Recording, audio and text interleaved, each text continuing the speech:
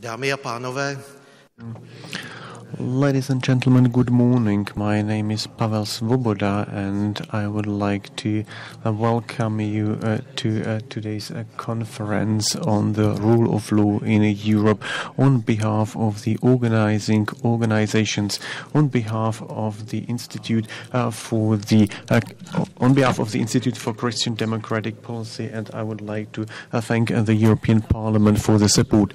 And I'm also welcoming you on behalf of Wilfried Martens Center, one of the co-organizers. I would like to welcome all of you who are present in the hall and even those who have connected online with us. I would like to welcome all of the panelists, those who are with us here and even those who have connected online with us. So it is panelists whose famous names have attracted you to this conference, even though I'm well aware of the fact that many of you might be one of the panelists, but unfortunately there are not enough capacities for the panelists. But I think that you must recognize that we could not have found a better time for this conference. I hope you will appreciate the efforts of our team, because you know how the Constitutional Court in Poland decided a couple of days ago when the Polish Prime Minister addressed the European Parliament a couple of days ago. But now, on a serious note, when we started organizing this conference 1.5 years ago on the supervisory board of the Institute for Christian Democratic Policy, we knew that the topic of the rule of law would be very topical, but we would never have dared to believe that it would be so topical as it is today. After the ruling of the Polish Constitutional Court and after the address of the Polish Prime Minister, I believe we really have enough stuff for debate. Mrs. Vera Yorlova was first believed to be with us, but unfortunately, due to the meeting of the European Council, she will only be able to participate online. As far as the organization of the conference is concerned, the agenda is still valid. The conference is being recorded, so you will be able to ask questions, etc. And the conference is being recorded and interpreted between Czech and English.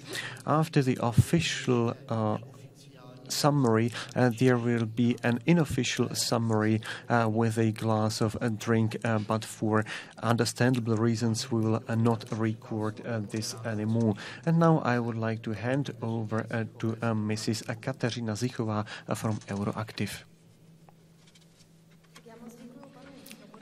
Mr. Svoboda, thank you for the introduction and for the floor. My name is Kateřina Zichová, and I am an editor working for Euroactiv CZ. I will be chairing today's panels, and I would like to thank our guests, even all of you who are present here with us, and those who are just watching us online. As Mr. Svoboda said, the topic of the rule of law has become really very important in the past few days. Not because of the ruling of the Constitutional Court, but or not only because of the speech of the Polish Prime Minister in Europe, but also because of the prepared actions against the European Commission because of not acting to pursue the rule of law. And you know that the European Council meeting started yesterday where the ruling of the Constitutional Court is now being discussed. At this moment we can discuss this topic for several reasons and from several perspectives.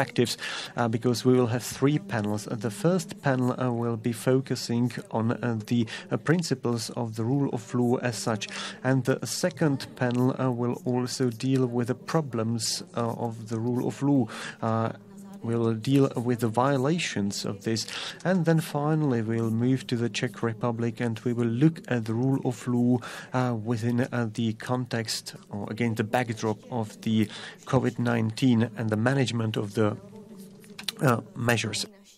The panel discussion will first be opened by the distinguished guests who will deliver their opening speeches, and then we will have a discussion, and we would be very pleased if you could also participate with your questions or with your comments. So those of you who are watching us online, we would like to ask you to drop the questions below in the comments field, and I will read them out for the panelists. And let me now start with the first panel. The first panel concerns the principles of the rule of law in the European Union. And now I would like to welcome here very, very distinguished dear guests who are on the first panel.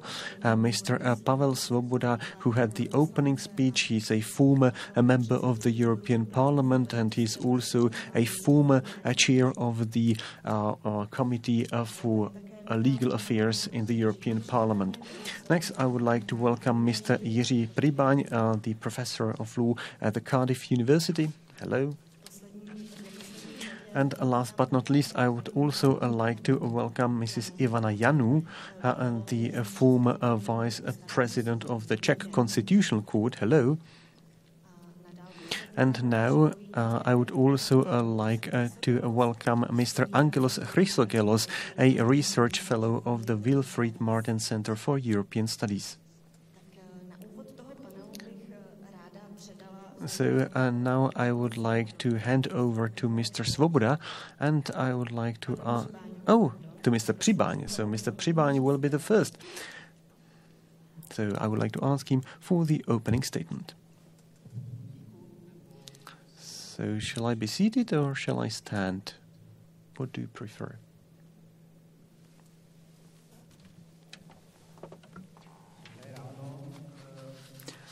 Good morning.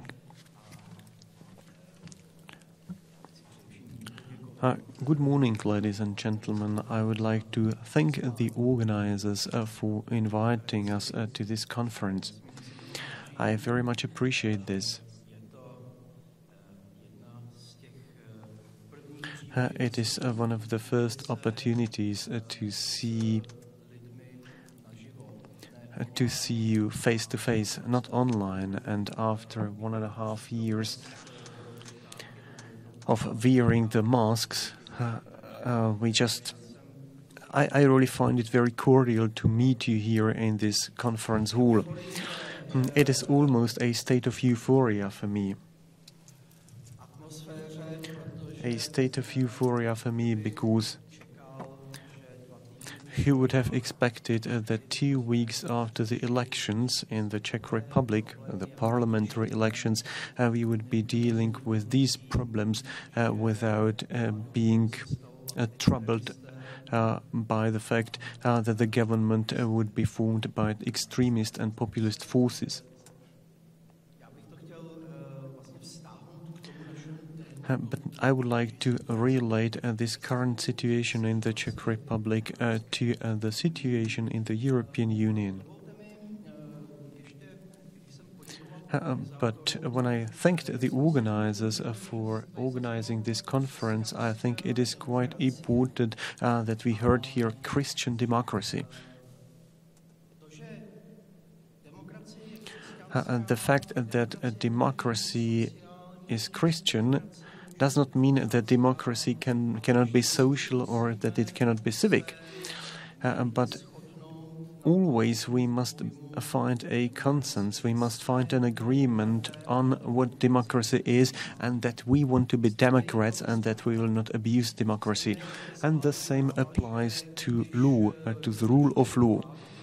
If we just respect the rule of law, then we must also agree on the fact that what we mean with it, what we refer to. The rule of law is not only a formal observance of the legality. The rule of law is not only the tautology that simply the law is a piece of legislation. We simply know that in the 20th century the worst crimes were committed, in fact, under the pretext of the law. In the second half of the 20th century, we found that the law can really be the worst tool of a tyrant. And at the same time, from the ancient times onwards, we know that the rule of law only can constitute the human freedom. And when I was preparing a draft of my presentation for today, I was told that it should not be too technical, that I should not refer to any cases because the lawyers are very often boring and quite technical in their speeches. And that is why I opened a book by Karl Jaspers. Because Karl Jaspers, after World War II,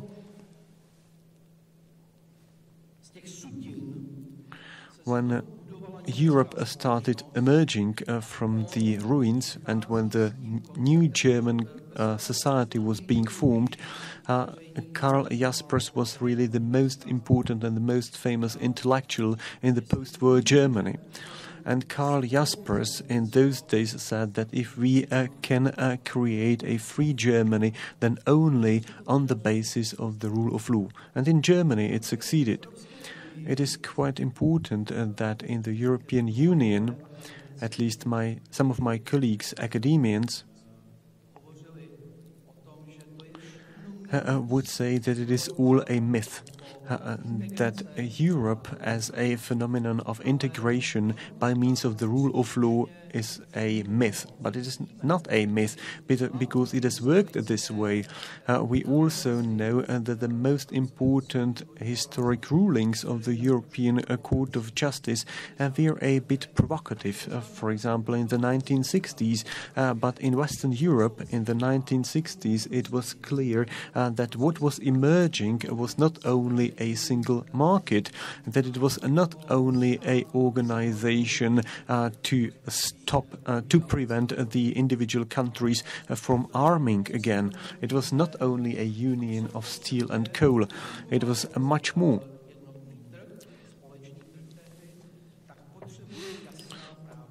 So everything needed absolutely clear legal rules. Two basic principles were established, the principle of direct effect and the principle of superiority of the standards of the European law, which means that the European legal standards enjoy primacy over the national legal standards. This was in 1963 and in 1964, and even those one of the most significant legal scientists of Czech origin, Eric Stein, wrote the following in an academic publication. The magazine stated that the European Economic Community was using a treaty, its own international treaty, as if it were a constitution. And since then, the European integration has been all the more a legal integration. So the rule of law is in fact home both in the European community and in the European Union, because the European Union was in fact created by means of the Maastricht Treaty. And it is also expected that all countries acceding to this supranational group are democratic countries respecting the rule of law. In words, internally, the European Union works as a government respecting the rule of law with democratic principle, but on the outside, and this is the basic experience of the Czech Republic, on the outside, for the candidate countries, It gave a democratic dividend. This was not democratic deficit, it was a democratic dividend. This could be in the example of specific acts or system changes, but all the time the European Union was the element stabilizing the democratic processes and the rule of law. But this is not enough, obviously. And we can see one of the main features of the European Union. The developments in the member states are reflected in the European Union and vice versa. The developments of the rule of law in the Czech Republic are highly important, and I'm very glad that I'm sitting in this panel next to the former president of the Constitutional Court. Because there is one exceptional thing in the Czech Republic. Here in the Czech Republic, as people say, we have managed to create a comprehensive jurisprudence of the Constitutional Court. This was done by the first Constitutional Court, and when the second Constitutional Court was established, many people were skeptical. But we can see clear continuity here. And the Constitutional Court of the Czech Republic works as a pillar of the democratic state respecting the rule of law. And it is a model showing the technique but also the law ethics for the judicial system. These were some comments on the links and relationships between the systems. Let me also say that we need time for the rule of law. By coincidence, yesterday I attended one event in Oxford, in Corpus Christi College, and I could see the workspace of my colleague in which the King James Bible was translated. This is a Bible that is 400 years old.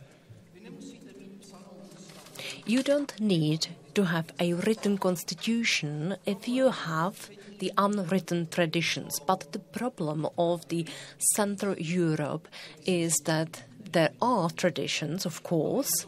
We do have traditions, but they are weak. And they are not respected due to changes of the political regime. And this creates mistrust, cynicism. And as I described this in the written text, the political cynicism and legal nihilism. This is something that we have seen over the past decade at least.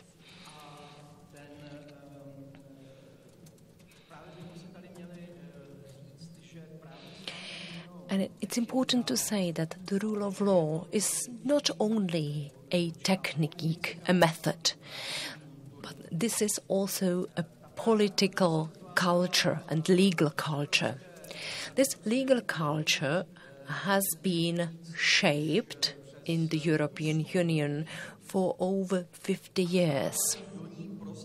And at the same time, it reflected the individual national cultures. This is obvious.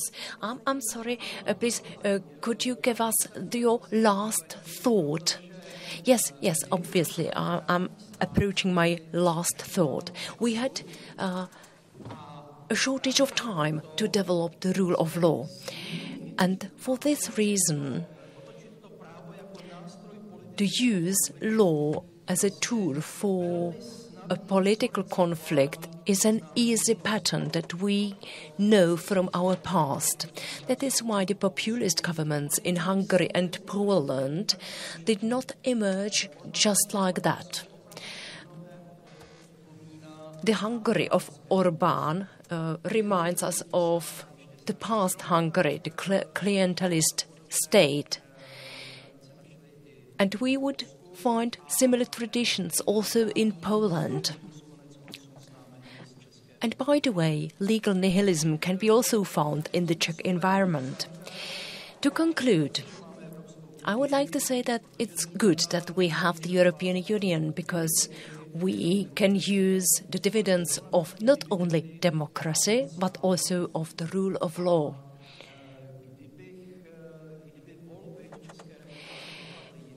If we have a different result of the elections in the Czech Republic, I would be more skeptical.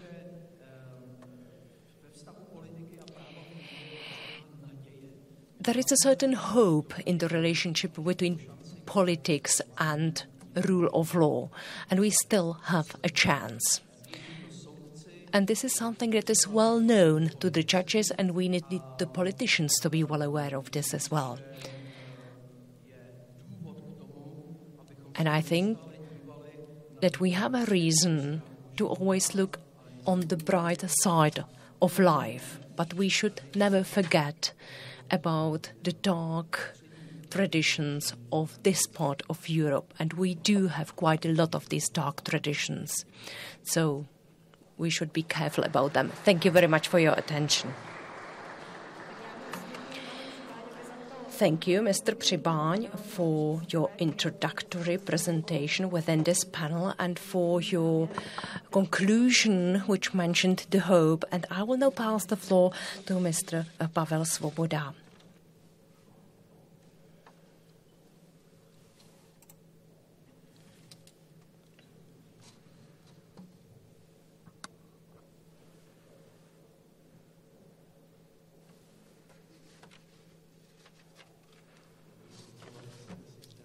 I will probably need assistance from the organizers.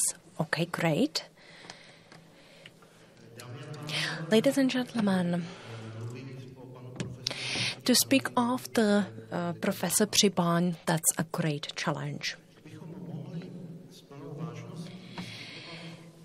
If we are to discuss the value of the rule of law, then I think that we need to first look at the existential role that law has played in the European integration. Today's EU doesn't have a police, it doesn't have any customs officials, it doesn't have an army. It only has law. And so for the European integration we can paraphrase the slogan of Beatles, all you need is law. The level of identification of the EU with law is so high that the European Court of Justice says that the Union is a union of law in which individuals have the right to challenge in legal proceedings the legality of any decision or any other national act relating to the application of a Union Act against them. What exactly is the rule of law? Since last year, we have had a legislative definition of this. And as you can see on the slide, I would like to emphasize that it includes the principles of legality, legal certainty, prohibition of arbitrariness of the executive powers, effective judicial protection by independent and impartial courts, separation of powers, and non-discrimination and equality before the law. Among other things, the rule of law is one of the values of the EU. It is specified in the preamble of the Treaty on the European Union, like the Article 2 of this treaty. The values of the EU are not just an icing on the cake of the European integration. No, this is an important ingredient of the functioning of the Union, as has been specified by the European Court of Justice. The European Union is composed of states which have freely and voluntarily committed themselves to the values stipulated in Article 2 of the treaty. And EU law is thus based on the fundamental premise that each member state shares with all the other member states and recognizes that those member states share with it those same values. And this premise also reflects the existence of the mutual trust of member states and especially their courts in recognizing the values on which the Union is based, including the principle of the rule of law. So this is a trust in maintaining or following the EU law. For me, the key word here is trust. The world around us is based on mutual trust, from families to the financial system, for example. And the European integration is also based on the trust, on the confidence that we are creating a club recognizing the same values. I'm sure that we will hear a lot about enforceability of the value of the rule of law. So I will just comment on the regulation which provided the definition of the rule of law. Or let me give you a comment on its efficiency. The regulation that we have discussed so much in relation to Poland should not be used to sanctioning of any breach of the principle of the rule of law, but only the breach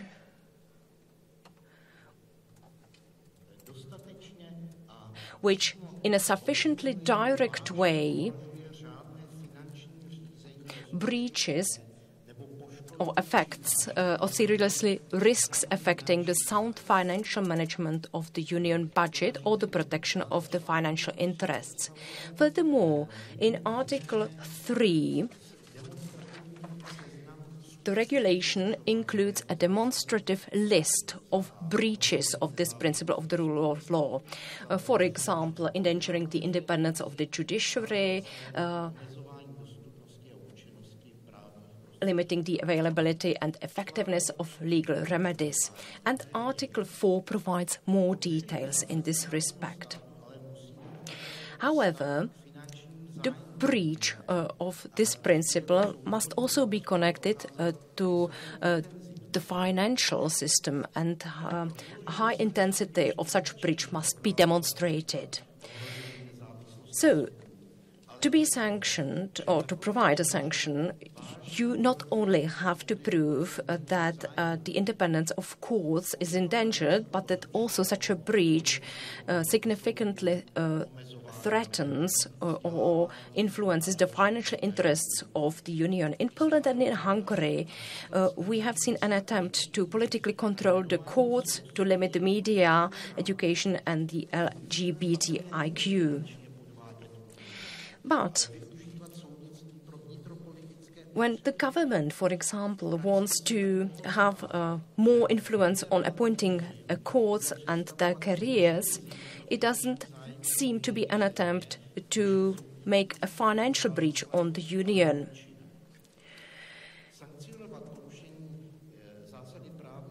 So, sanctioning of breaches of the rule of law using this regulation will probably require lots of efforts in the interpretation of the regulation.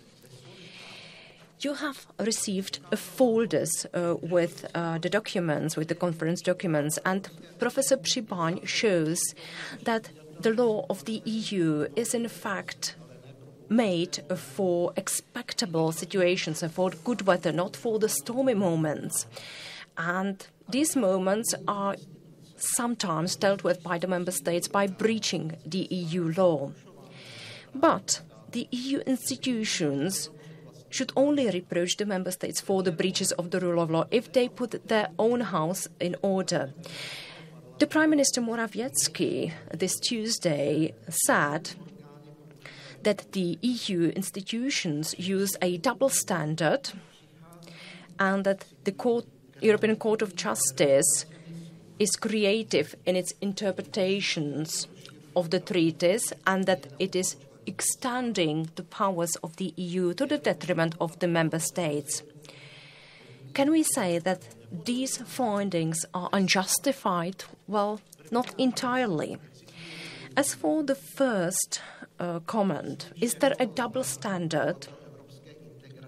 Well, I'm a huge proponent of the European integration, but I can criticize this a little bit. If you followed into 2018 the discussion relating to the Sargentini report on the rule of law in Hungary, then you probably had a perception of a double standard. This was the first time that the European Parliament used its powers to activate Article 7 of the Treaty on the Functioning of the EU to protect the values of the Union. During the voting in the European Parliament, you had to choose whether you would vote according to the or with regard to the general situation in Hungary, where there was corruption and nepotism, or you would really vote about the report whose quality was awful, because there were partly lies, and it was reproached to Hungary what functions or what works in other member states as well. And this is a pity, because the true part of the report would be enough to reproach Hungary. And as for the second statement of Mr. Morawiecki, does the European Court of Justice really extend its powers? Well, this is not a rule, but we can find some examples like that. For example, the ruling in the case of Koman in 2018. This was a same-sex marriage between a Romanian and an American. The marriage was established in Belgium, and the American then asked for a permanent residence permit in Romania. And in Romania, same-sex marriages are excluded. The Court of Justice, however, ruled that according to the Article of 21 of the treaty,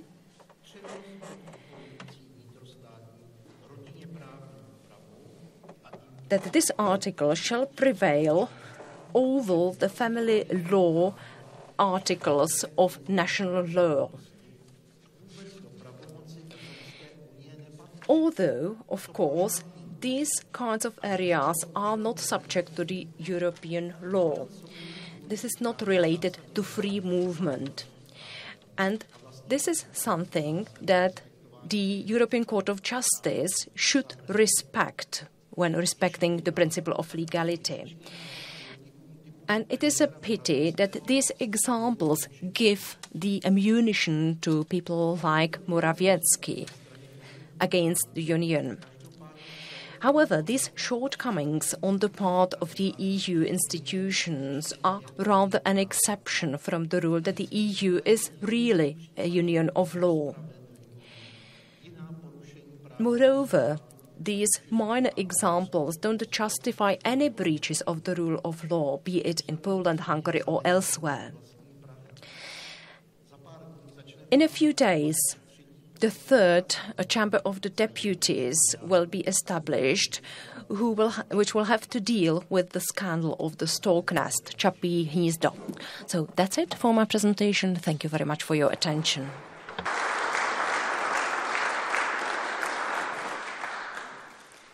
Tak já moc děkuju panu. Mr. Svoboda, thank you for your opening speech. And now I would like to hand over to Angelos Chrysogelos. Angelos Chrysogelos is connected online with us. So I would like to ask Angelos to switch on his microphone, and we would also like to see him on the screen. So thank you.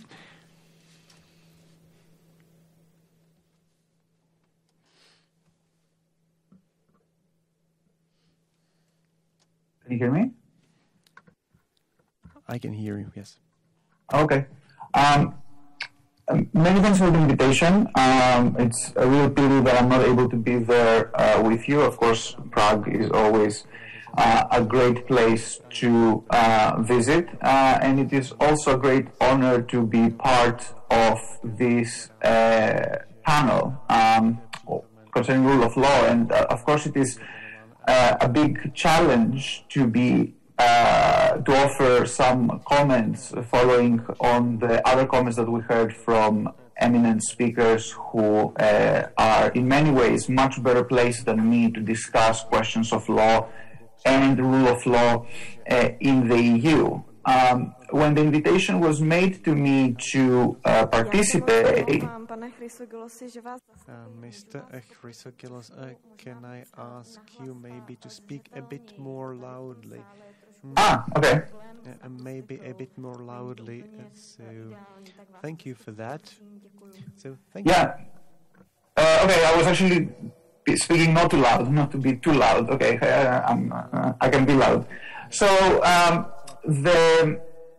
when I was invited to present in this conference, and I'm not a lawyer, I thought to myself that perhaps the way I can add to the conversation is to actually bring a more political perspective to the question of the rule of law, because law and the rule of law do not take place in a vacuum, but of course they form part of an overall political debate and an overall political climate and political moment, as we see currently in the EU, and particularly with what goes on, especially in countries like Poland and Hungary. I also believe that in order to have a good debate, we don't need to agree on everything. And while I do not disagree in principle with what the previous speakers said, I think it's still important to be a bit more critical about the way the EU works, and to actually ask ourselves about why the EU is facing so many problems with the rule of law currently. Of course, one way to say this is that basically what we have is that we have a few bad governments entering power in some countries, in the case of Hungary and in the case of Poland, namely. So essentially, we get populist governments, and populist governments, as we know, tend to tend to negatively influence the independence of courts. Hence, we have a problem with EU law we have a problem with the rule of law in the EU.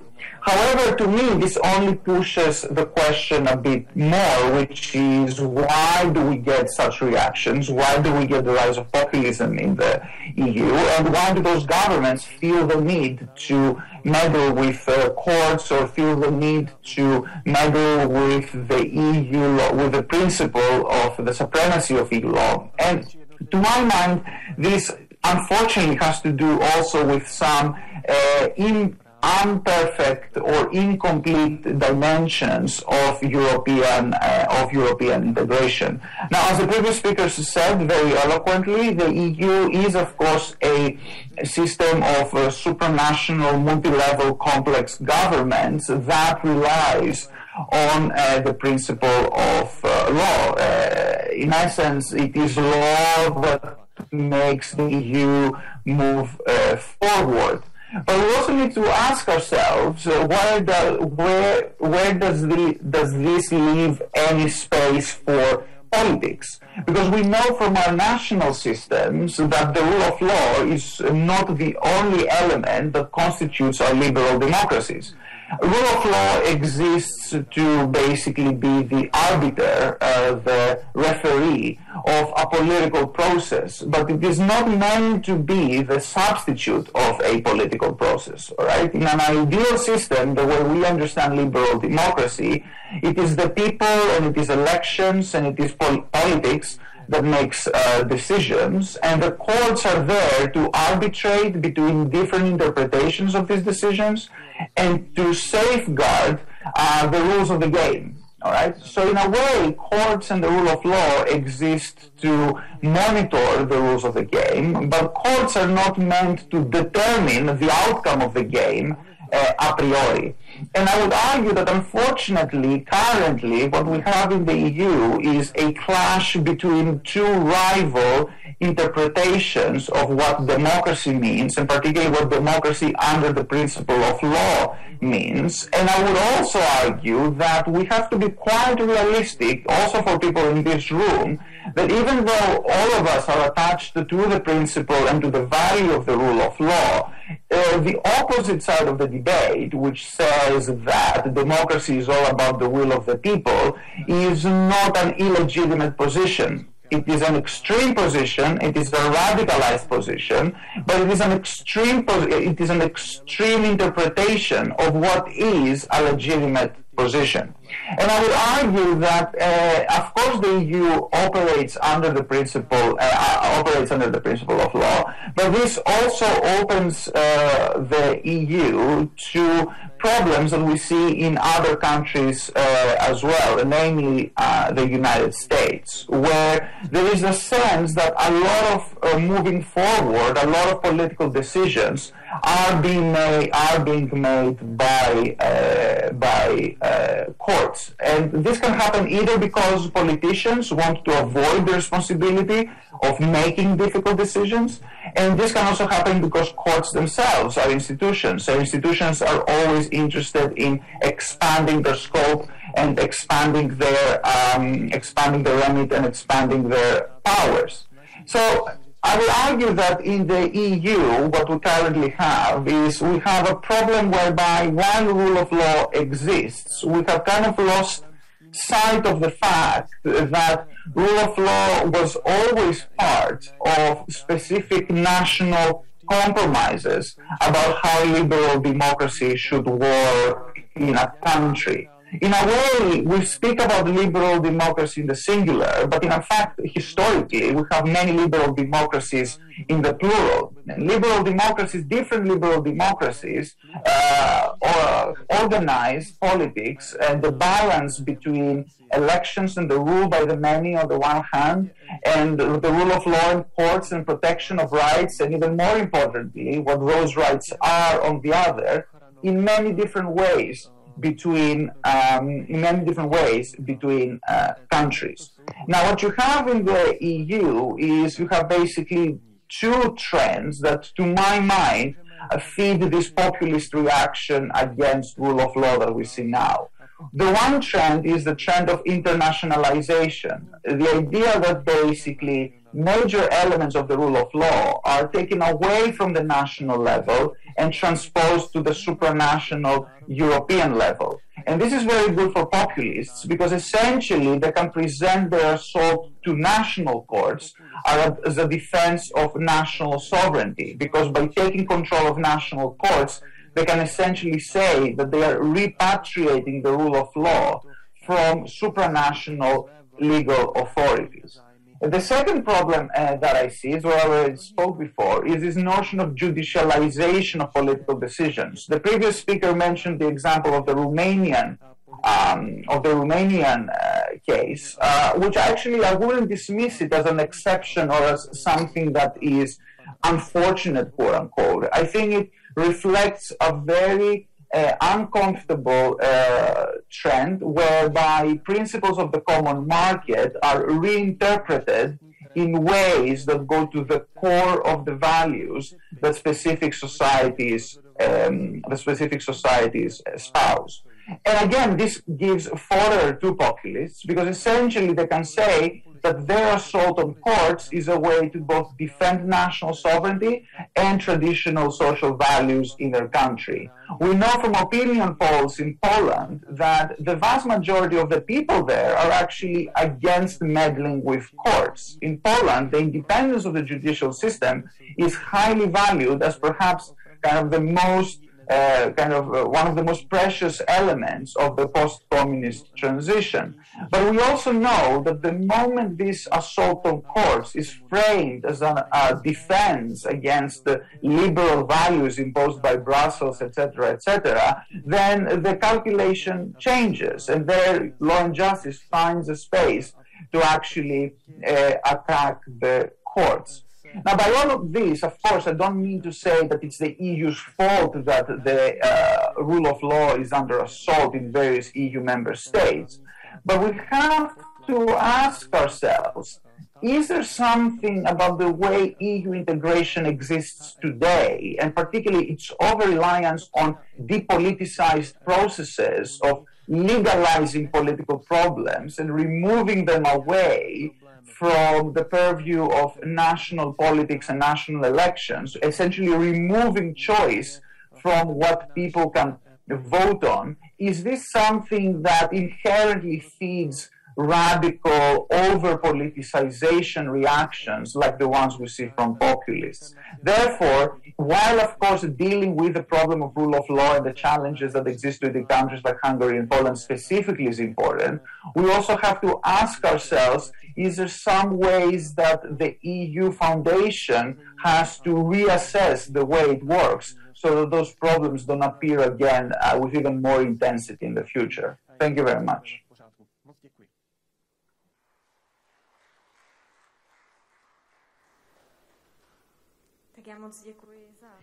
Thank you very much, Mr. Chrysogolos. And I'm passing the floor to Mrs. Ivana Janu. I will ask her to give us the introductory word.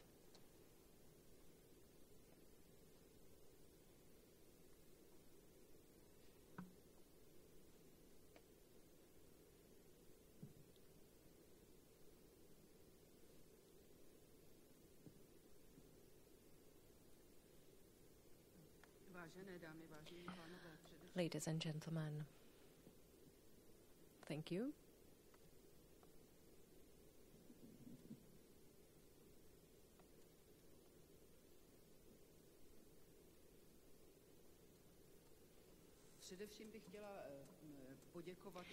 First of all, I would like to ask the Institute for Christian and Democratic Politics for inviting me to this conference.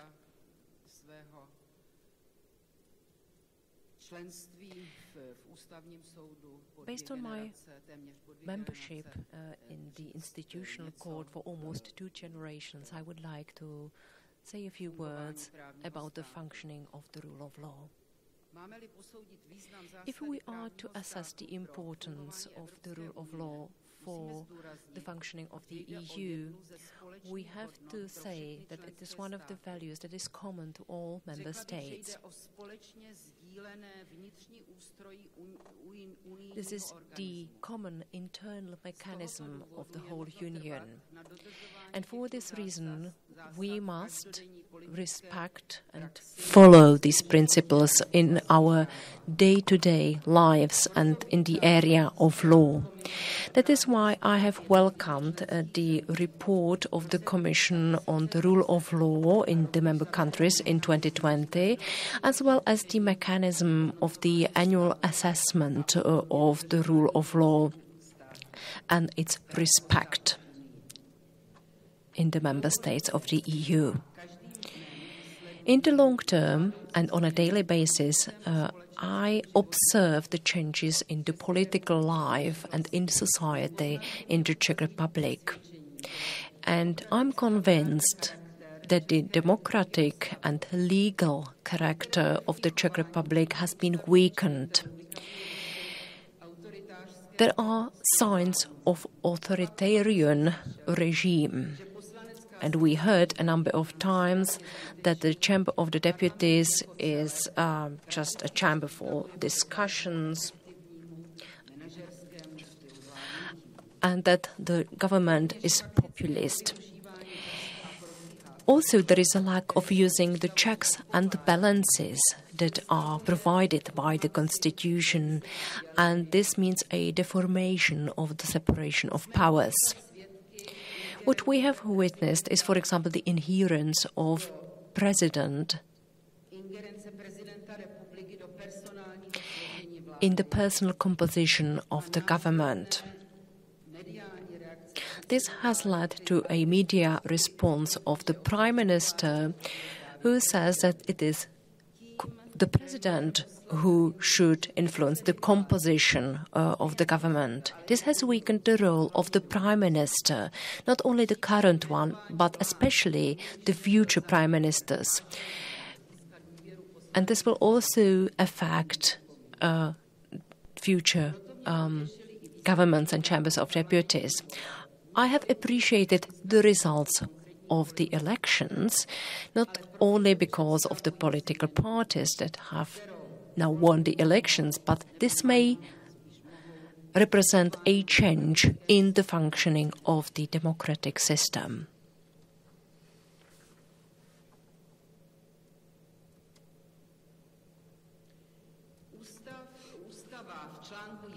In Article 1, Paragraph 1 of the Constitution of the Czech Republic says, the Czech Republic is a sovereign, unified and democratic state based on the principles of dignity and respecting civil rights. This is important because this may be in clash, in contradiction with the principles of rule of law. The rule of law is a corrective element for the majority. It respects the rights of the minorities. It has to protect them. And the preamble of the Constitution also provides some details of this. And few people know that the author of the preamble was Václav Havel. A preamble usually shows ideology, premises and goals of the piece of legislation, and it is an important element for interpretation of the piece. In 1993, we stipulated that we, the citizens, are ready to develop and protect our country in the spirit of the intangible values of human dignity and freedom. As a country of equal and free citizens who are aware of their responsibilities towards others, solidarity, and responsibility towards the whole country, a democratic country based on the respect of human rights and on the principles of civic society, as part of the family of European and international democracies. We are ready to follow all of the principles of democratic state that have been proven. And also Article 9, second paragraph of the Constitution is linked to this. Changes to the fundamental elements of the Constitution are not accepted. This is the core of the Constitution that cannot be removed by voting or by any other changes. And in case Melchák, the Constitution Court ruled that the Constitution can be amended and modified, but no ad hoc exceptions and exemptions from the Constitution can be made. Article 9 was incorporated as a response to the multi-annual breach of the rule of law by the communist regime. The Constitutional Court of the Czech Republic made rulings, hundreds of rulings, and you will find the information in Nalus, in the Constitutional Court. There are about 500 such rulings. So that this is the corrective mechanism which first happens within the national states. Most rulings of the Constitutional Court were based on the breaches of the legal principles in specific proceedings. But we have to distinguish the deficits of law from minor breaches of the rule of law, because there was an attempt to reach a fair case. There is a difference between the Czech rule of law and the Anglo-Saxon rule of law. there is a certain content, what is fair, what is just, then also what is just based on the morals, morality, and the natural law. The Constitutional Court also said that our legal system is not only a system or a group of case law, that it also includes ideas, ideology. Because there were some laws that could not be annulled immediately. We needed some legal continuity, and we needed to reflect on the value discontinuity with the communist regime. And until today, we can hear that we should have annulled the former law. This is hard to do. But the Constitutional Court made a ruling in which it said that there was lack of legality of the communist regime. And this interpretation was given to the courts so that they can reflect on the change in the system. Professional literature shows the main elements of the rule of law. There are 9 such elements. I will not read them all. This is a separation of powers, saying that the individual elements have limitations and they should check one another. So this is the system of checks and balances. And in our system, each of the powers is divided into 2 sub-branches. The executive power there are 2 chambers. We have the president, the legislative power is divided into 2 branches. Then in the executive, we have the president and the government, and so on. The judges and the rule of law are bound by legislation and by the constitution. There is a prohibition of arbitrariness of the executive power. Then we have also the court reviews. You can appeal to courts if you want to protect your fundamental rights. Legal certainty, that's another element, the principle of reasonability. And civil society is considered to be an equal partner to the state. This leads me to the judicial power. It has many roles in the rule of law. It should check on the other powers of the state. This is where the Constitutional Court usually steps in. Or it should check the regional courts, where it should, for example, correct or check the decisions made by the Ministry of Health during the pandemic. The judicial power makes these checks, and that's why we have more requirements on it. We want this power to be independent, impartial, and so on. Independent courts should primarily protect law. Law is a set of rules of behavior, and it is anchored in the morals of society.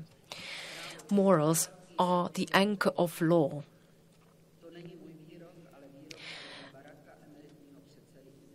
Barak, professor at the Constitutional Court, said that we need morals for our law.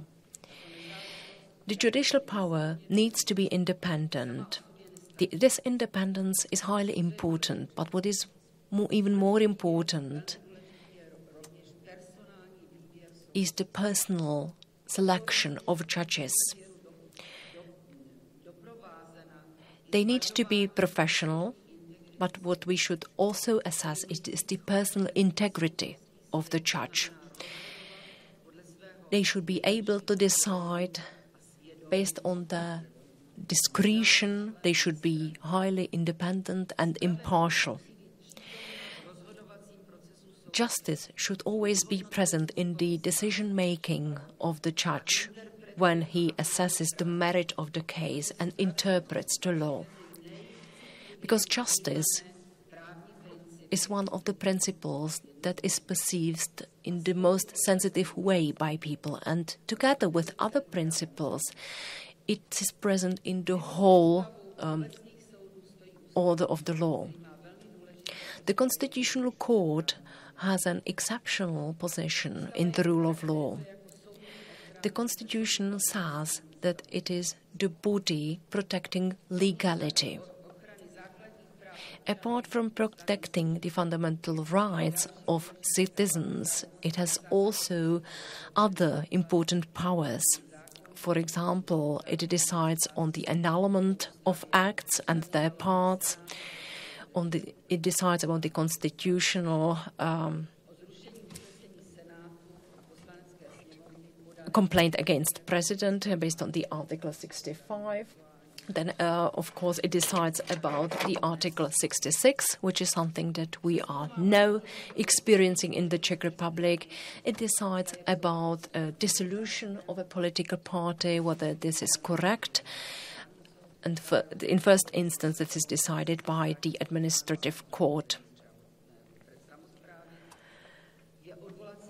It is also a court of appeal as regards the election issues. There are 15 constitutional judges. They are appointed by the Senate, or they are selected by the Senate and appointed by the President. That's why the role of the Senate is very important. And if someone says that we don't need the Senate, then this is misplaced from the perspective of the Constitutional Court. I would also like to say that the idea of the rule of law should not be depersonalized. From a certain point of view, this is a guarantee for free development of each citizen. Based on my many years of experience, I would like to say that based on the Article 1 of the Charter, we are all equal in our rights and in dignity. The fundamental rights are inalienable, inseparable, and they cannot be annulled. And human dignity is connected to all other human rights. This is a principle characterizing the base of all living people, and it requires protection. And morals and justice are the other values or principles. It is well known that human rights and their protection are only guaranteed in democratic government systems, where there is a separation of powers and when there are checks and balances. So we have the checks and balances, as you know, the system. In autocratic systems, there is very little a guarantee of protection of the rule of law. It peters out. In association with the rule of law, we must also mention the Watchdog of Democracy media, but I mean independent media, because if the media play a good role, then they play a very important role because of the investigations. The media ask the questions, inform, and the media also have access to information that the public would not get. And the media also reflect on the government and on the governance. And it would be advisable for the media to reflect even upon favorable principles in politics. During the COVID pandemic, the civic society has really proven to be very reliable in helping other people. The civic society has also proven that solidarity is not an empty notion. We can, for example, refer to the association Milion chvílek pro demokracii, Million Moments for Democracy. The number of demonstrations has shown that a democracy has taken roots in the Czech Republic, and many people do realize what democracy means and that it must be protected even from the government. Thank you for your attention.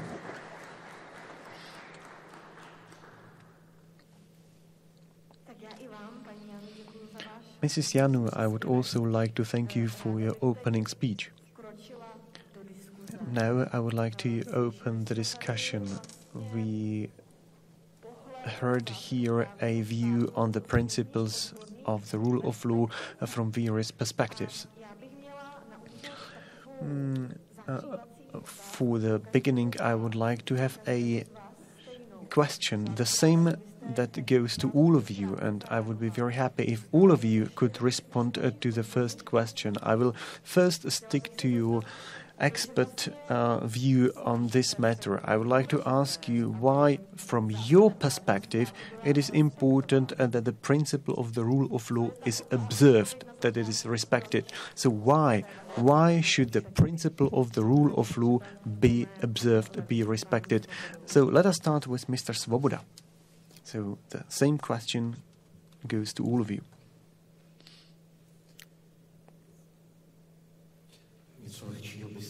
So why can't you ask an easier question? Ubi societas ibi there is society, there is law. And I believe that the principles which are really a part of the values of the rule of law allow the society to live together.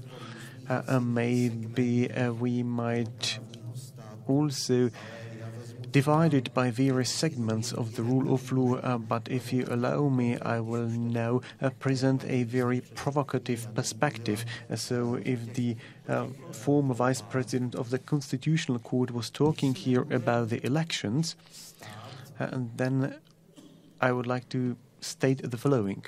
Excuse me, I need to cough. If the government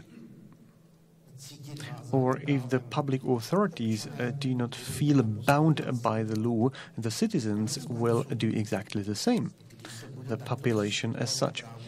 And if we approach the legislation and the law in this way, if we disregard the legislation and if we exaggerate a bit, then it does not matter whom you elect as your members of parliament, because the legislation adopted by the parliament will not be observed anyways.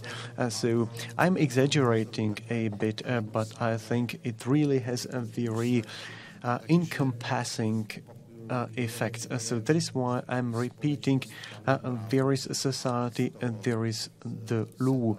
And without the law, a society cannot exist well. Otherwise, the society will be biting at itself.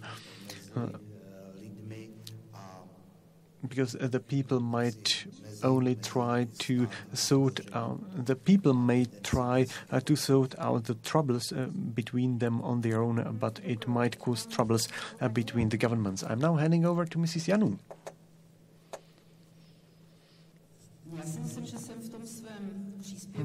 I think when I was delivering my speech, I emphasized the importance and significance of the rule of law.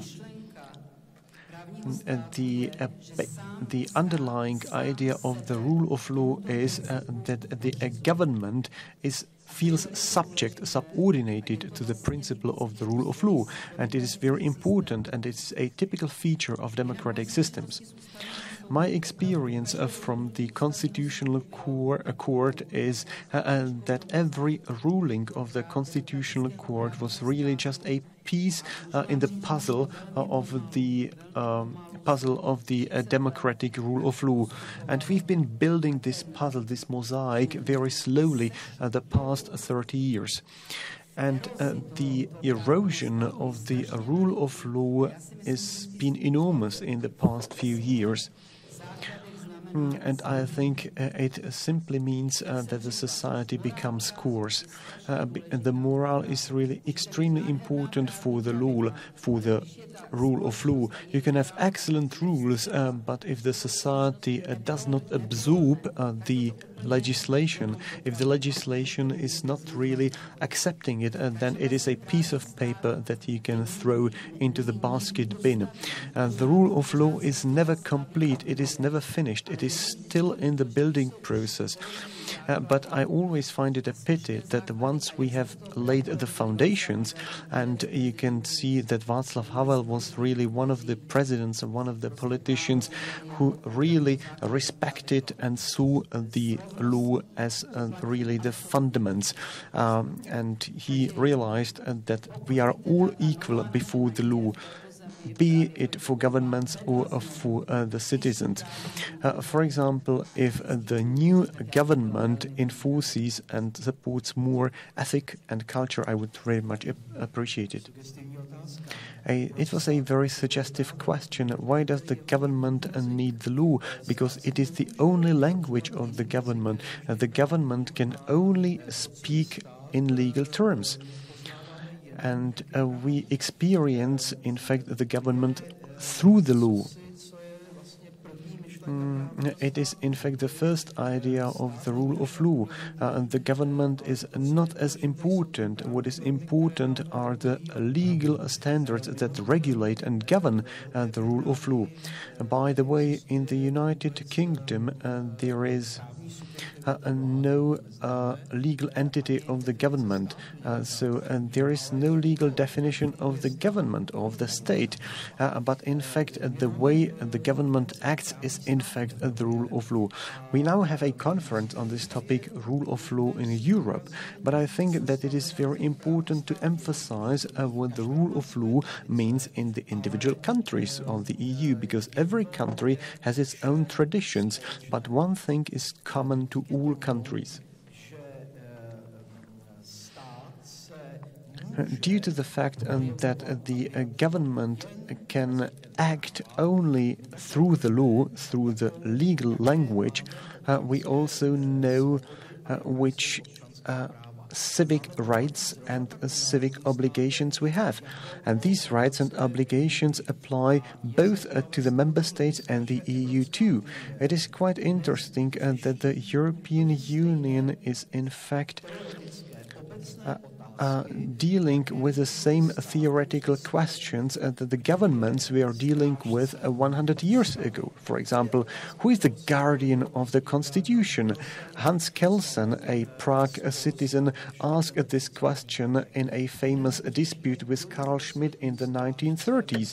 And we are now also just thinking about who the guardian of the constitution is, if it is the national constitutional courts or the European Court of Justice. And there is no clear answer. We can only get the answer by means of some softer tools. The law is not about the cases which are mentioned in this document. What is more important is that the law is also a set of very soft practices, like, for example, the dialogue between the judges, etc. The law is not only a system of hard rules, the law is also a system of very soft practices and the willingness to find an agreement. Thank you, Mr. Chrysogelos. Can you answer the question? Yeah. From a political perspective, I would say that the rule of law is basically the glue that keeps democracy together, that keeps democracy functioning. Because at its principle, democracy has a very kind of dangerous perspective. Because if decisions are to be made by the many, of course, the temptation is that a certain group, once it acquires a majority, it will decide that this majority should stay forever. Or because there is a permanent majority on a certain topic, then that means that there should be no conversation, there should be no debate, or that majority can do whatever it wants. The rule of law basically limits what those majorities can do.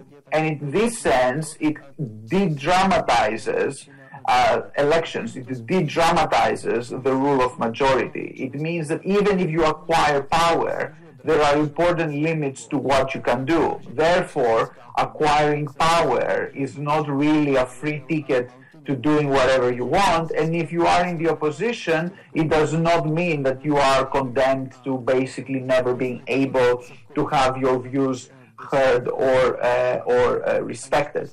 That is why it is very important to understand the rule of law, or to present even the rule of law, not as something that is whose purpose is to only protect the few or protect rights or control the will of the majority, which of course it does, but to present it as an essential feature of democracy. As Robert Dahl said, who's a famous theoretician of democracy, the main principle of democracy, the kind of the main advantage of democracy, is that you essentially have many rolling different minorities governing over time, which means that if you add them all up, almost everyone has a stake in the system, and this only happens because of the rule of law. So it is important to understand that, and to also present, and this is what a lot of the people who currently oppose the movements of the current government in Poland do, that the rule of law is not just an aloof, elitist kind of opposition to what the people, as populists usually say, want, but it is an essential feature of how democracy works. But of course, it is also important that the rule of law be safeguarded, because the moment you start meddling with it, one side meddles with it, then another side will feel the temptation to do the same next time it is in power. So apart from an institution, the rule of law is also a value, it is a norm, and it has to be very kind of cherished and reproduced over time, because the moment it appears to be not so well respected, then unfortunately all bets are off about how people will treat it in the future.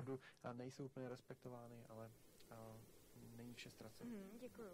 Pane Svobodo, vy jste v tom svém úvodním příspěvku zmiňoval projev polského premiéra v Evropském parlamentu a on v tom projevu vlastně řekl, že právní stát si vlastně každý... The Polish Prime Minister said that everybody can interpret the rule of law in a bit different way. We heard from you how the rule of law is defined in the European law. Mrs. Janu said that we must view the rule of law not only through the legislation, written legislation, that we must also consider the ethics and how it is perceived. Mr. Chrysogelos and Mr. Přibaň was also referring to this. But how can we guarantee the rule of law if we know that it is not easy to define, and that not only the written standards define the written the rule of law? How can we make sure that the rule of law will be respected if the Polish Prime Minister can then state that everybody just has a different interpretation of the rule of law? It is true that there are different attitudes towards the rule of law and the value of the rule of law. There are stricter definitions of this value, which pertains to legality, binding of the law, independence of the courts, and there are also broader approaches to the rule of law, where it includes also the democracy, respecting human rights, and so on. That is true. However, I believe that agreement on at least the narrower definition of the rule of law has been achieved. We know what the basic framework, what the basic definition of the rule of law is. And if someone says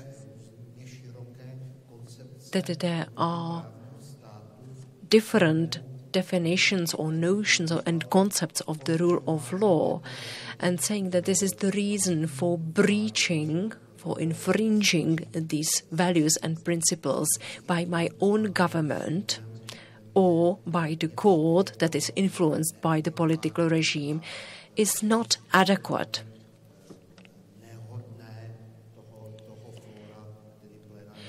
And I think that this was not suitable or adequate for the plenary session of the European Parliament, where it was mentioned by Mr. Morawiecki. This is an argument which was given for a specific person, for a specific purpose. Of course, I would like to say to our other panelists, if they want to comment on the speeches or statements of other panelists, this is definitely possible. If you don't want to comment on this, I will have another question to Mr. Přibaň. In the paper that has been available for this conference, you mentioned the toolbox of the European Union, which is used for the protection of the rule of law. But as we know, we have had issues with the rule of law. We mentioned Poland and Hungary, and the situation has not been resolved yet. At the beginning, we could see, and was mentioned by Mr. Svoboda, that there is the regulation connecting the budget with respect of the rule of law. And there is a clear definition of when the EU will step in. There are more such definitions. But some people say that these tools don't really have any specific procedures and that they bring no specific effect. I liked what Angelos said. He said that there are some political issues that can't be judicialized. They cannot be transferred to legal issues. And at the same time, we cannot politicize legal cases. Law and politics are different. Something needs to be decided by democracy, by the people, and sometimes the judge has to step in. There were 2 Brexit decisions in the UK, and this is a clear example of the cases when the judges should not step in this decision-making process. But they thought that the exit from the European Union intervenes so much in the lives of the British people that this needs to be taken into account. And what is also important was that the referendum was not legally binding, but no one dared to challenge this process. So this is a difference between the politics and law. This also applies to the sanctions. A financial sanction is an efficient tool, a very efficient tool, and I can imagine an extensive interpretation of what the financial interest actually means. What we have seen in Poland and in Hungary is a threat to independence of courts, and the European Court of Justice made a ruling not only against Poland and Hungary. There were also some other cases. For example, a case that is 3 years old of the Portuguese courts, and this year this was a case regarding the Maltese courts. So the European Court of Justice takes the independence of courts as one of the priorities, as one of the values, as has been mentioned by Professor Janu.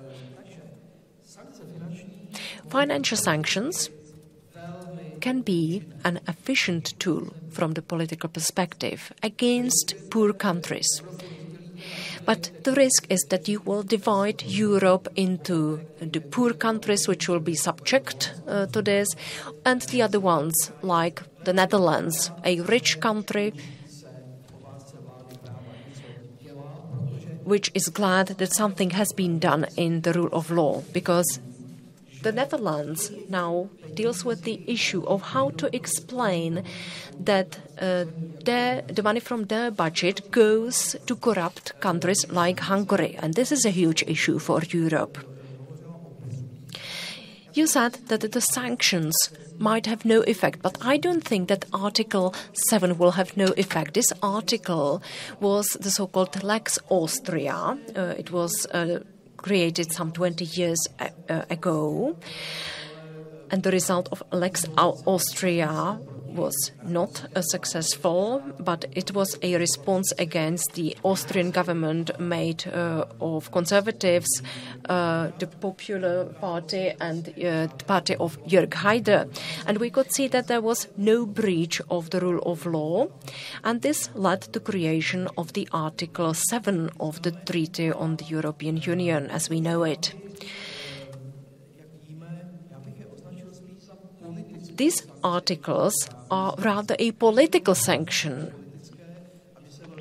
So we have the financial sanctions and the political sanctions, and I liked what Angela Merkel said yesterday. She said that the rule of law is very important, but this should not mislead us to take or to start any legal fights, legal battles.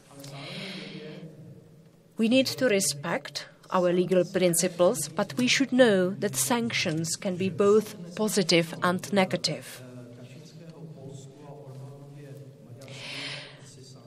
But I'm not sure what to do about Poland of Kaczynski or with Hungary of Orbán. Okay, thank you. And I could see that Mrs. Janu was nodding when you talked about the words of Angela Merkel.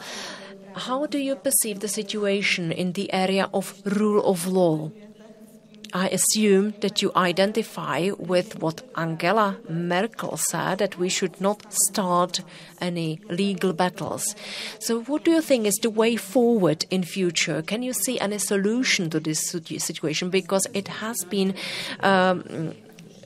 happening for quite some time now. I'm convinced that in any society we need a discussion. We need to develop a discussion because many issues will be resolved through a discussion. I talked about the concept of the rule of law. All of the countries that entered in the European Union had this vision. And I can see this as the minimum of the values, of the principles. And I think there is no problem to agree about the principles of the rule of law. And only in practice of the individual national states can we see certain breaches of the rule of law. If there is a lack of balance, for example, when you take a legal issue to court, when the base no longer works, just because one chamber of the parliament has reached an agreement or there is no voting process, then the legal system will never reach its objective. And the court should then say whether this is a breach of the rule of law.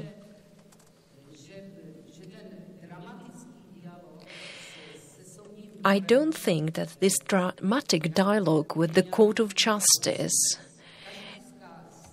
is a threat. I am convinced that all states have already been in communication with the European Court of Justice. This is not an exceptional case. This is an issue pertaining to the whole system. The European Court of Justice, as well as the Supreme Courts, always found a solution. For example, the German Constitutional Court came up with the Solange issue. So it's sad that as far as the standard in Germany is higher than in other countries, it will fulfill this standard.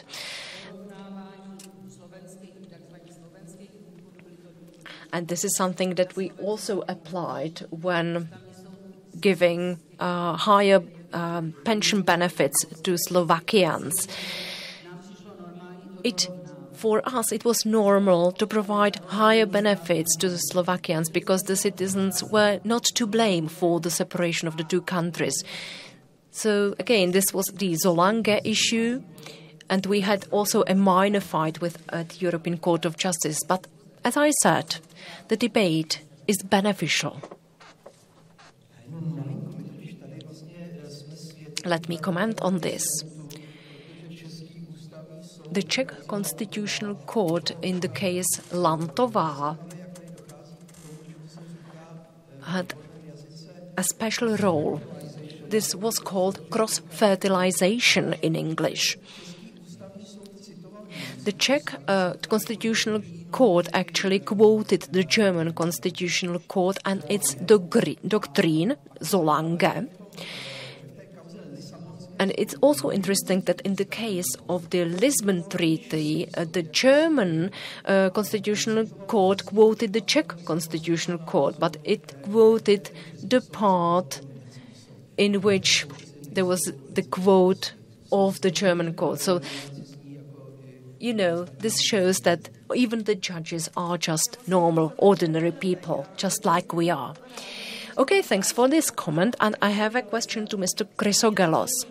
Mrs. Yanu said that almost any country had its own battle or fight against the European Court of Justice. Now, the focus is on Hungary and especially Poland.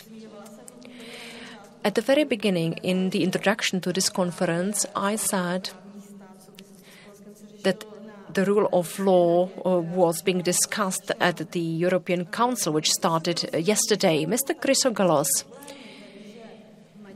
when we have these issues where Poland and Hungary have a dispute or conflict with the European Union, can this influence the relationships among European member states? What could be the impacts of this?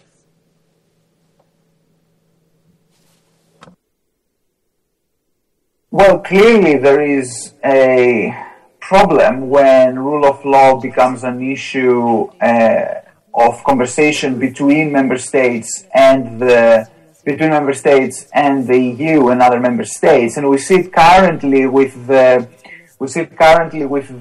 question of Poland, where basically yesterday in the meetings, yesterday's European Council was supposed to be about energy and was supposed to be about energy prices, and Poland actually raised some issues about the EU's green transition and so on.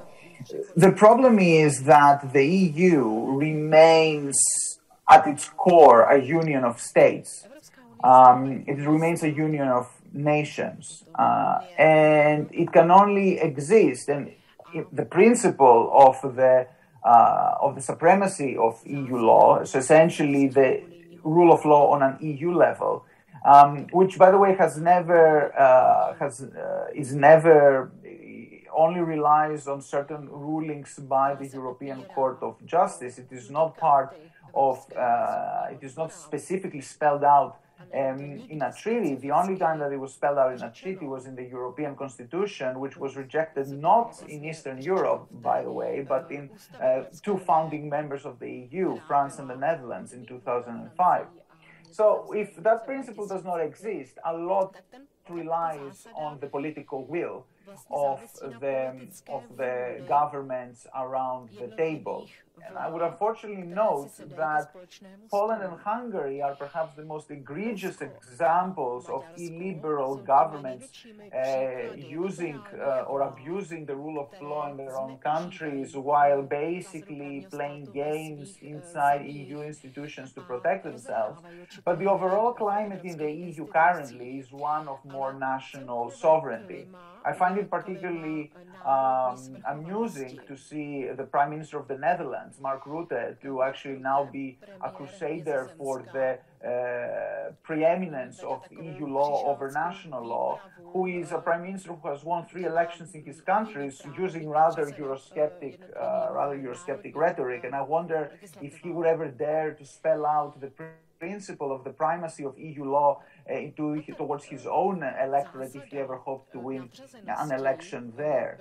So the problem is that we now realize that rule of law is a value and a norm that must be protected, of course, but it is fundamentally subject to important balances of power, the willingness of politicians to respect it, both in the national and the EU level. And as we saw the result of the summit yesterday, faced with problems in various member states while at the same time having to make important common decisions, the EU basically decides that it is more important to have governments on board for many important decisions it has ahead rather to antagonize them directly on the rule of law. I don't necessarily think this is bad because I'm a firm believer in the fact that such deep political polarizing issues have to be solved from within the societies that face them, from within the nations that face them. So perhaps this is all for the better if actually this drives the point home that it is up to the Polish and the Hungarian people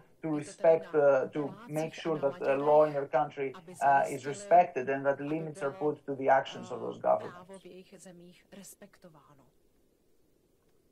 Moc děkuju. Já bych teď velmi ráda dala prostor našim divákům. Poprosím vás, kdo máte dotaz, neváhejte se přihlásit, my vám přidáme mikrofony a ještě bych také ráda připomněla zahraničním hostům, že klidně mohou klást otázky v angličtině. Máme tady k dispozici tlumočníky, kterým tímto děkuji, takže prosím neváhejte a klidně se ask a question in either Czech or English as you find appropriate. Hello, Jan Doležal from the Center of European Programmers and Analysts in Brno. I'm a programmer and analyst of a comprehensive economic software as ERP system since the 1970s, when programming, analyzing a comprehensive ERP system, for example, for large hospitals or large enterprises, we always needed to respect the legislation when programming the IT systems. It's always the same. For example, in socialism, we also wanted to digitize the accounting. Like, for example, the month-end or the year-end closing and the statistics. So when we introduced the IT systems in the accounting, we cooperated with the Ministry of the Interior. And it was lawyers who were not able to advise us, so it was us who wrote the codification of the law for them. So we've been living in democracy for some 30 years, and at this moment the Industry 4.0 is taking place. Engineer Vladimír Dzurilla is responsible for this. He's a Slovak citizen, and he said at one conference that the Czech legislation is simply not supporting the process of Industry 4.0. What does this mean? I really tour the whole world. I attend international conferences of IT specialists, and I can tell you that I really only hear the worst rumors about the Czech legislation. I will not say them loudly here. We always hear even from the politicians that even the lawyers don't even understand the Czech legislation. We must simply get down to it and then codify the individual legal rules so that the legislation is written in algorithms, so that it is understandable for people, so that it can be applied, for example, in the civil service, in the public administration, or, for example, in the agriculture, etc. The the people teaching at the Faculty of Law keep saying that everything is really working well, but when I go to the Parliament, and I go there quite often, and when I see the young lawyers active in the Parliament who have really no experience, then they maybe have the morale, but they have no expertise, unfortunately, and they have no practical experience. It is absolutely missing. So I did not come here to discuss this, but for a long time we've been dealing with pan-European projects within the IT for Brussels. One project is to be implemented in all 27 countries, and it's quite difficult. It must be handled from Portugal all the way to the east of the EU, and Czech IT programmers are really very skilled. I, for example, met Jean-Claude Juncker, and everybody was really very surprised to see how our programmers work. But when we just descend from the general level to the reality, everything gets worse. Like, for example, the human health. Sorry, I must interrupt you. I would like to thank you for your comment. I think that we understand what you were referring to. Unfortunately, his microphone has been muted. Okay. Thank you for your comment. I think that we all understand what you wanted to tell us. Sorry that I interrupted you, but we also want to pass the floor to other people in the audience. Does somebody want to respond to this? Does somebody from the panelists want to respond to the quality of the Czech legislation? So, another question from the audience?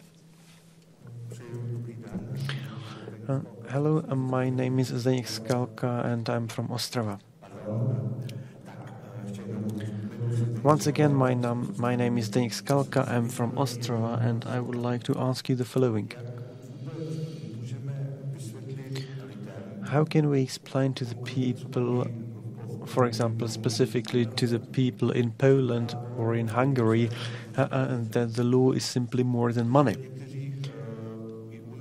Because even some people in our country do not really understand the law as something important. We have populists who will simply say you will have a higher pension, you will have more money if you elect us. That is what the people want to hear, and some people simply disregard the importance of the legislation of the law. So it is a question to all of you. So how shall we explain to the people that the law is simply much more important than some material values and money? So, does some of the panelists want to respond?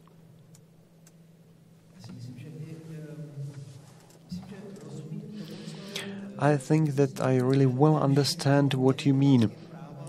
You simply want to say that the law, liberty and freedom cannot only be expressed in money. But I also believe that the law is also important in negotiating or finding justice, not only in formal ways, but also in moral issues. For example, if the Constitutional Court managed to reduce the effects of the executions, and if we really manage to abolish the execution legislation as it exists today, then it is the right way. It's also about money, but about the debts, because many people are really highly indebted here. This country is quite egalitarian, but on the other hand, we have hundreds of thousands of people so indebted that they have that a seizure of property is really threatening them. These people are really very, very under pressure, and that is why they cannot decide freely. So this is also an explanation of how the law is associated with money as well. And we have another question. Hello, Vít Dostal. I would like to ask you the following question. I would like to ask you a question concerning one of the topical issues. one of the Polish arguments in the dispute between Poland and the European Commission or the European Court of Justice is that the supremacy of the Constitution above or over the European law was also confirmed by other courts, like, for example, the French. And that is why it is also mentioned that we do not treat Poland fairly, and that we also apply double standards, and that we only just select the bad examples. So can you please explain the difference? Why is the Polish example more significant, and why should it be dealt with? I think anybody can answer this question, anybody who has the courage to answer it. Thank you for the question. I think that I also talked about it a bit in my speech. In the Polish case, the independence of justice is jeopardized. The independence of the Polish judicial system. It is really more serious than a specific dispute on a specific case with the European Court of Justice. We also had a dispute with the European Court of Justice concerning the pension system, the pensions of Slovaks living in the Czech Republic and the other way around, because of the split of the country Czechoslovakia into two successor countries. But the competency was not established.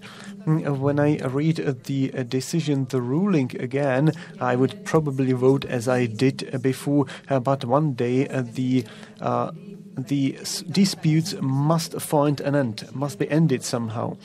So I think that the way the discussion is led really reflects very much upon the quality, and the court in Europe is also composed of members of the individual member states, and they should also be very cautious to make sure if it will really cause troubles to the individual member state or not.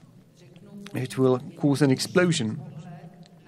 But maybe I might offer a simpler view on the European legislation.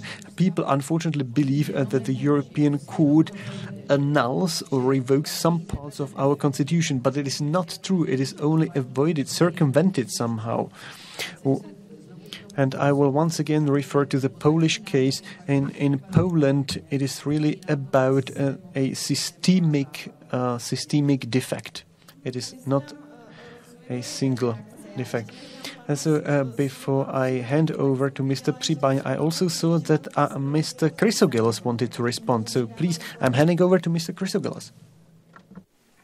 Yes, thank you. I mean, there's 2 points here from a political perspective. And first of all, not all, just because something calls itself the Supreme Court, it doesn't mean it functions as it should. So, of course, other Supreme Courts in the EU have sometimes made decisions where they challenge the rulings of the ECJ or even the primacy of EU law related to some national constitutions. But we know that those courts operate much differently to what the current Polish court does. So it is clear that this decision has been made in the context of kind of a clash between the Polish government and the EU over concerns of the rule of law.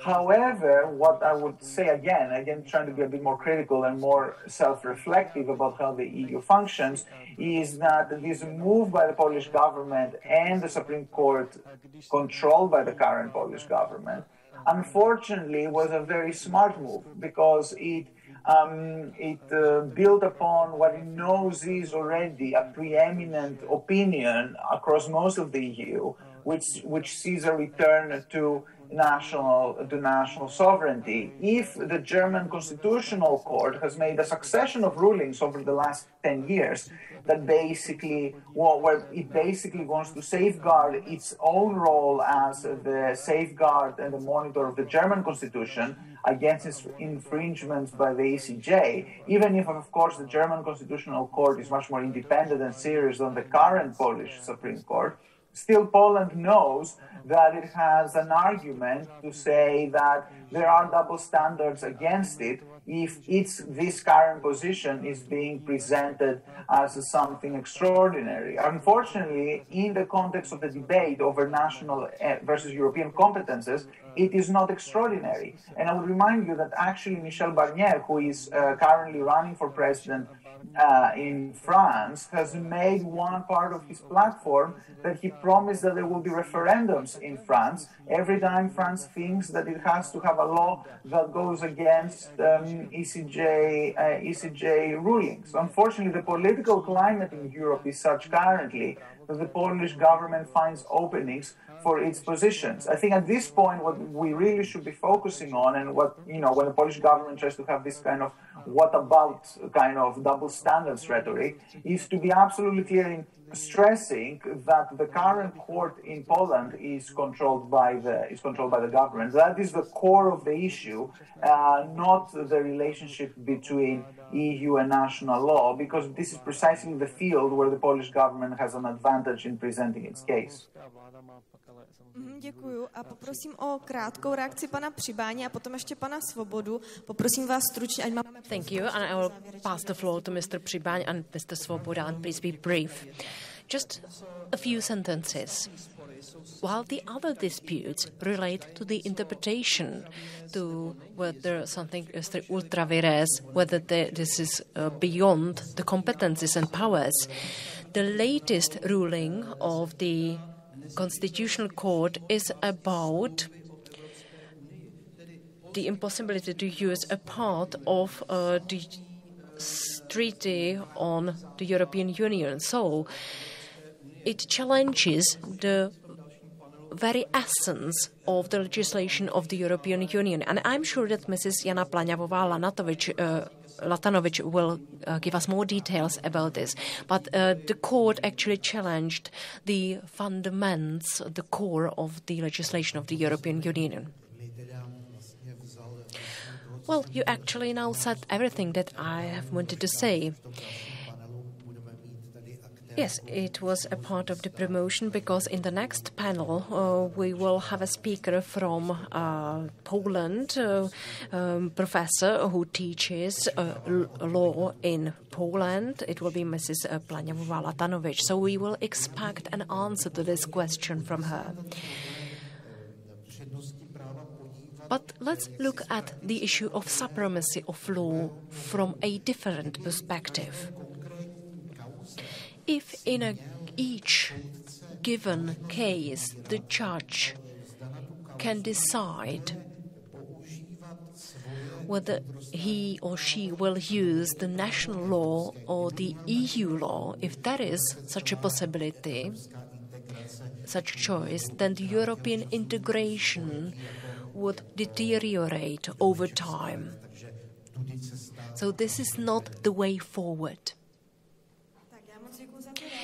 Thanks a lot for these comments. And please, one last and brief question. Hello, my name is Petr Hula, and I would like to ask you what the situation with regard to the rule of law is in the Czech Republic. I know that this is a hard question and that there is no clear answer to this. And what are the criteria for assessing the quality of the rule of law? Is this the length of legal proceedings, as mentioned, for example, by Mr. Svoboda, because you mentioned the spokes nest, and this will be the third chamber of the deputies dealing with the scandal of the Prime Minister. And I'm not sure whether this is related to the confidence in institutions. All of this situation around Czech president, where we challenge the legality of his signature, and the president of the Chamber of the Deputies might be involved in a breach of law. Well, I'm not sure whether this doesn't cause lack of confidence in the institutions. Well, let me say that most of your questions will be answered in the third panel, which will deal with the issue of the COVID pandemic, but also other institutions. How about the question regarding the criteria? Would any one of the panelists want to comment on this? Mr. Přibáň, please. Of course, you can use different criteria to assess the quality of the rule of law. Excellent criteria were defined by Lon Fuller. There were 8 such criteria. And he talked about possible demolition of the rule of law. He spoke about the retroactivity of acts and so on.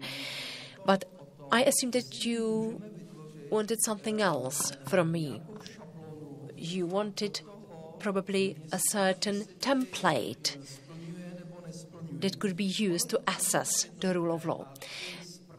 It is not so easy, and the regular reports of the European Union, the European Commission, use the criteria of the separation of powers, independence of justice, and what is important and interesting is that it also includes independence of the media. And this may be another question, even if we don't deal with the scandal of the Spork's Nest.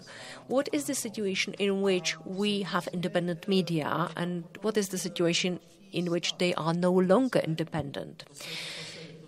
Another criterion is corruption, and this type of evaluations is done regularly. This may be the transparency issues.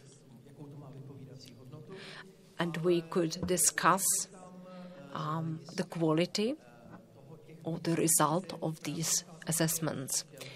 And one of the criteria is also the length of legal proceedings. I can assure you that there are certain countries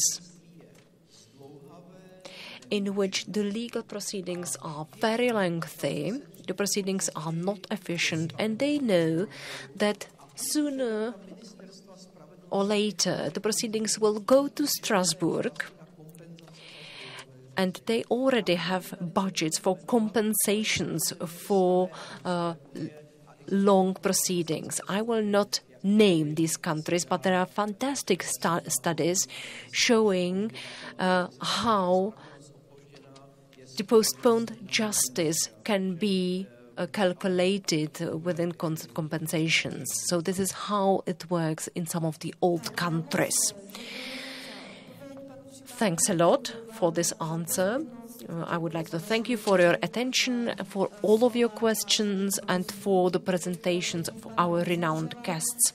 Let me conclude the first panel of our conference. We will now have lunch, which is ready in the room on the right side. And let's join here again at 1:45. We will start the second panel. Thank you very much.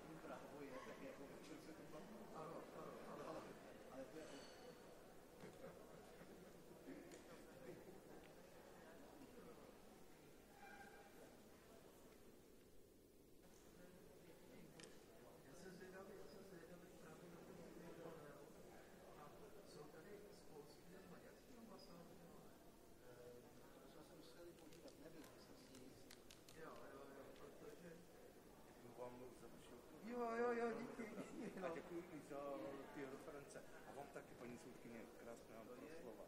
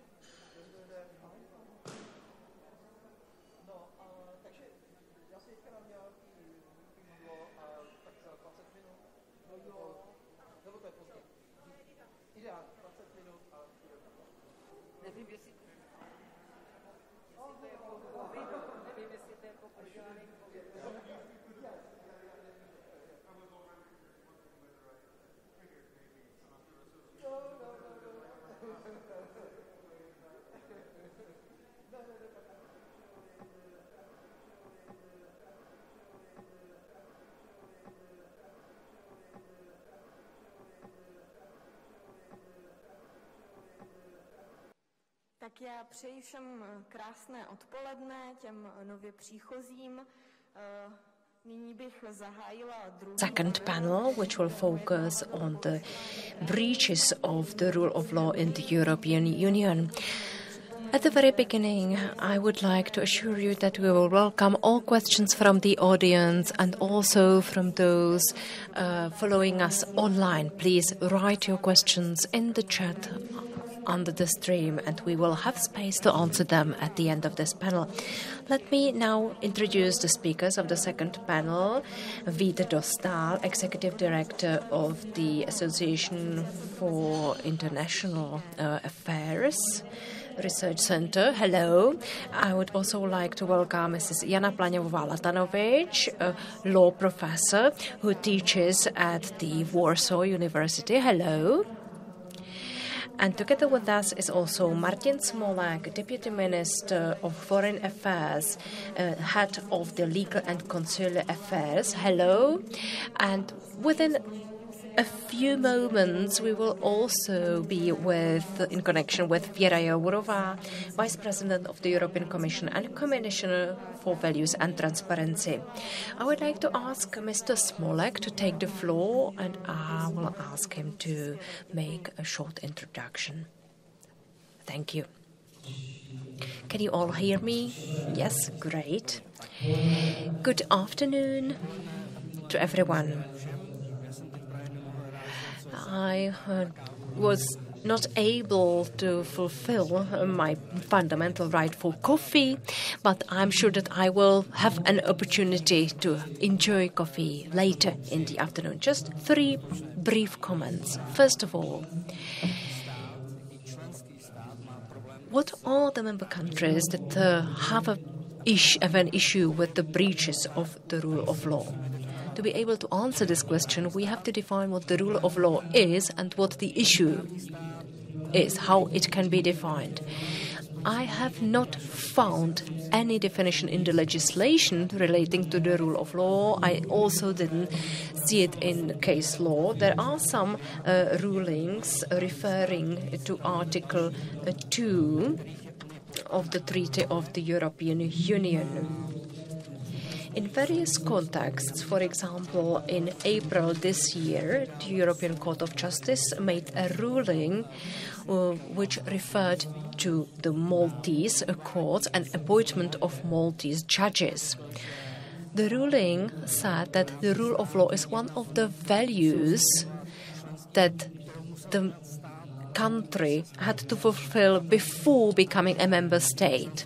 And after joining the EU, the member countries are not allowed to amend their legislation in a way that would deter or reduce the rule of law. So this is the definition of the rule of law. However, in practice, this makes almost no problems, because it is generally expected, and it appears in the Commission rule of law reports, that the term or concept includes work of the justice, independence of justice, checks and balances within the member states, independence of the media, and corruption issues. So this is the basic definition of the rule of law. Oh, thank you very much for the coffee. That is very fast response to my fundamental right to coffee. So, what does it mean, an issue in the context of the rule of law currently? As I said, the basic definitions can be found in the European Commission's Rule of Law report. These reports were published annually for a few years, and this is a definition of the rule of law in the individual member countries, and each country then also has the country-specific reports, which is a part of the report.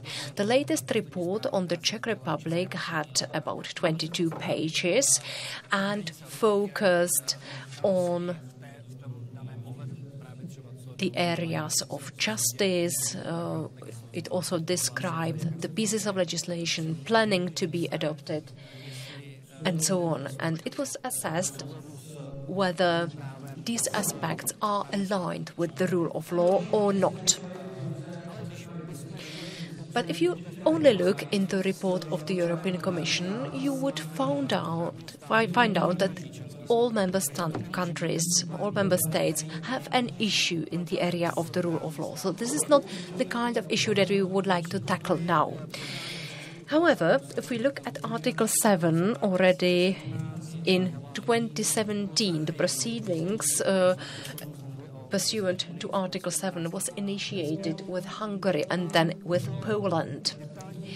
And the detailed issues related to the rule of law, although it may be by coincidence, are related to the rulings of the European Court of Justice.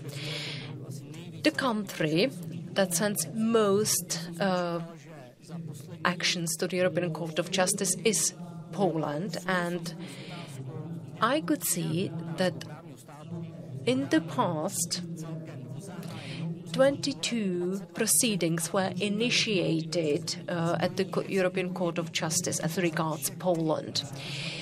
But if we calculate all of the separate issues, it would be about 45 proceedings. 3 of them were direct proceedings between the Commission and the Polish Republic. All these issues relate to the amendment or to the reform of the Polish judicial system. This reform was launched in 2015, and 4 acts were amended on the Constitutional Court, on general courts, and so on. So in 2010 to 2016, the Act on the Constitutional Court was amended 7 times, and the Act on the Supreme Court was amended 8 times. The European Court of Justice looks into the reduction of the retirement age of judges, and this was also related to discrimination on the grounds of sex.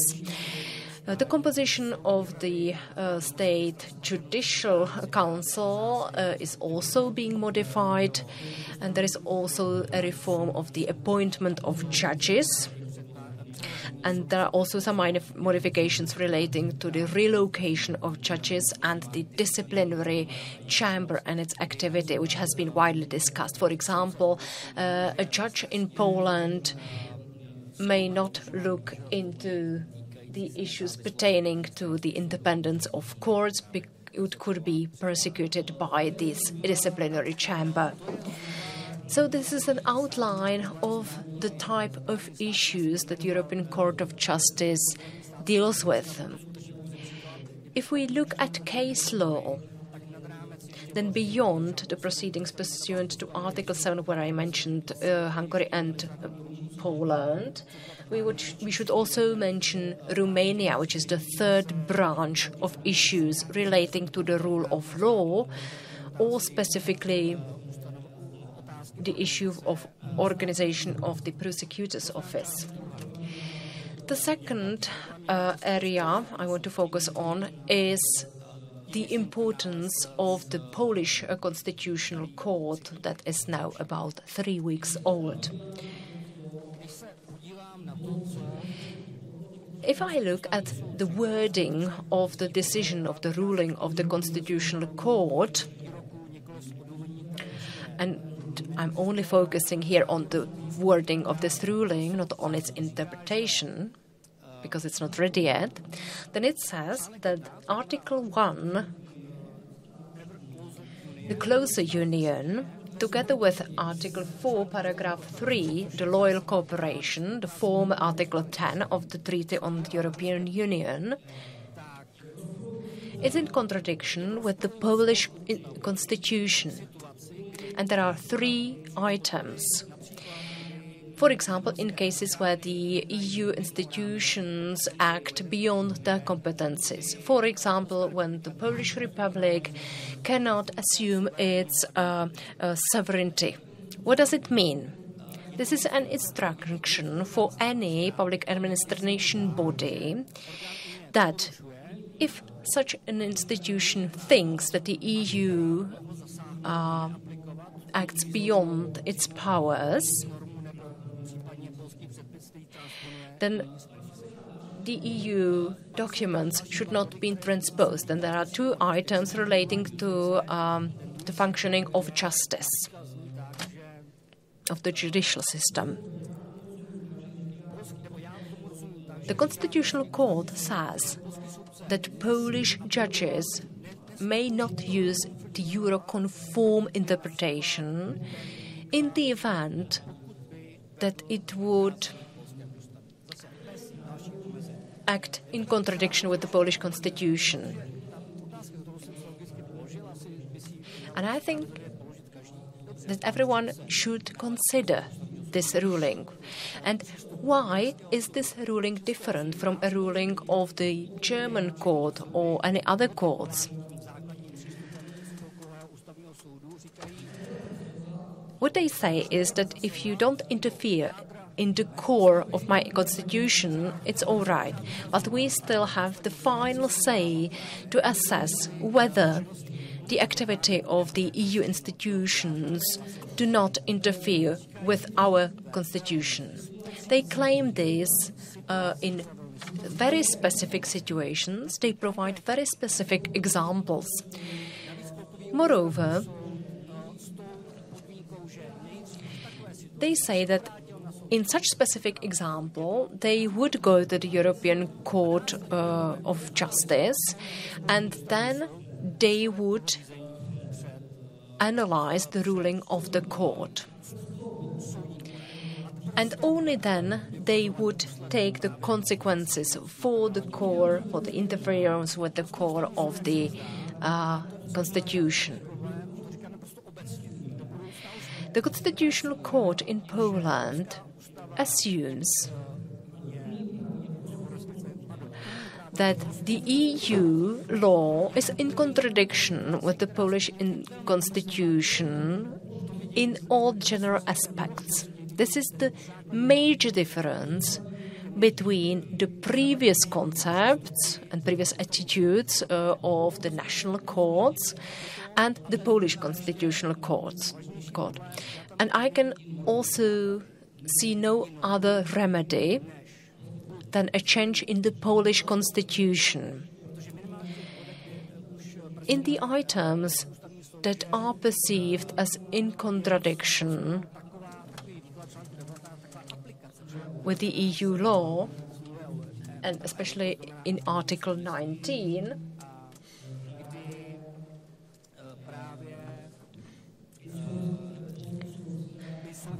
where the Polish judges would apply the case law of the European Court of Justice as regards the disciplinary chamber and the Polish judicial system reform. I can see no other remedy than changing the Polish constitution or Poland leaving the European Union. That's the legal perspective. The European Parliament issued today a resolution in which it mentions also a third option. It is asking whether the Polish Constitutional Court is actually complying with the Polish Constitution. It could be said that the ruling passed by this Constitutional Court is null and void. And just one last remark, what should we do about these issues? You know that there was a double discussion regarding the rule of law in Poland, in the European Parliament and at the European Council yesterday. President of the European Commission von der Leyen summarized that we have there are two basic legal solutions, either using Article 7 and initiate the proceedings pursuant to Article 7,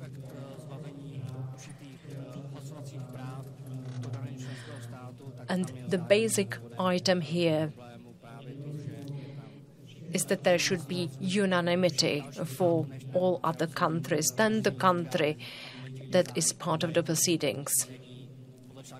And if you initiate the proceedings pursuant to Article 7 against more countries, then it can be expected that the two countries will act in partnership, so there will be no effect, and the proceeding would be very lengthy. And what we could also use is to use the regulation on conditionality, which was mentioned by Mr. Svoboda. And the third solution would be a proceeding based on breach of the treaties. There were 3 such cases, and one of them related to the Polish Disciplinary Chamber. And 2 interim measures were already issued. And this related to the Disciplinary Chamber. Thank you very much. Thank you for the opening speech. And now I would like to hand over to Mr. Vít Dostál so that he can deliver his opening speech. Thank you. Good afternoon. I noticed that the organizers always included 1 or 2 non-lawyers into every single panel. So in this case, it is myself who is no lawyer. So I do not want to talk about legal theories, but I would like to view this topic as a political topic, because in my mind it is a political issue. And when I was preparing my draft, I called it the issues of the rule of law in the EU as a problem for the Czech Republic. And first and foremost, I will try to sum up the current approach, the up-to-date approach, so that we know, at least can presume, what is ahead of us in the upcoming few months. And I would also formulate a couple of impulses for the new forming government, which will have to tackle with this issue to some extent. Up to now, the Czech Republic has been pretty cautious. The Czech Republic has not wanted to criticize the situation in Poland or in Hungary. But this has not only been the approach of the Andrej Babiš last government, it has been a continuous approach that was also manifested during the government headed by Bohuslav Sobotka. It was simply based on the consideration that it is a dispute between the European Commission and a member state or 2 member states, and that the dispute just needs to follow some procedures. The Council and the member states also have a defined role within the discussions in the Council on general issues, but there is no need to play this role actively or to stop it. What's also important is that most member states adopted a very similar approach, including Germany. Germany was first very reserved, and Germany did not show any efforts to be to act on an activist note in these discussions. In the case of the Czech Republic, it was quite interesting to see how Czechia approached the discussion about the link between the rule of law and the funding from the EU budget. It was a discussion which was also led within the adoption of the multi-annual financial framework. Approximately 1 year ago, when the Next Generation EU Fund was adopted, this topic was on the agenda once again. When you read the framework position on this multi-annual financial framework, you will find some very good and rational arguments why the new regime of conditionality is not that necessary, and that most things are in fact manageable or can be addressed within the current rules. The Czech Republic has been quite reserved in the past and did not join Poland or Hungary, or did not simply not approval like Slovenia. So the Czech Republic simply stayed in the calm mainstream.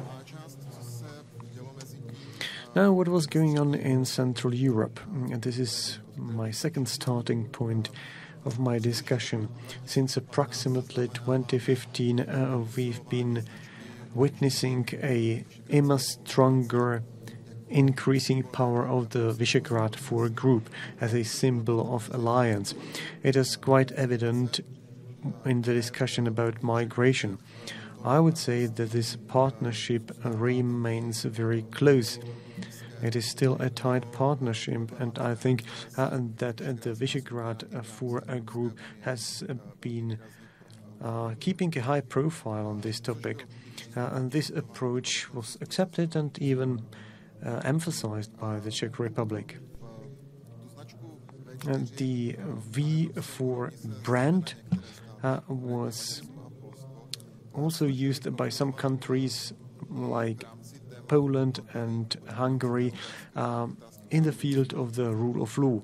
We can, for example, remind you of the situation when the Hungarian Minister of Justice just said in a interview that we have a Visegrad interpretation of the rule of law. In this case, it was quite interesting that the Slovakian Ministry of Justice very much criticized this, while Mrs. Benešová, the Czech Minister of Justice, did not say a single word. And it was a very common acting in the Czech Republic when some countries of the V4 group wanted to speak on behalf of the remaining 3 countries. Let us now move on to those 2 countries that are now being discussed most. Let us first start with Poland. In the past 12 to 18 months, we've been witnessing the deepening of the government crisis. It is very often forgotten that we have a coalition government in Poland. It is not only the Right and Justice Party, but this party always cooperated with another 2 parties, Solidarity in Poland and the Dohoda agreement. And they also had a dispute among them, which culminated with the adoption of the new Green Fund. Mateusz Morawiecki negotiated this deal at the European Summit, and then the dispute in the coalition was simply deepening and getting worse. So Jaroslav Kaczynski is not really counted on in the future, and there will be a political dispute in Poland concerning his succession. Probably the Prime Minister Mateusz Morawiecki and the Minister of Justice Zbigniew Ziobro will probably then have the contest about who is going to follow. At the same time, the rather more moderate party of Jarosław Gowinowski exited the government, and Gowin was also wanted to have a more reserved position, at least toward the end of last year. And we can also assume that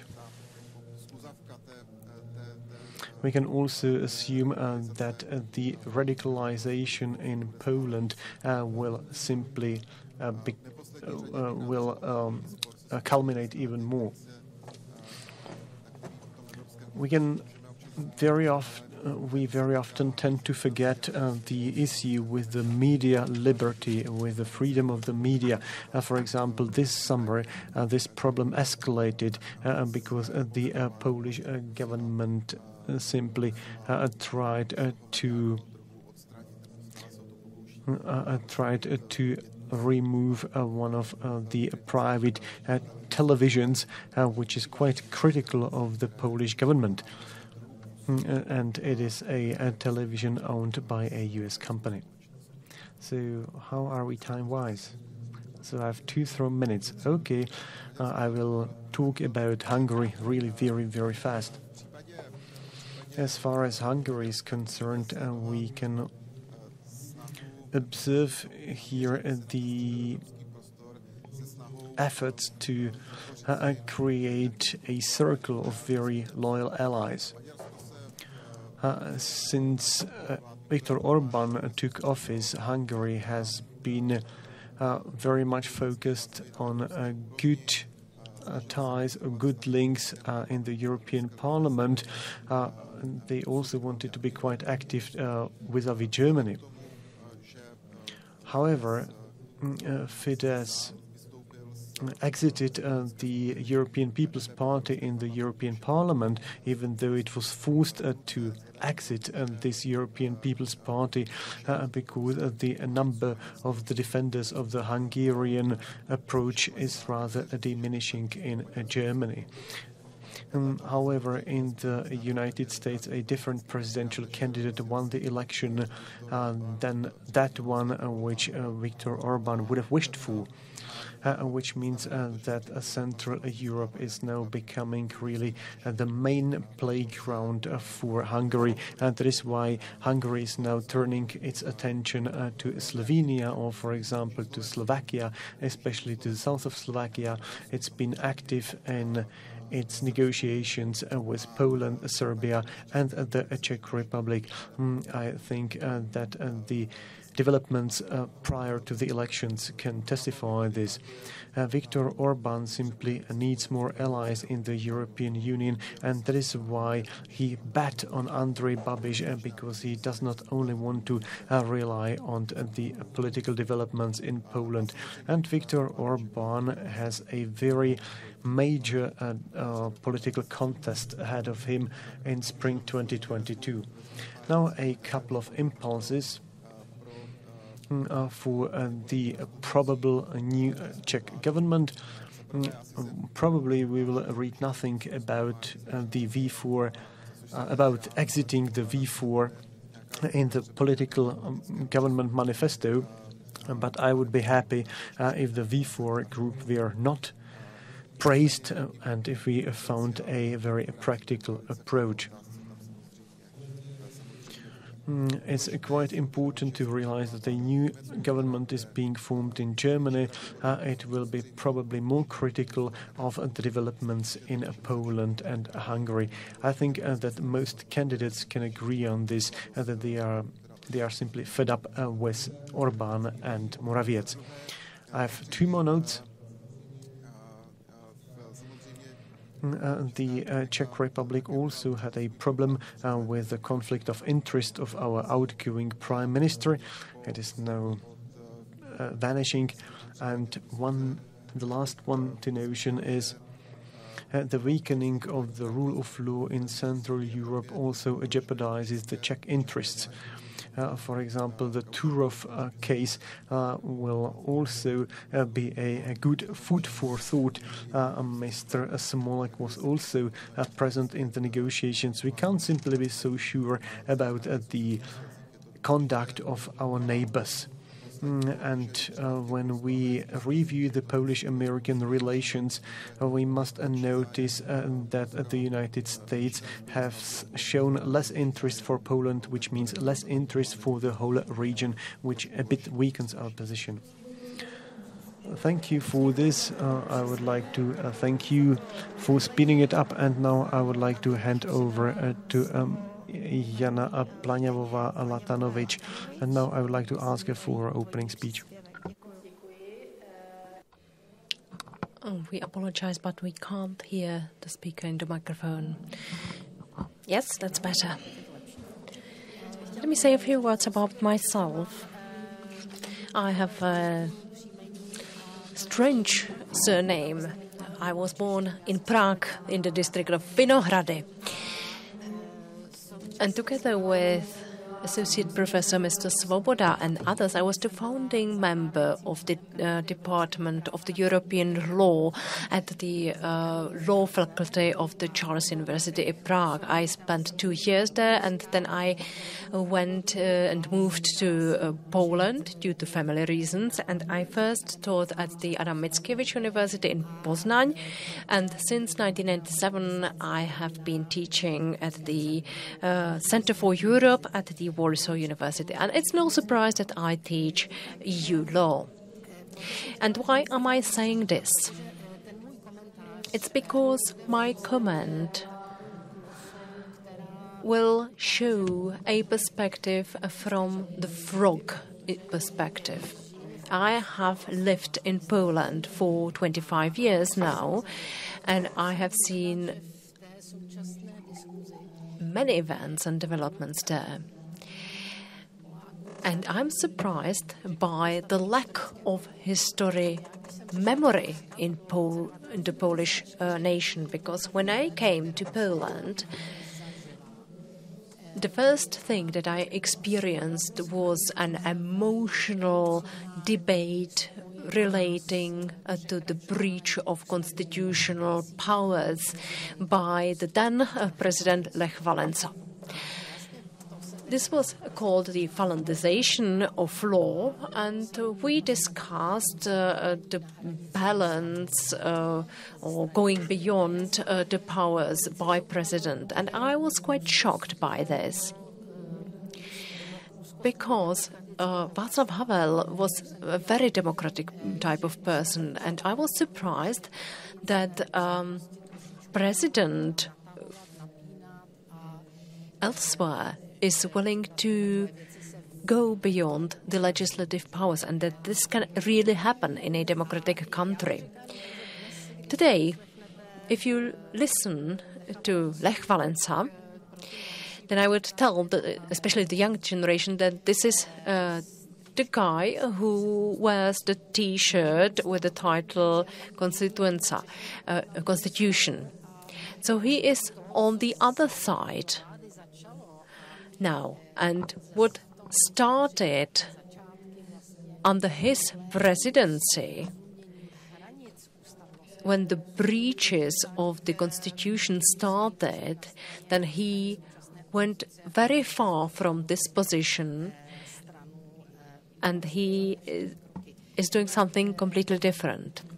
And Jaroslav Kaczynski was the manager of his office back then, so you might be surprised about this. And now these two guys are in huge personal conflict. Could you please switch on my presentation?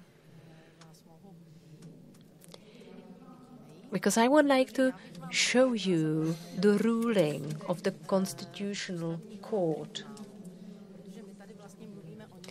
Because we are talking about that, I'm not sure whether you have actually seen the ruling. As Mr. Smolek said, we don't have the interpretation of this ruling yet. But I will focus on the proper wording of this ruling. I've been asked to be brief and not be too technical. and not to provide too many legal and technical details, but it's quite obvious, because if you read the wording of the ruling, you will see that it is not as hot as it is presented. So that's the first comment from me.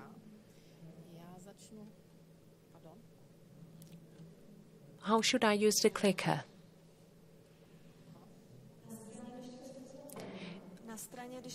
You switch it on the side. Can you help me, please?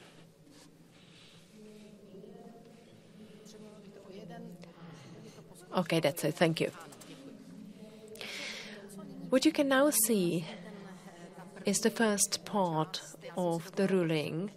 I have translated it, so I'm sorry for any mistakes that might be in this translation. I'm not a translator. So this is the third part of the ruling of the Polish Constitutional Court. Mr. Smolek provided the basic analysis of this ruling.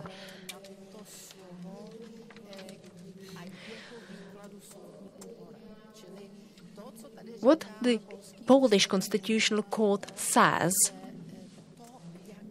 is that the way that it understands the EU law, including the principle of loyal cooperation, and the way that the European Court of Justice understands this, is in contradiction with the Polish Constitution. It doesn't mean, it's not saying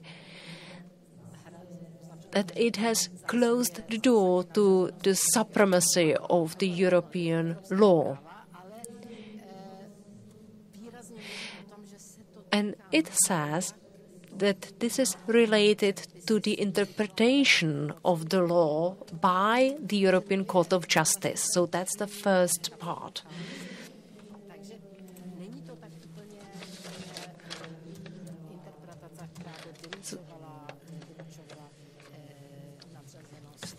So it's not saying that it rejects the supremacy of the EU law over the Polish law.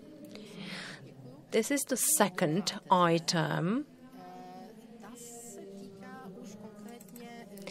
relating to Article 19, paragraph 1, the second subparagraph. This relates to the article relating to legal protection in the areas subject to the EU law.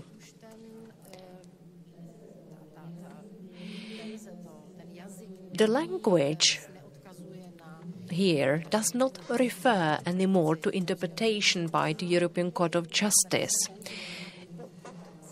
It only says that it is in the cases of the legal protection of the areas.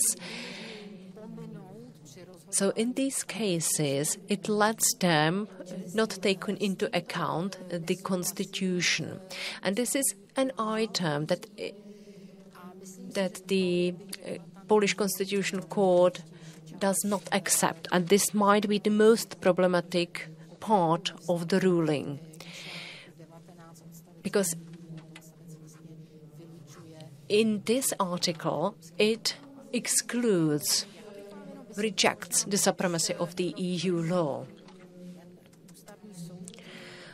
What is the idea behind this statement?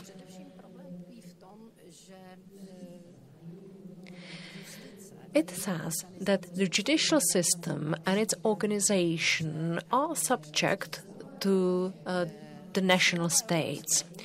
Article 19, paragraph 1, subparagraph 2, only defines a certain level of legal protection in the area subject to the EU law.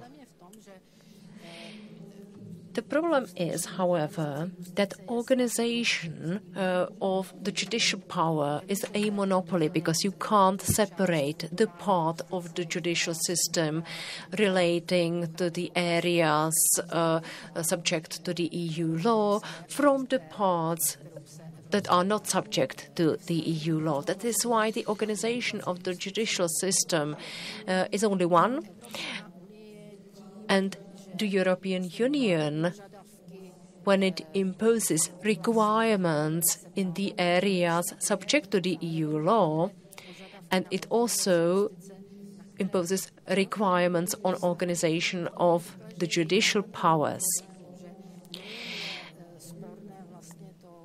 The delimitation of the border between these areas that are subject to the EU law and those that are not subject to the EU law is complicated.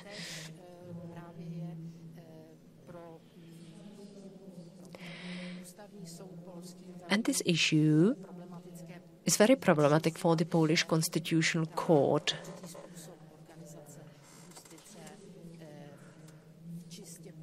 And the court rules that that Poland should be able to organize its judicial power internally, not subject to the EU law. And this is the third item of the ruling. And its purpose is very straightforward. The purpose is that the judges do not decide in the areas pertaining to the appointment of judges. They should not decide whether judges were appointed in line with the law, whether this is in line with the Constitution. So the third part of the ruling is only a disciplinary one. It has a disciplinary character in relation to judges. When I look at the ruling as a person without any emotional ties in the dispute, and I'm not emotionally involved in this conflict because I'm a foreigner, I do have some political preferences, but it's not the same emotions as the other Polish people have. It always seemed to me strange that there is a debate about judges of general courts and that they could challenge legality of the appointment of other courts.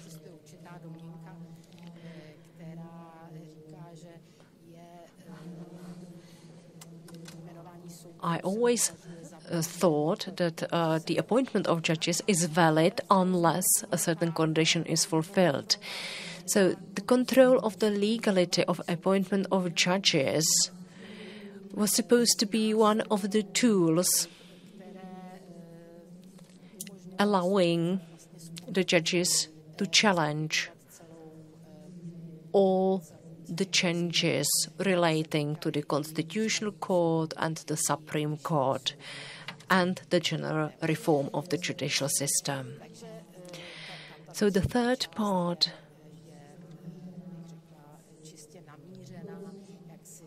has a purpose for the future. So the Polish judges should not discuss or challenge these changes of the judicial system.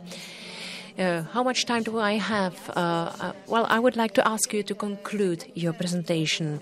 Well, the ruling is mainly a political signal. When I first read the ruling, I said to myself, okay, that will really provoke a scandal in Brussels. And I remembered an answer of the European Court of Justice in case Lantova. I'm not sure whether you know what I'm talking about, but this related to the Slovak pension benefits, and the Slovak court addressed the European Court of Justice in order to explain its opinion on this ruling. And the European Court of Justice provided a rather arrogant answer. It claimed that it would not provide any communication to third parties that are not subject to the proceedings. And I think this is not respectful towards the member states. And I think that is why the response is so significant, and it may even go beyond certain principles. And this might also be the reason why the Polish Constitutional Court provided this ruling. Now I would like to welcome Ms. Vera Yorlova, the Vice Chair of the European Commission, and now I would like to hand over to her and ask her for her opening speech. Hello, ladies and gentlemen. Please let me thank you, the Institute, and namely Dr. Svoboda and Mr. Schmiedek, for organizing this very useful discussion. Thank you for the invitation. So, how much time do I have so that I do not exceed the limit? Approximately 10 minutes. Okay, so I will try to go through it very quickly. Ladies and gentlemen, today we've been talking here about the principles of the rule of law and about the basic values that are enshrined in Article 2 of the Treaty on the European Union. These principles are human dignity, freedom, democracy, equality, the rule of law, and respect for human rights, including the rights of persons belonging to minorities. Despite the fact that we are agreed that the EU is not only a single market, that it is also a union of values, this Article 2 must be taken very seriously, and we also insist that these values must really be applied at the same time commonly, otherwise the whole as such would not be all right. The principle of the rule of law is really the backbone, the cornerstone of the European Union. And the elasticity, the flexibility of this backbone is not indefinite. Right now, a discussion is going on concerning how these principles of the rule of law should be observed in individual member states. In order to take a good stock-taking of the rule of law in the individual countries, we introduced a new discipline, and twice we have got a picture of 27 absolutely different systems which emerge from the legal traditions, from the history, and from a broad setting of constitutional institutions. According to our opinion, these systems should be based on the same principles, and that is what we discuss with. This is what we also discussed with Poland. I wanted to immediately join in when Mrs. Blanavova was speaking. For the European Commission, it is a new urgent topic, which started with the Polish reform of the justice in December 2015, when we just had to exit our naive bubble in which we lived, meaning that the rule of law is something like a perpetuum mobile which will survive forever and does not need any special protection. I can confirm that it is really quite that we have a lot to do now in Brussels and Strasbourg after the ruling of the Polish Constitutional Court. As the Commission, we really consider it as a non-political topic which must be devoid of ideology. Whether the government is conservative or liberal, it is mighty enough to set up a system which will fully observe the standards of the rule of law. I do not want to repeat the standards and principles due to the lack of time, but I will rather now comment on topics which you will probably not find in the media, so I may offer a private reflection on this, because it is a topic I deal with on a day-to-day basis. Since 2015, when the reform was started, I've almost said 1215. I think that was a tongue of slip, and I think that was the year when Magna Charta was executed. But since 2015, we have had a hard time in the Commission persuading that these foreboding signals that these signals of the erosion of the rule of law in Poland cannot be restored in the Commission because it simply is a matter of the sovereign member states, and I really very much honor the limits which we should not cross.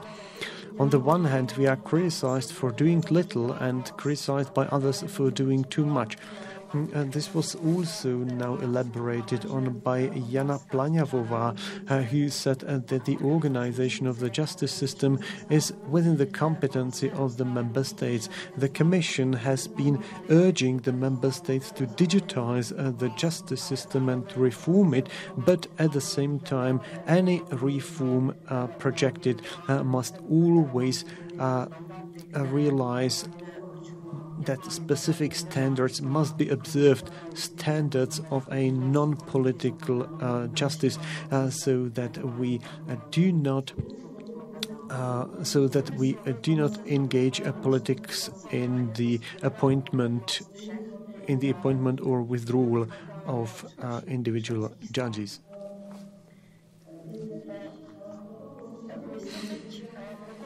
After the awakening, when we realized that the rule of law cannot protect itself, we started work in some three main streams. One is the support of the culture and stability of the rule of law. This is really an ongoing discussion at various meetings of the Council, and also it's been discussed with the public. The second pillar is the prevention of the rule of law before these problems emerge in a member state, so that we can enter into a dialogue as soon as possible. And once serious problems are on the agenda, or once serious problems emerge, it is almost too late for a discussion. We have twice issued the report on the rule of law, one in July and one in September 2020. We want to have a very clear methodology on the collection of data, and we want the process to be absolutely transparent because it is a very, very sensitive topic. And the report on the rule of law has been published because of Poland and Hungary, despite the fact that these two countries have been criticizing us, that we've been focusing on these two only and disregarding others. But we will continue this activity and will also formulate recommendations. And the third pillar is the ability to mount an effective response when a problem of sufficient significance has been identified in a member state. I will now skip what you can find in the report on the Czech Republic. You probably know that we cover 4 areas: the quality of the justice system, the anti-corruption measures, and also the media freedom, and also the institutional checks and balances. So if you allow me to, I will simply say that some risks have been identified for the Czech Republic, but generally the findings are quite favorable for the Czech Republic. So I will now skip this part.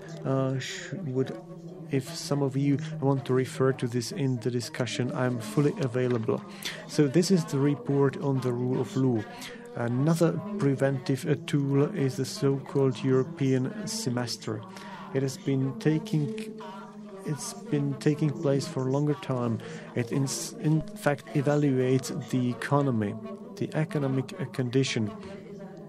I wanted the justice system to be considered too because the businessmen and entrepreneurs have been telling us for a long time that the quality of the justice system has been very important for them when deciding whether or not to enter a new market. So our European semester investigates this as well. These recommendations as regards the justice system that we review in the European semester and summarize in the recommendations for the individual member states, we now really want to enforce them, especially when the national recovery plans are adopted. We for the individual countries to follow these recommendations. For example, when leading negotiations with Poland and Hungary, we've been pointing them to these recommendations. We've been telling them that these recommendations must be observed first, and only then they will be qualified to receive these subsidies. For the Czech Republic, we adopted this recovery plan with a condition that the systemic clash of interest must be sorted out. The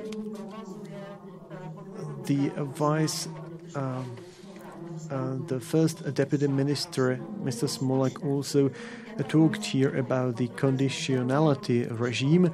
It is a very controversial topic, especially when the budget was adopted half a year ago. Since January the 1st, 2021, this directive has been fully effective and it can be fully used. I will now describe how it can work. The European Union shall assess the individual member states, and it shall very precisely define if the findings identified within the justice system, anti-corruption policies are serious enough, so serious that the funds of European taxpayers would be at risk in the country. So first we must identify the problems, and then we must think of the necessity to protect the finance, and we must also just define the causal connection between the protection of money and the problems in the rule of law. We are now conducting this assessment to apply the conditionality. You know that we've been under great pressure exerted by the European Parliament. I want this assessment to win in a potential legal proceedings, because once we initiate this, I assume that the individual member states will try to defend themselves. But the individual states have also different ways, extrajudicial possibilities. For example, they can refute the statements of the European Commission. Then the leaders can discuss it in the meeting of the European Council, and then the European Commission should decide with a qualified majority and say if it believes that there is a systemic breach of the rule of law principles, that the public EU funds would be jeopardized in that country. It shall not imply that the sanction would freeze all funds possible. We will always need to apply the principle of appropriateness. We must always regard the final beneficiaries, and that is why we defined very clearly how the appropriateness could be defined with regard to the sanction. Just for the sake of completeness, it would not be for the first time when the money streams would be stopped. I was the Minister of Regional Development in 2014, where we had to catch up with the freezes on payments from the European Commission because of the problems in the audit system. And we are now at a level higher when we when we look at the protection of EU funds. I always repeat that it is a new instrument, but this tradition of suspending the payments has been around for quite some time. Just an anecdote, I dare to say that if Poland or Hungary had also joined the European General Prosecutor system, then there would not be this conditionality. However, Poland got approximately 85 billion euros in the last budgetary period. Then it is really a surprise to me if such a country does not want to follow the will of the whole, that there should be a European General Prosecutor. Ms. Yorlova, thank you for the opening speech. I need to apologize to you for interrupting you, and now I would like to move on to the discussion. I would also have a question for you. You mentioned here Poland and also the suspension of the European funds within the national recovery or within the recovery plan. Then you also mentioned the new mechanism which links the rule of law with the money from the European budget. The European Parliament has been making pressure on you, on the European Commission, and it has also urged you to apply this mechanism and to suspend the adoption of the National Recovery Plan for Poland. So which steps are you now considering? I did not mention here Poland because of the suspension of the payments. We assess several countries where we also see some risks. So I would like to know that I did not mention Poland. We are under pressure exerted by the European Parliament, so you can see that when I get excited, the light goes on in my office, but I'm still quiet and peaceful. But I need to correct you a bit. The European Parliament wants to apply the principle of appropriateness as quickly as possible with regard to some countries, especially with regard to Poland and Hungary.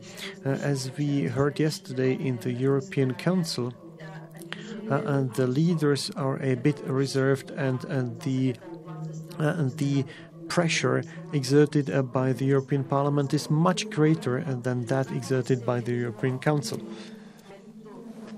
The European Commission will initiate this mode of conditionality as soon as the problems in specific member states have been identified and as soon as we know that we are really on a safe playing ground. Děkuji moc za tu odpověď. Thanks a lot for this answer, and I'm sorry for my mistaken question. I thought that the European Parliament wanted the assessment in relation to Poland, but you only talked about the National Recovery Plan. Let us now move on in this area, and let's perhaps go back to the ruling of the Polish Constitutional Court. Mrs. Plaňavová,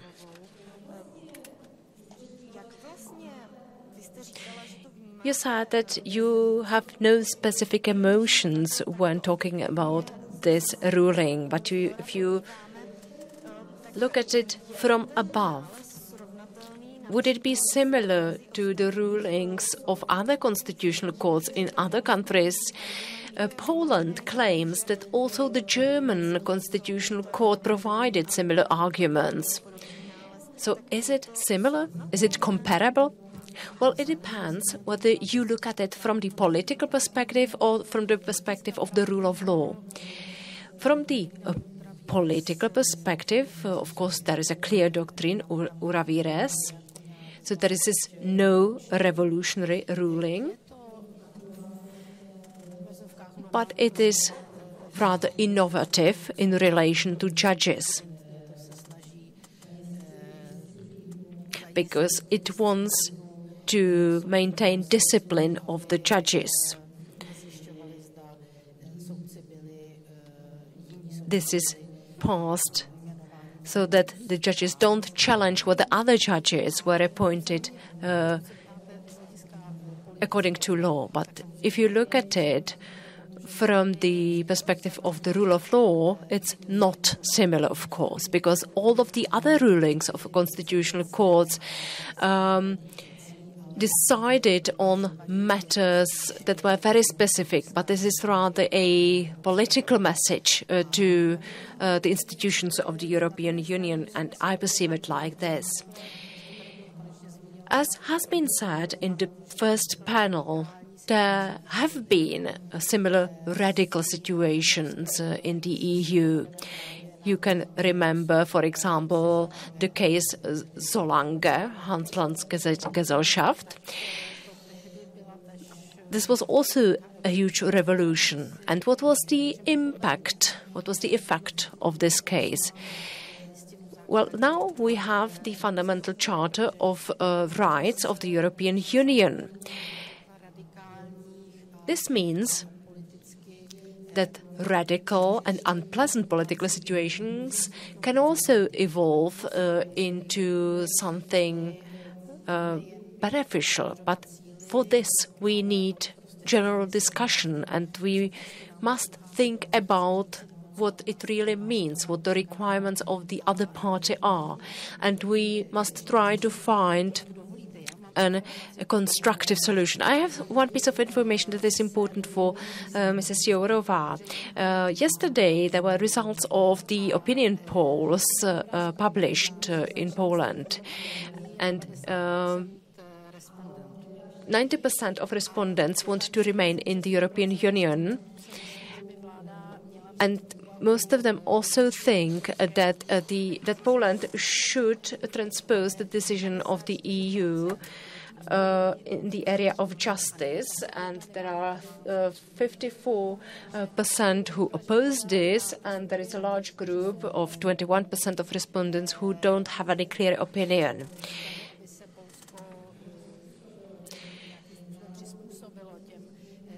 So there is still fewer people who want to conform to the decisions of the European Union than those who oppose it.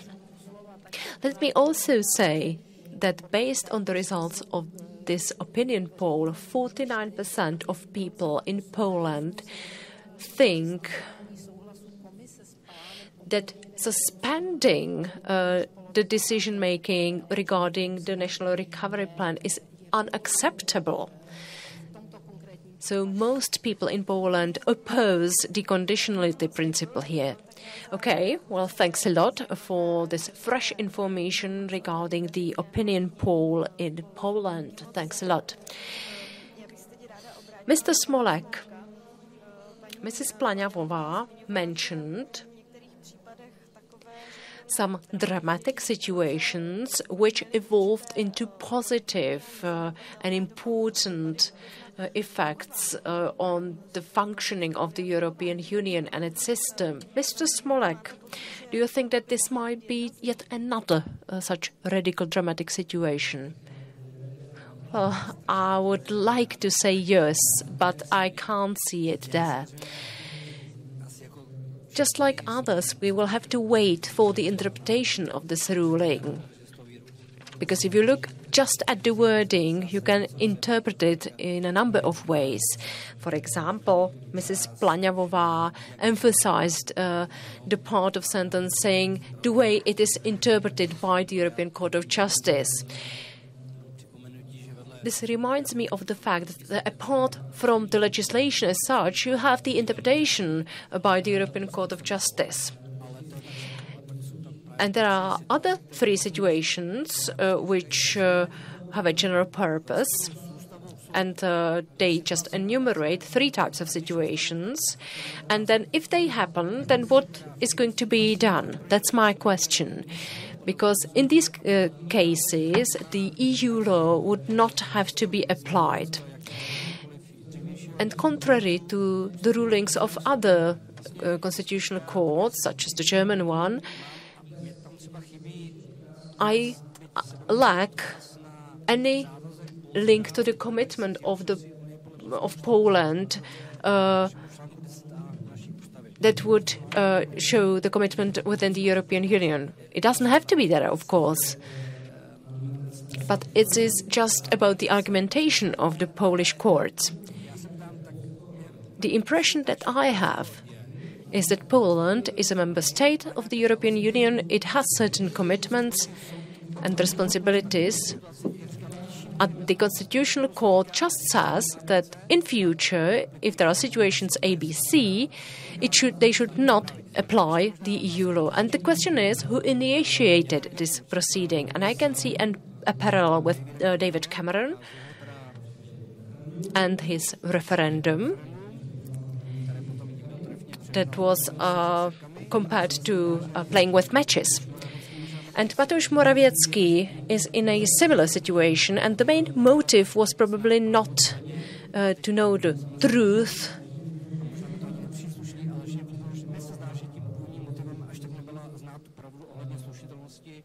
about alignment of the EU law and the Polish law, but perhaps the main motive was to resolve any internal political disputes.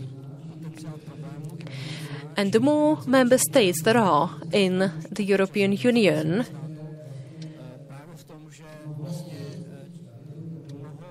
the more political disputes there will be. Because we can see it many times when there is a political dispute between the parties in certain member states. They use this system to erode the EU environment. When the ruling of the Federal Constitutional Court was passed, my first reaction was this can be misused.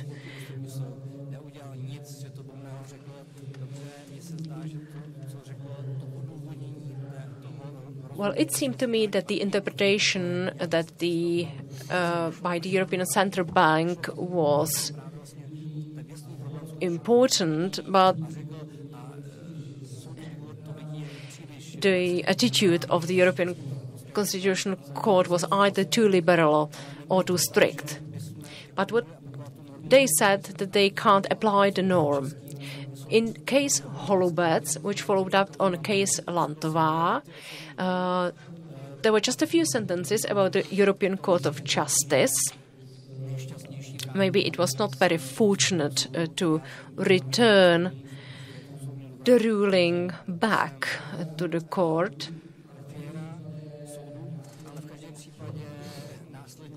But anyway, the ruling of the European Court of Justice was followed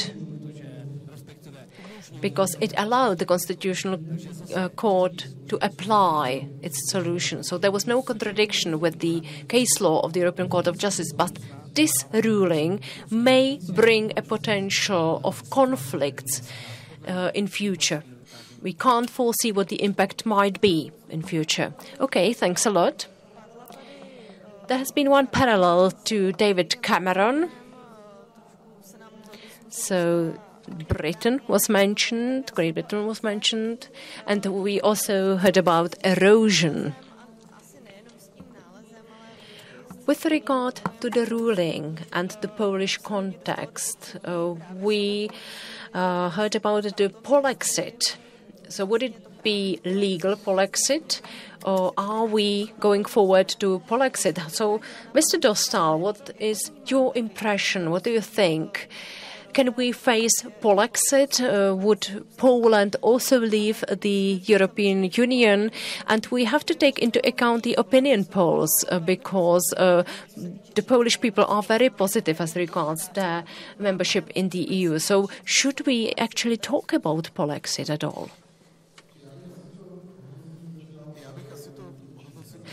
Well, let's look at the figures as regards the support to Polish membership in the EU, because this figure remains constant. And I'm not sure whether Mrs. Planiavova will agree with me, but based on my experience with Polish mentality, any European integration project without Poland is unacceptable.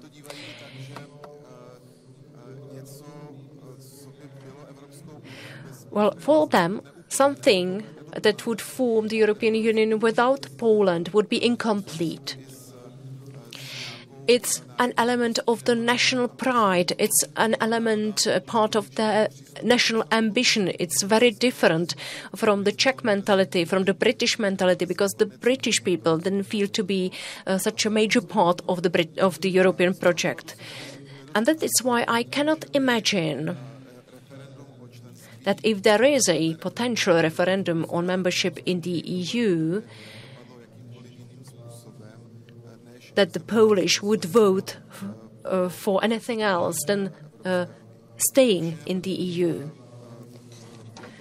Well, I would have more concerns about a referendum held in this regard in the Czech Republic. The situation in Poland is linked to a political polarization, and it can lead us to a dangerous trajectory. As I said in my introductory presentation, the right-wing parties fight over succession after Mr. Kaczynski. And now is the time when the winner will emerge.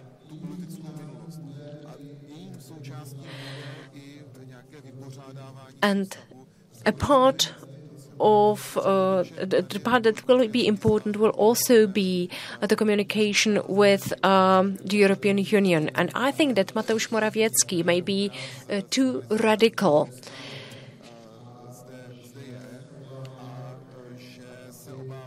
I think that Mateusz Morawiecki may be concerned whether he would be the successor. With all these economic problems that we are facing, the maneuvering space for Mr. Morawiecki will be even narrower. So I'm concerned that this radical wing within the right in Poland will probably be problematic. So the question is whether he will actually win the elections. Thank you very much, and I will now open the floor to the audience, as I mentioned already, and I will repeat it for those who have joined us later. You can raise your hand. You can also speak in English if you speak English, and I'll pass you the microphone and you can ask your questions.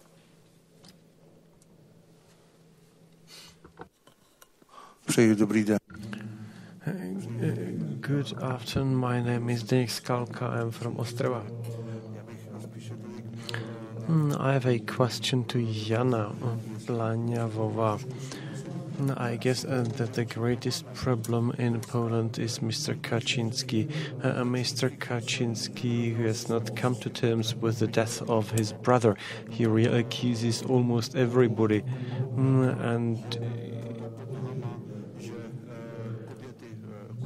And he also says that even, in fact, girls must even deliver a dead baby.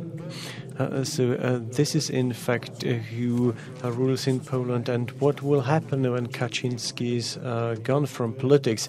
I can see that Mr. Dostal is really very much following the situation in Poland, and what will happen when Kaczynski is no longer active in politics, because Solidarność is really just Mr. Kaczynski who has not come to terms with the death of his brother. He accuses everybody, simply everybody, including the EU.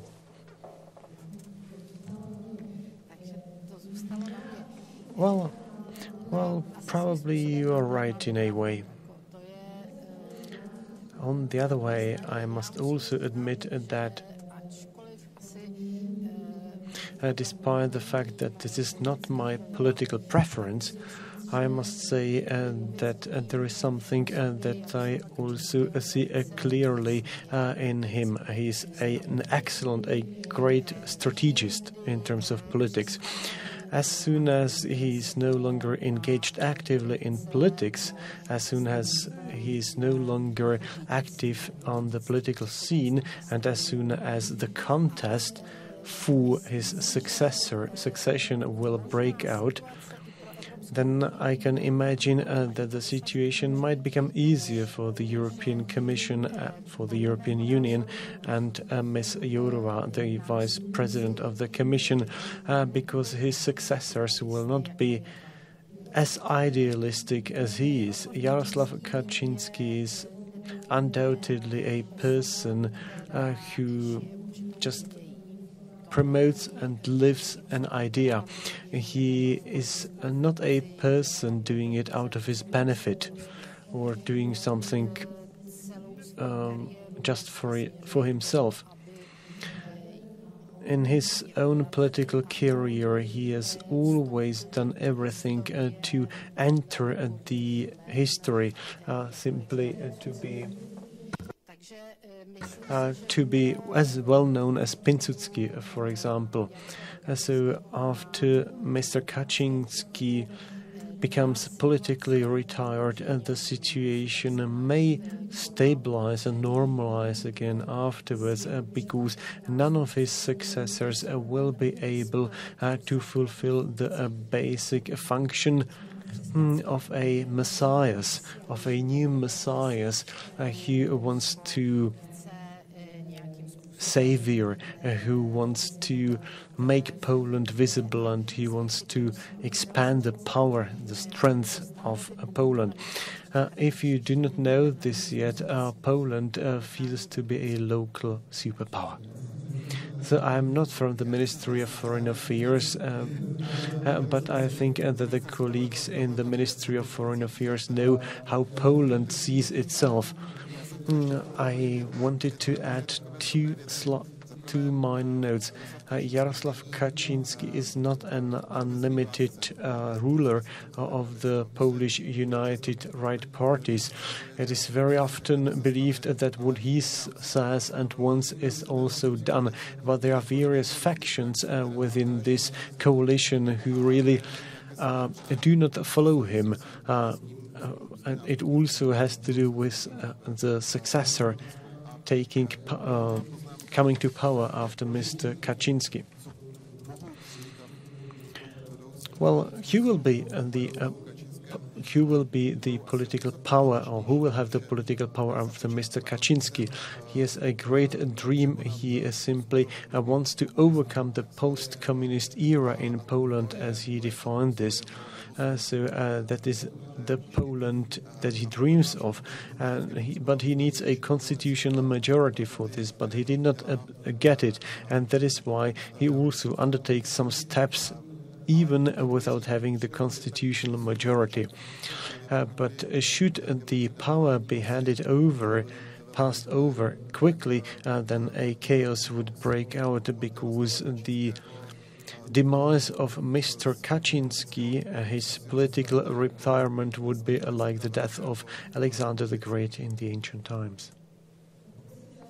So do we have other questions, please, from the auditorium? Thank you. It was really excellent I would like to respond to the speech by Martin Smolek. I think there is a third option available, that there will be a political change in Poland, and that the rulings of the Constitutional Court will simply be declared contra lega. So it is also a realistic scenario. So the improvement in Poland is also not only technically but also practically possible. But we have a much greater problem with Hungary. It is a question to going to Ms. Yorlova. Is there a way to protect the rest of the civic rights, for example, despite the nepotism and corruption system? Paradoxically, those who present themselves as the solution providers for the corruption have in fact established one of the most corrupted systems in Europe, because the system in Hungary is in fact really a very nepotic system. And I would like to ask you, would it be a real problem if Poland, for example, exited the EU? Maybe it would help the Czechs even more than the crazy Brexit. Then we would immediately stop talking about the Czechs, because the British are now really experiencing a lot of pain after the Brexit, and I think that the Polish are great masters as soon as the experience of pain is concerned. Mrs. Commissioner, your microphone is muted.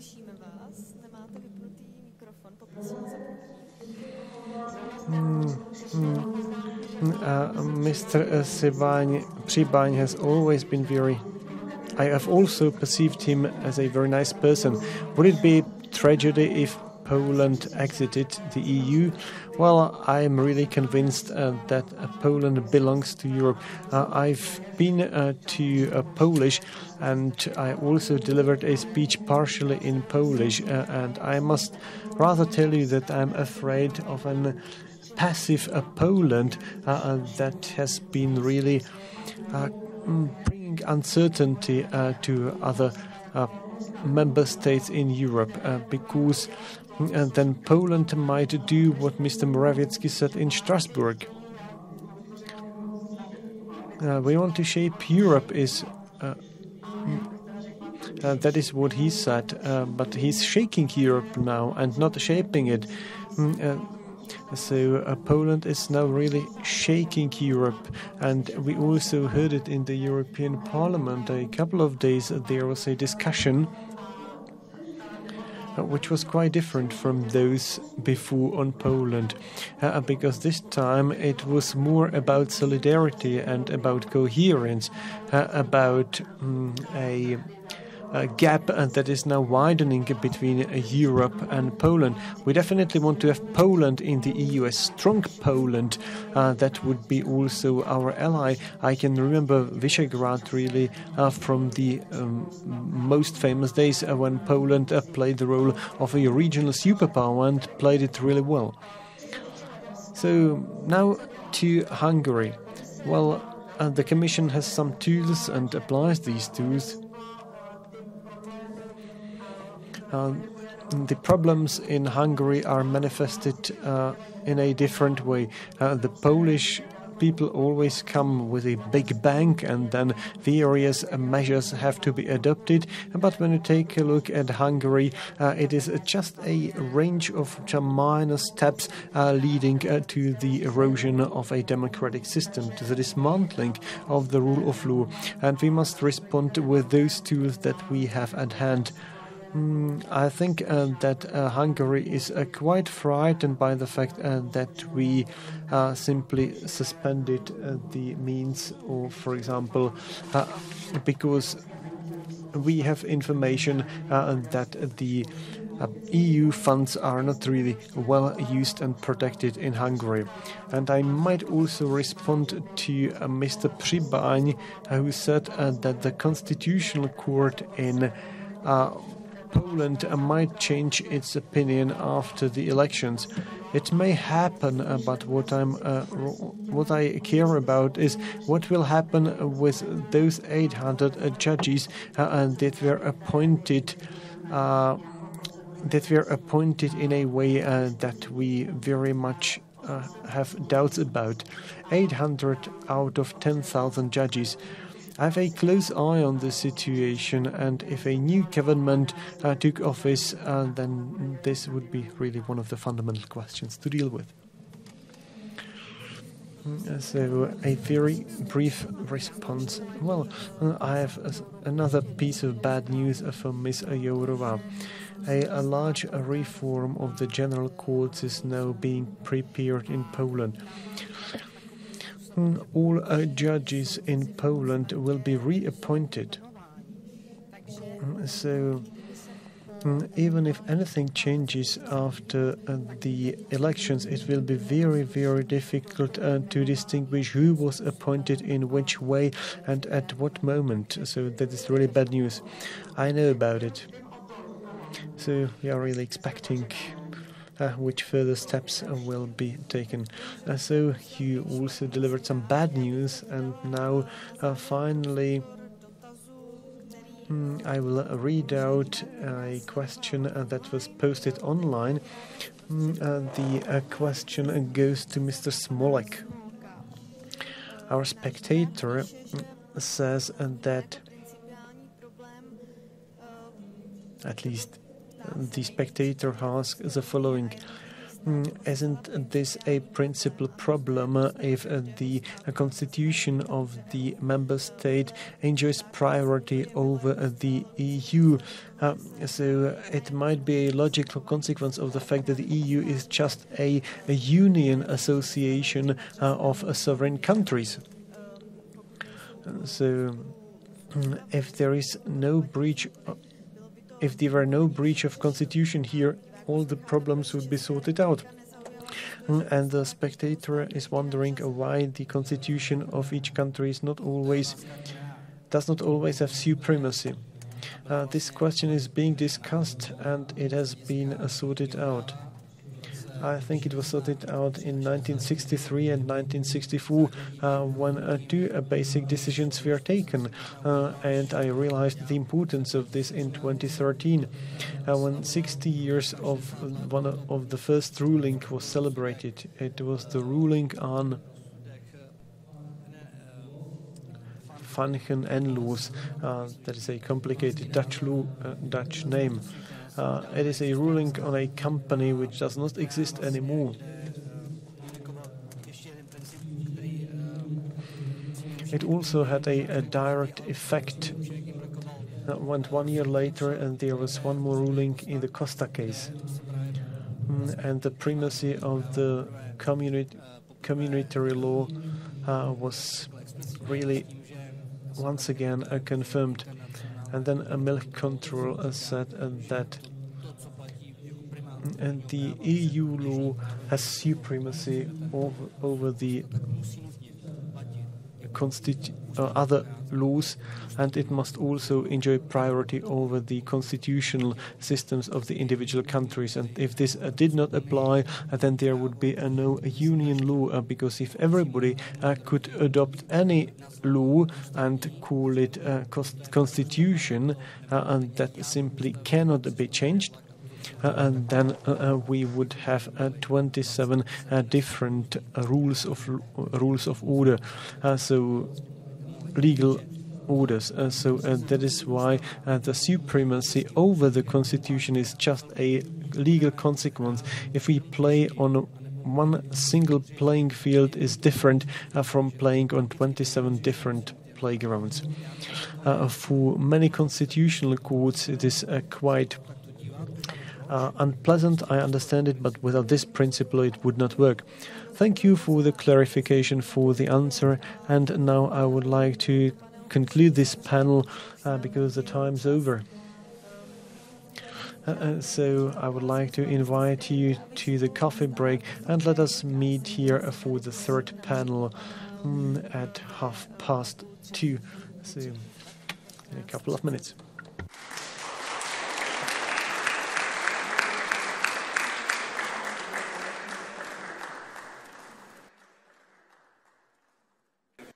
Tak, už jsme kompletní i tady na pódiu. Dovolte mi tady v tuto chvíli zahájit třetí panel, který se... Let me now start the third panel that will focus on the rule of law in the context of the pandemic and its control in the Czech Republic. It is a pleasure for me to welcome Martin Buchtík, a sociologist, director of the STEM Empirical Research Center. Hello. I also welcome Marek Výborný, member of the Constitutional Committee of the Chamber of the Deputies of the Parliament of the Czech Republic within the previous term of office and re-elected deputy within the Christian Democratic Union. Hello.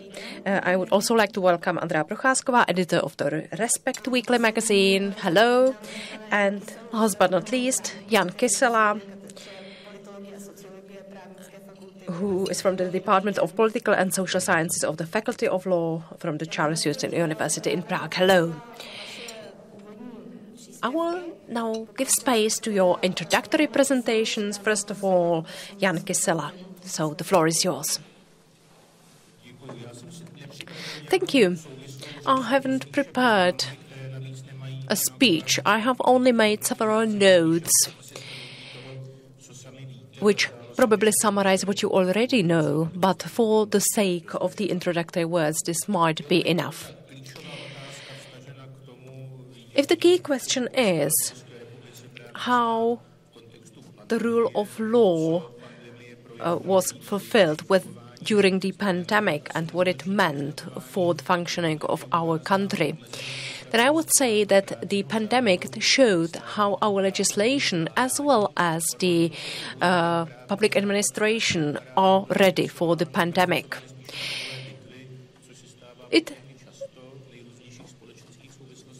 It appeared that they were most fixed to the previous battles, to the previous fights.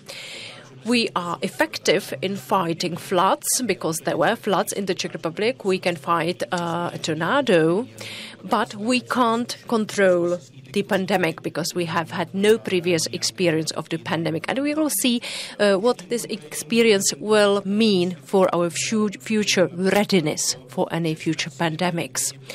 As for the legal order or the legislation, we had no system of specific measures, be it the measures issued by the government or by the Ministry of Health.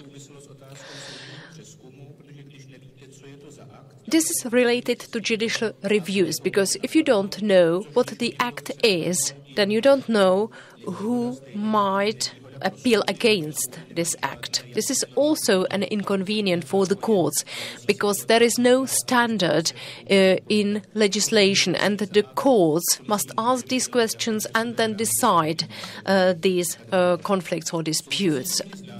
And that's why the processes may be quite lengthy. The response of the public administration bodies was involved by the person of the Prime Minister. We know that politics influence everything. And there may be a certain institutionalized framework, but it always depends who will be appointed to the relevant positions. And the Prime Minister then was Andrej Babiš. And he is very prone to micromanagement. But this is not ideal for controlling a pandemic, because you have to respond very fast to many minor issues. And this means that one person to tackle this is not enough.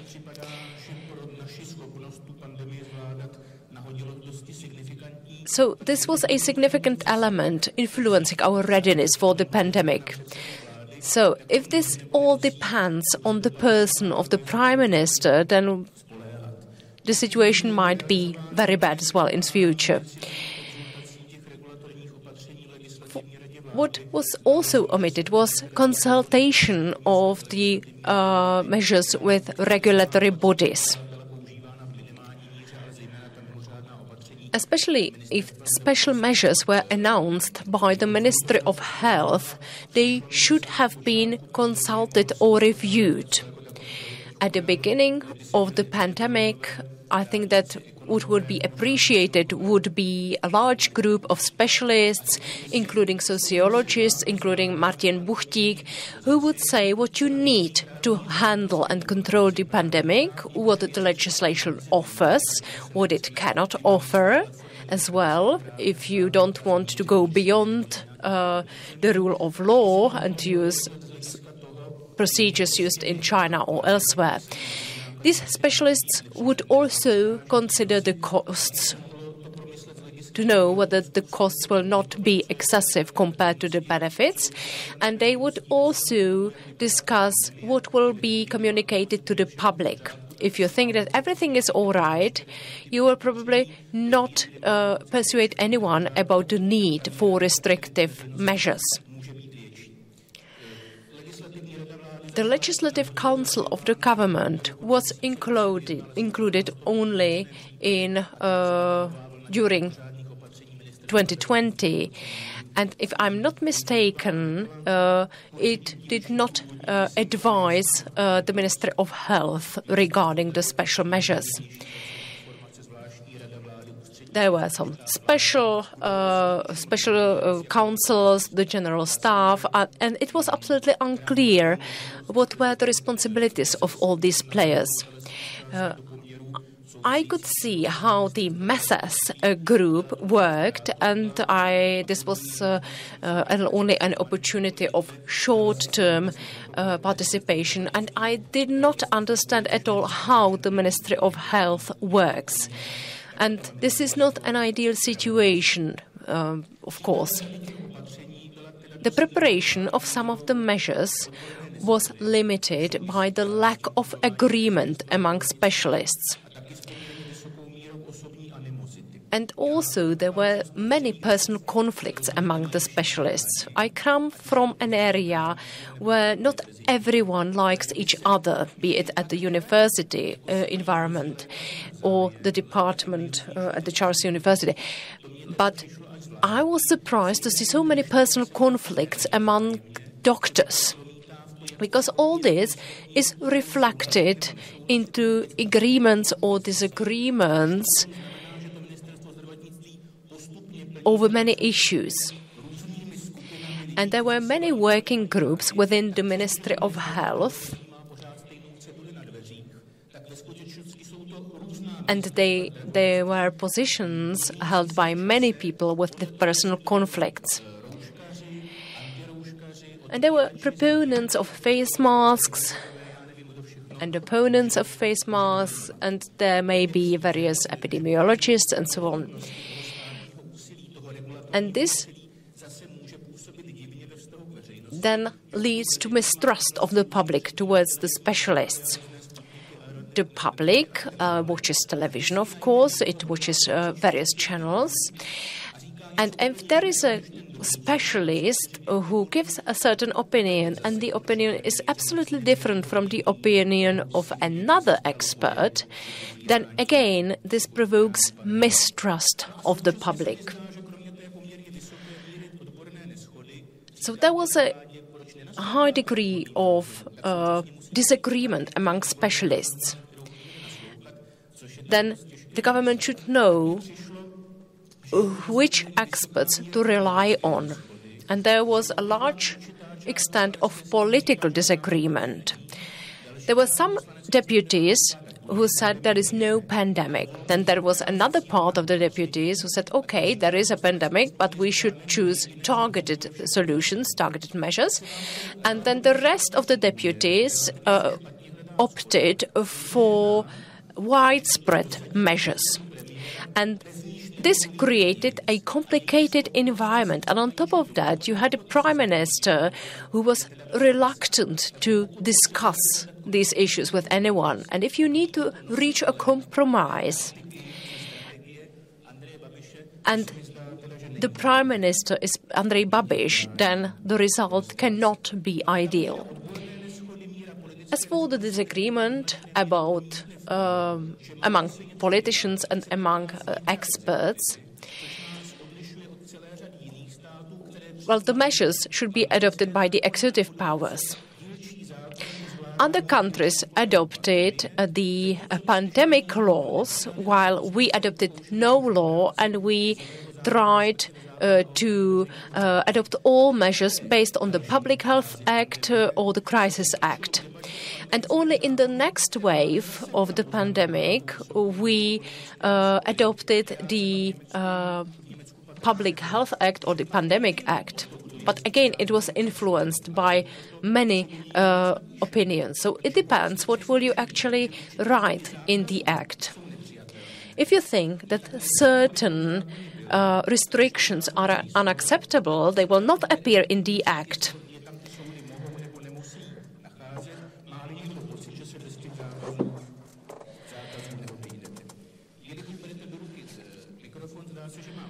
Well, it seems that you are taking the microphone and that I should conclude my presentation. So let me mention the courts. From the perspective of the Constitutional Court, I can be brief because the Constitutional Court was quite inactive and it only issued some exceptional opinions. This was because the Constitutional Court would be active in the area of crisis interventions of the government. But what we issued were mainly acts passed or measures passed by the Ministry of Health. So these were boundary situations that might be in future reviewed by the Constitutional Court. The whole agenda of the judicial review was given to the appropriate courts, and in the first part of the pandemic, the courts didn't give us many rulings.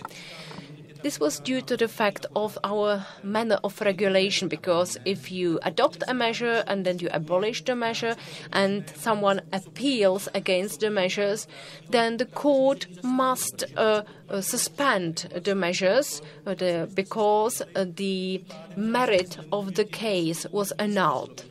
And this made it impossible for the courts to give a ruling regarding the measures adopted by the Ministry of Health. At the end of the first part of the pandemic, one of the municipal courts gave a ruling, so we received one of the opinions, and the next rulings came only after the adoption of the Pandemic Act. So what we should consider is the constitutional approach and the legislation that we want to adopt. And I don't know whether the Senate should not participate also in the adoption of such laws.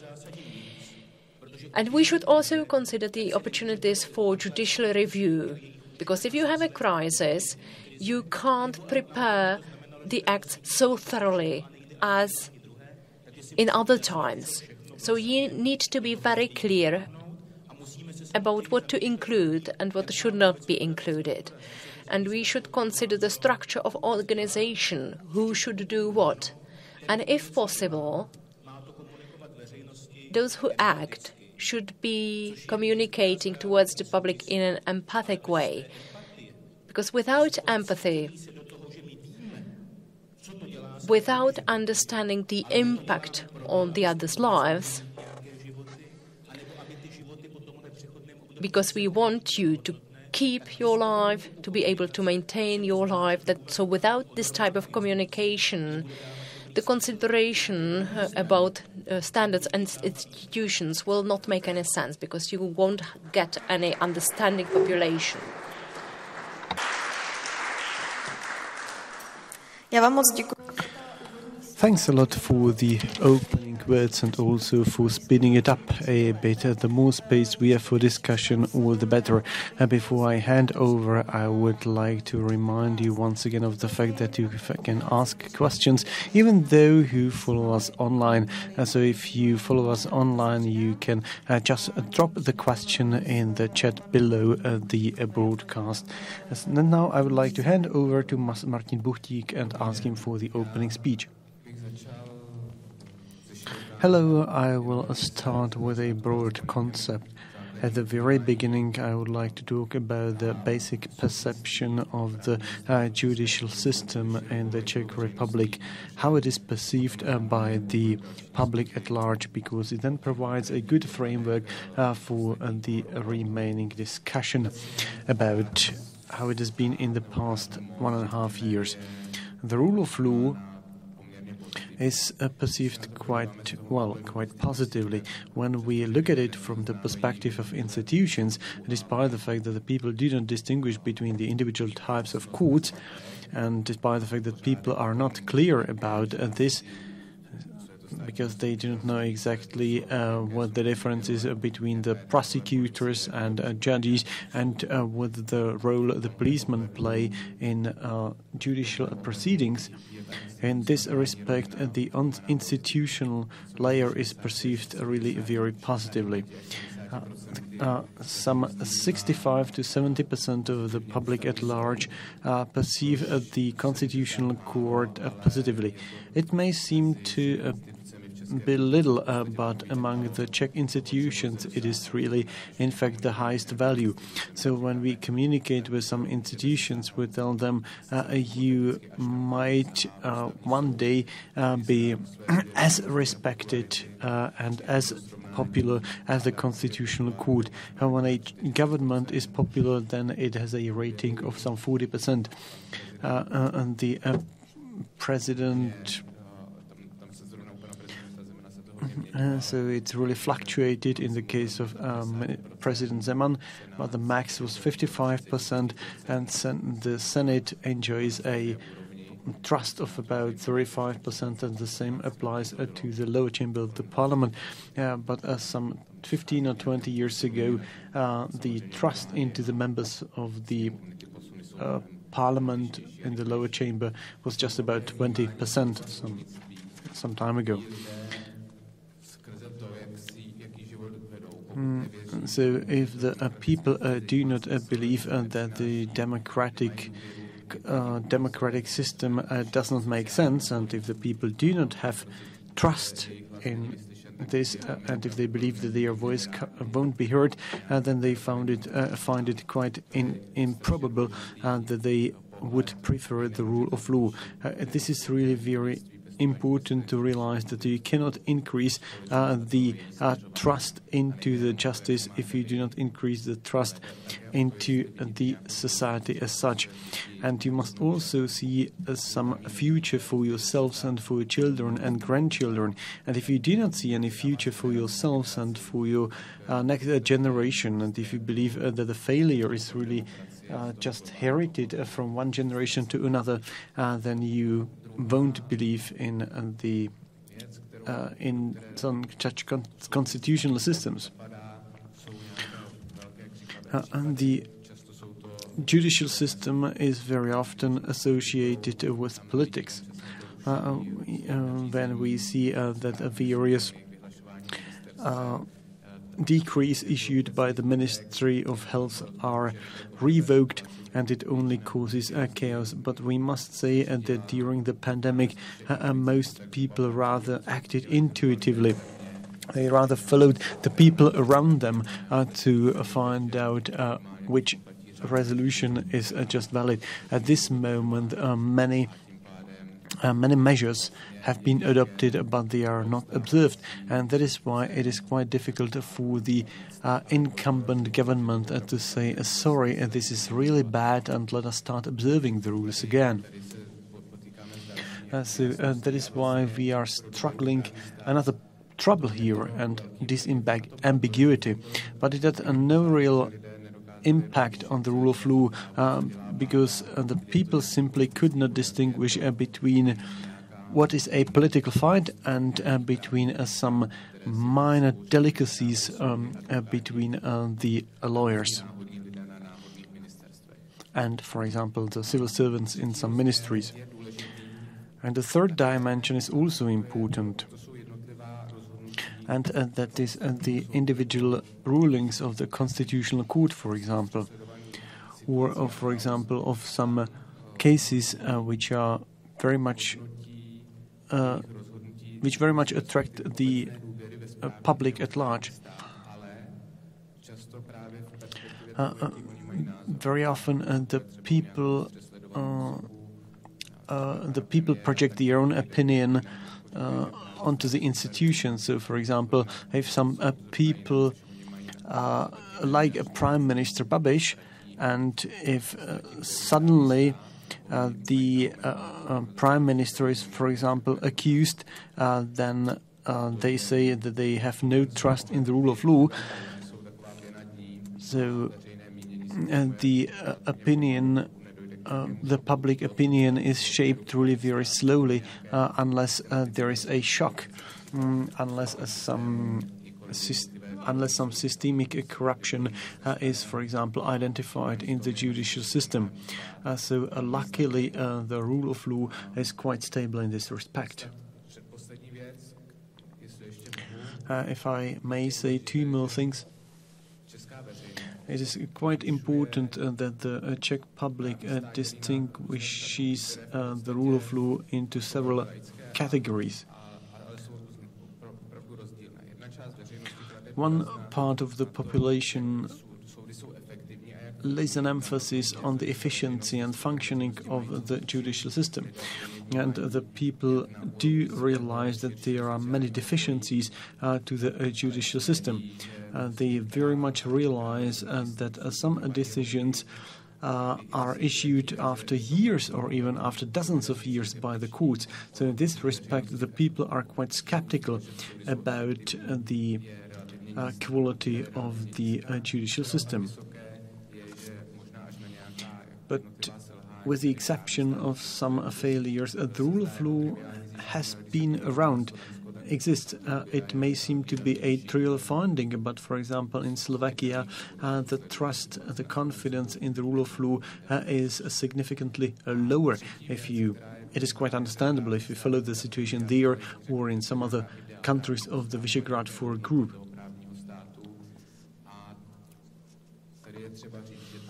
We must also state that very few people very few people are concerned with the rule of law who are really doing very, very well, and it goes well beyond the regular problems.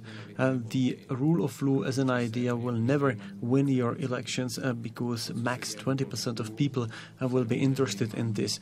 For example, 25% of the people will be interested in what is going on in Poland, but it will also be closely connected with your preference for Poland or dislike for Poland. And the rule of law is rather understood as important by the public when there is a clash or accordance with what you are interested in. For example, if you, for example, see a clash with the opinions of your favorite politician, we may state that if the confidence in the rule of law starts declining in the Czech Republic, especially abruptly, then it is quite probable that we will be very close to some major unrest and upheaval in the Czech society.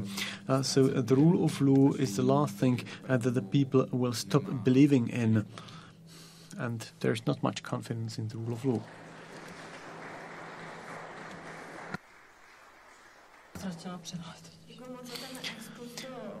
Well, thank you for the introduction into the public opinion and into the positions of the public at large. I noticed that some people in the auditorium already raised their hands. I just wanted to announce that once the opening speeches have been delivered, I will hand over to you. Now I would like to hand over to Marek Výborný and ask him for his opening statement.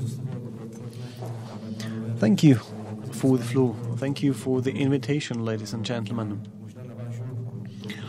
Maybe I will now follow up on Professor Kissela, who said really everything significant, but I would now like to quote from the reasoning of a ruling of the municipal court here in Prague.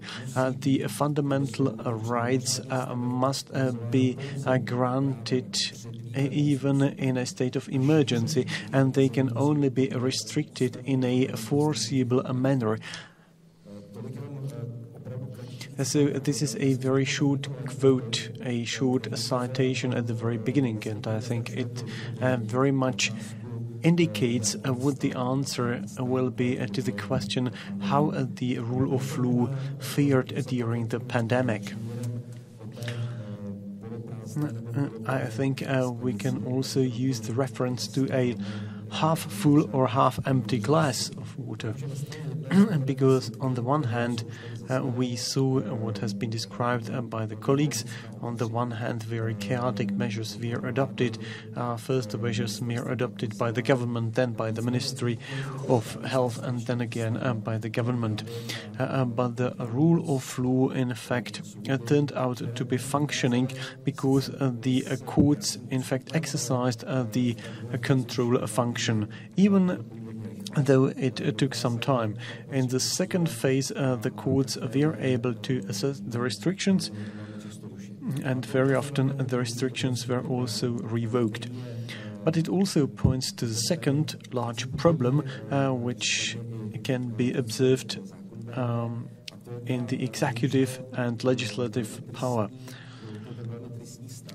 So, unfortunately, the situation here is really quite critical.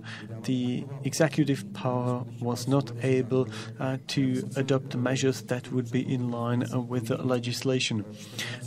Prior to this conference, I went through the 14 rulings either issued by the Constitutional Court or by the highest Supreme Court, or the highest court in Prague. And every time I found here the reasoning that there was no justification or that no reasons were given for the adoption of specific measures. And this turned out to be a great problem.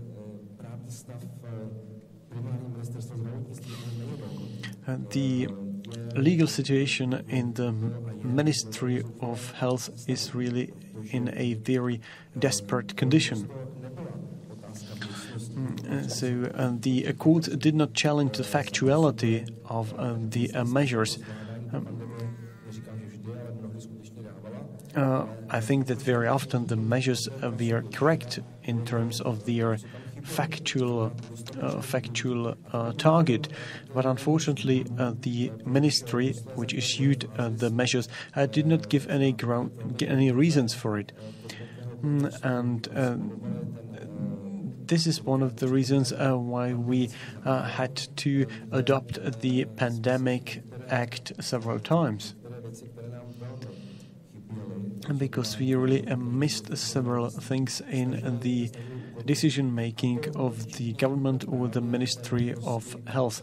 And we wanted to enshrine the specific procedures, including the judicial review.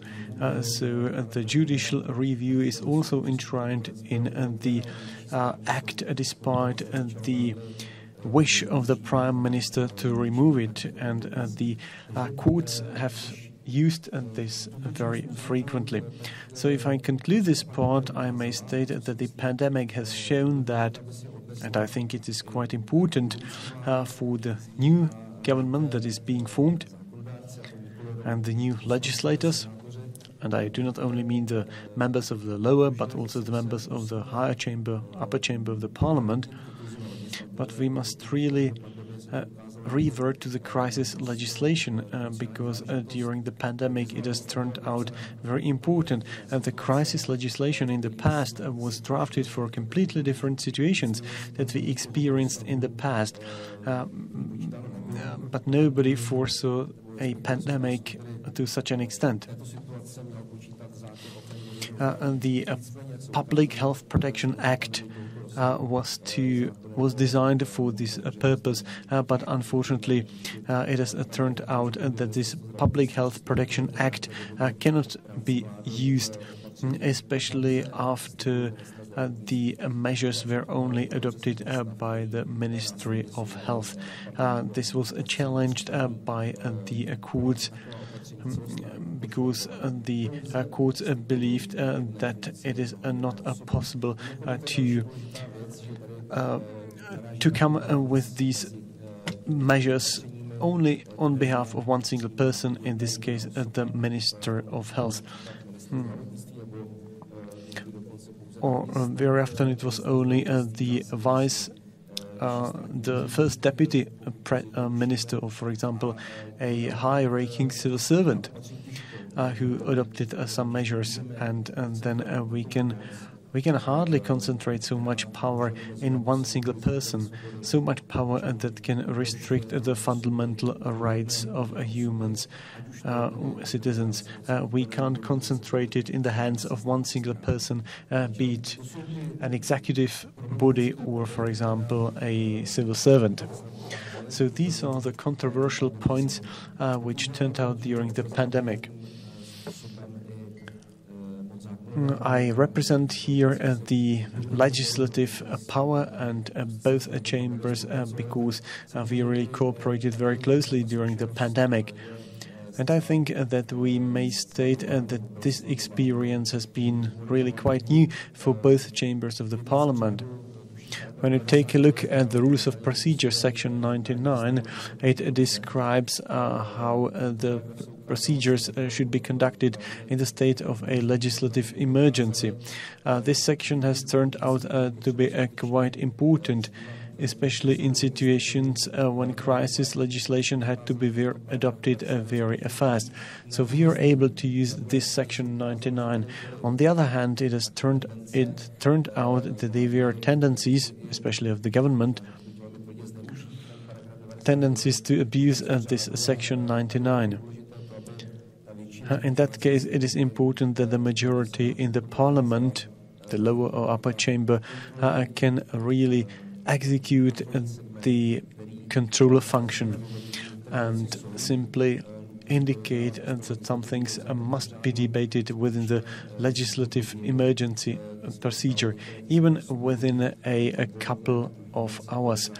So, for example, on one day we received the drafts, on the second day we debated it, and on the third day we adopted the legislation. I think we experienced this for the last time when Czechoslovakia was split and when the Czechoslovak crown was separated into the Czech and Slovak crowns at approximately 2 in the morning. So we also voted on the important COVID legislation in the early hours. So the actionability of the Parliament was guaranteed, but we must make sure that these extraordinary actions, like, for example, state of legislative emergency, are only applied appropriately. So that we do not abuse this. To conclude, I would like to say that what we have experienced over the past 1.5 or 2 years should be subject to a detailed analysis now. I think this is a great wealth for the faculties of law and for the students and for the academia. Of course, not only the students of the faculty of law, but also of other fields, because they should be able to analyze the evolution of the legislative process.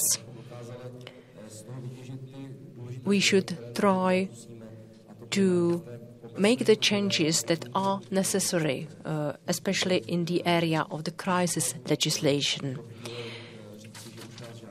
We cannot say that no similar pandemic will come, and we need to be ready for the event of another pandemic. And for this, we need to use both the positive and negative experience, and we should incorporate this in the legislation. Of course, when respecting the principle of appropriateness, because there was a legislative state of emergency, so we would like to enjoy the state of legislative well-being and to adopt future legislation with the principle of appropriateness. Thank you very much, and I'm looking forward to the discussion. Thank you. We are approaching the Q&A session, but before that, I will ask Mrs. Andrea Procházková to give us some introductory presentation. Well, the advantage and disadvantage of speaking as last one is that most important things have already been mentioned. So I will try to be brief. When I prepared for this conference, I started to use two quotes. The first one by the former Minister of Health, Petr Arenberger, and I quote, "People must respect our measure until it is abolished by the court. We have already received some interim opinion of the court." He said the medical side of the measure is more important than the legal one. And Andrea Schillerová wanted to adopt a zero VAT, and that she said we did this a number of times for the face masks, and we were not punished for this. If there is an infringement based on the EU law, before the proceedings is initiated, all of the measures will be gone. That's what Mrs. Schillerová said. And the court ruled that there was a contradiction in the measures adopted by the Ministry of Health. There were 39 of these cases. So the last case was the obligation to test children at summer camps. There were some reasons for this, because the measures went beyond the area of the scope of control. And I can see two issues relating both to citizens and to the judicial system. Let me start with the citizen level, the civic level. Ron Fuller, whom you have already mentioned, as I was told by Mr. Pribaň, Fuller claimed that law must show 8 elements. It should be clear, with no contradiction. It should not require something that is impossible, and it should remain to be stable. Of course, some of these elements are so important according to the Constitutional Court that if these elements are missing, that it contradicts the Constitution. All these 8 elements help us understand the purpose of law as the set of rules that we respect. I always thought that the inner morale of law is a set of rules that help us, the ordinary people, understand why we should actually respect some of the rules. Why should we respect what the state says? However, during the pandemic, the question emerged whether we can require that the citizens fulfill the rules that the people don't understand if the measures are unjustified. The Supreme Administration Court systematically warned that the officials only copied and pasted parts of the measures already adopted, although they knew that the courts dismissed them as insufficiently unjustified. There are two explanations to this phenomenon. First of all, a misunderstanding of the rule of law.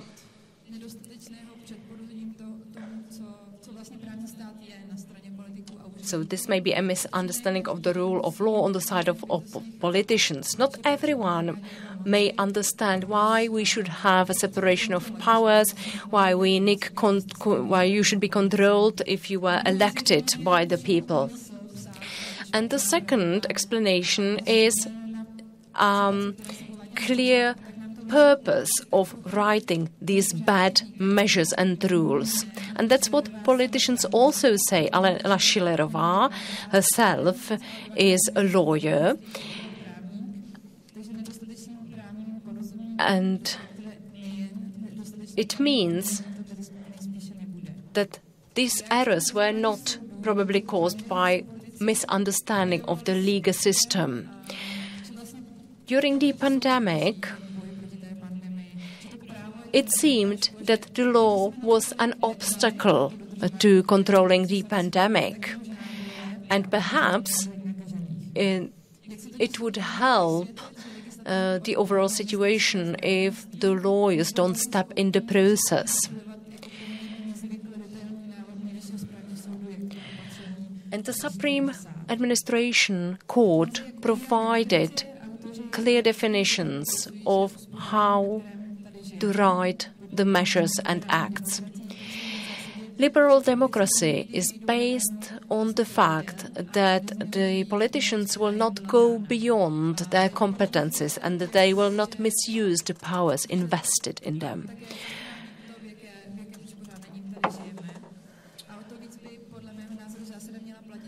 This principle should apply especially in states of emergency. As we could hear, a pandemic may be an excuse for our bad legislation, but the pandemic should not be any excuse of acting without regard to law.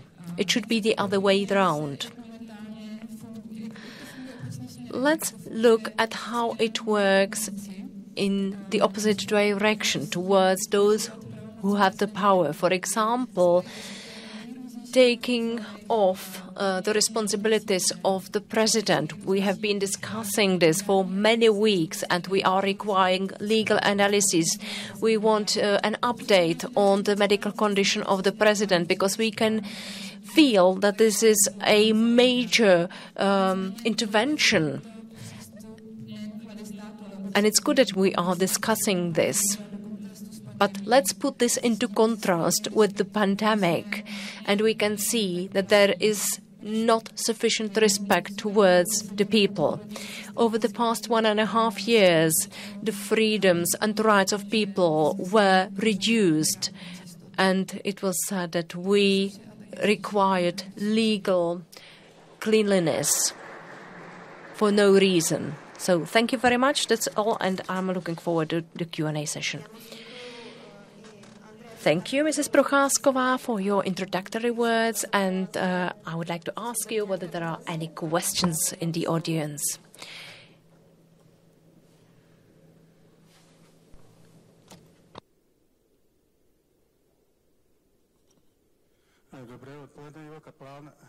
Hello, Julo Kaplan. Thank you for all these presentations. I appreciated them. Could we look at it from the other side? In the Central European countries, including the Czech Republic, there is little legal understanding as far as the ordinary people are concerned.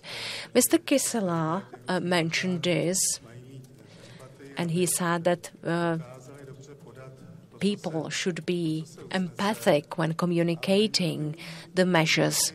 But shouldn't the population also be empathic towards these changes? Because they should consider their goals, the goals of the society, and the interests of the general public. I think that this is something that we miss in the Czech Republic. The Czech population is also a population of the European Union. And there is a lack of empathy.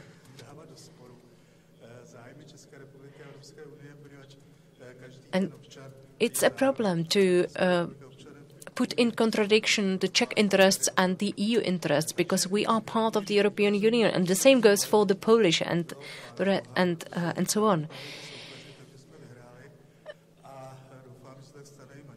And I hope that the situation will improve in Hungary and in Poland. In the Czech Republic, the situation is a little bit better now, but this does not prevent any deterioration of the situation within some 20 years' time.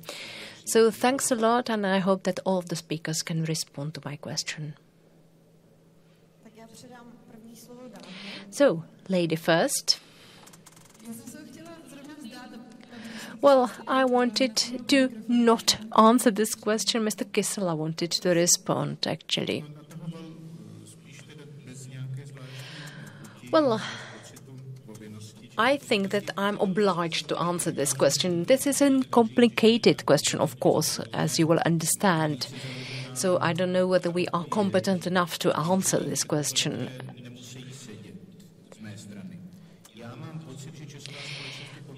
I think that the people are highly individualistic, which is a difference, for example, to Scandinavia, because the Scandinavian populations are very cohesive, very collectivist, which can make a pressure on the people, but it can also mean that the people think about others. And I think that we have had an experience of the communist regime, which made the people to think especially about themselves.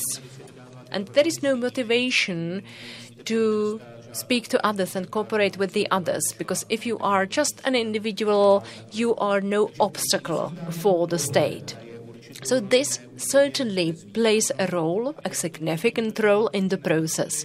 And you can add more layers to this. For the Czechs, the state means the foreign things, not my things, by which I could influence my life and other lives now and in future.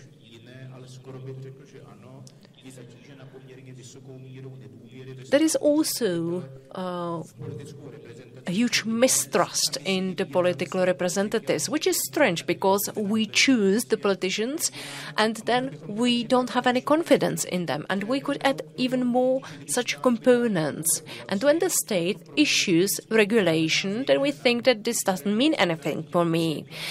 And even so, when the sense or the purpose of the regulation is not justified, of course, an expert made up with this regulation, but I will find another 5 experts who will say that we should not be vaccinated, we should not wear face masks, and so on. So this is a complicated situation, and I don't know what we can do about it. We can't do anything that would require immediate action. This also requires civic awareness raising, civic education, but this may not be enough. So I assume that my answer has not been very positive, but I can't think about anything else. Let me comment on this briefly. From my perspective, the Czech population can see the rule of law and the certainty of law as something very abstract. And only when we can see a specific threat, a specific person endangering the rule of law, then we can fight. This is something that we could see in the previous months or years. But if there is a lack of this personification, I think that the Czech population wouldn't care at all. So I'm grateful to the judicial power, and the separation of powers seems to be essential here, because this is the check and balance that can put the foot in the door when one of the powers wants to misuse certain situation. And then we heard another term, empathy.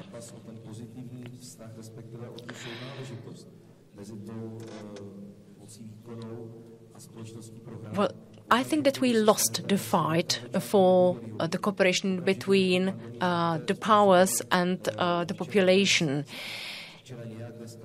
If you completely change your approach to controlling the pandemic, if you adopt chaotic measures, and if you have no clear strategy based on hard data, if you lack a strategy that is understandable for the population, then you can't expect the population to trust you.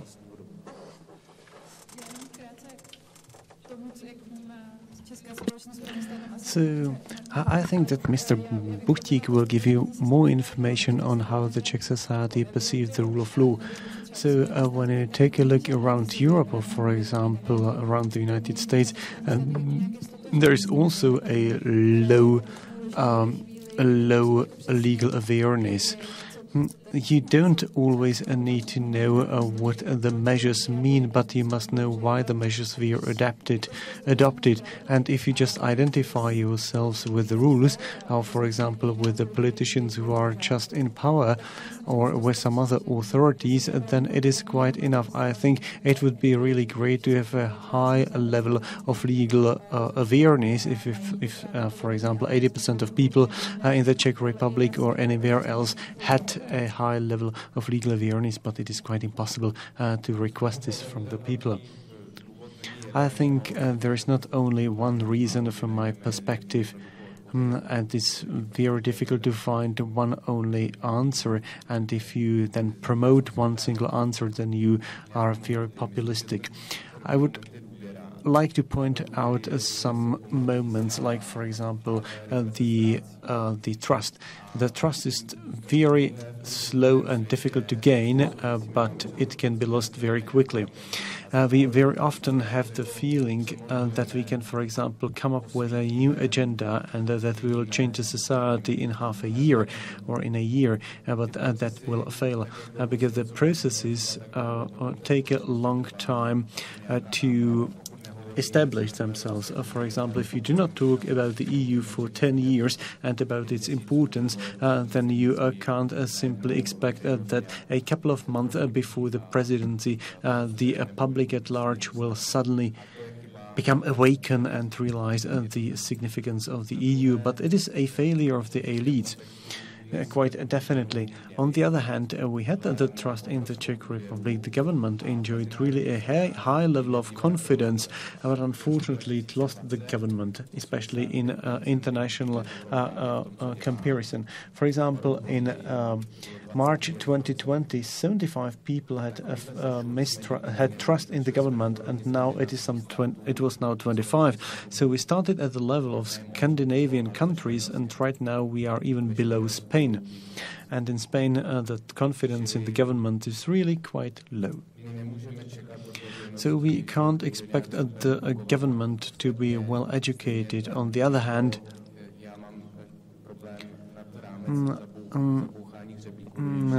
I have difficulties just hammering a nail into the wall, and the people.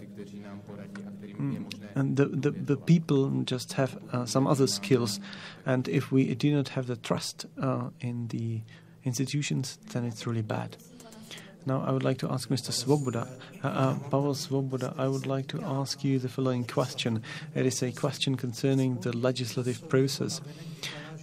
At least it makes the impression as if there were an association with another phenomenon here. As if the government itself were pushing through its own bills via the legislators, via the deputies, which means that it avoids the commenting procedure, the internal commenting procedure, and because they want to make the impression as if the comment procedure were only a matter of delay.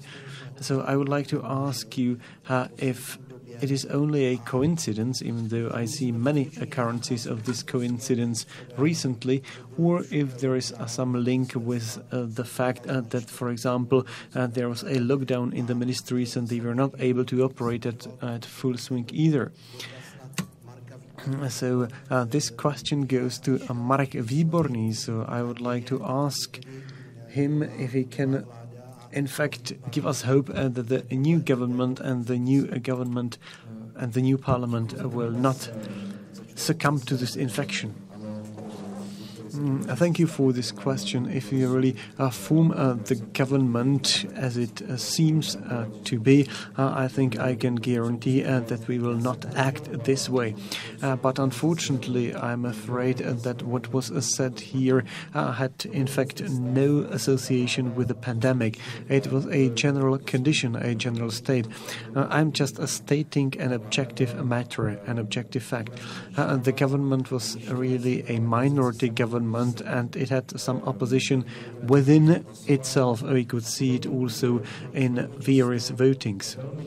And that was one of the reasons why many government drafts were really why many government bills were in fact presented by the individual deputies, by the individual members of the lower chamber of parliament.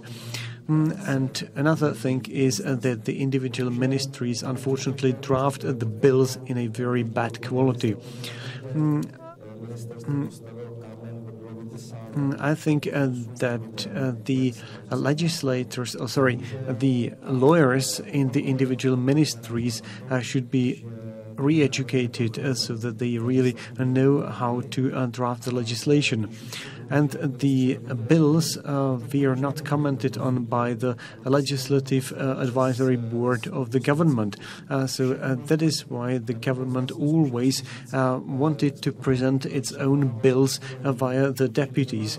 It's always bad because in the parliament we do not have the expert background or the legal background, even though in many ministries the lawyers are really at a very bad level. But for example, if we just need to rephrase some important legislation in the parliament, then it's really very bad, especially if it concerns, for example, the Insolvency Act, which was absolutely unusable, and we had to rephrase it in the parliament, and that's bad. It went wrong, and I hope that the new government will not do this. We will try to minimize the bills presented by the individual members of the parliament, because if the legislative process is to be at a high quality, then we must simply draft the legislation where it is to be drafted primarily, and that is in the ministries, and it must also be commented upon by the Legislative Advisory Board of the government. You simply can't circumvent the Legislative Advisory Board of the government. So, for example, if it is rejected 3 times by the Legislative Advisory Board, and then the government parties simply presented the bill via the individual members of the parliament. So I hope that we will not see it in the future again, and I hope that the quality of the legislative process will increase again. But I think this has no direct relation with the pandemic. We noticed several times that the Article 99 of the Rules of Procedure of the Parliament was abused. I can give you one example for many, like, for example, a quick amendment of the insolvency procedure. I don't know if it was said here by Mr. Kysela. The outgoing Prime Minister is very much focused on the micromanagement. A group for example, a group visited the Prime Minister, then he gave a call, and over the weekend the draft of the insolvency procedure and legislation was written over the weekend, and we rejected this, and this is really an example of how it should not work.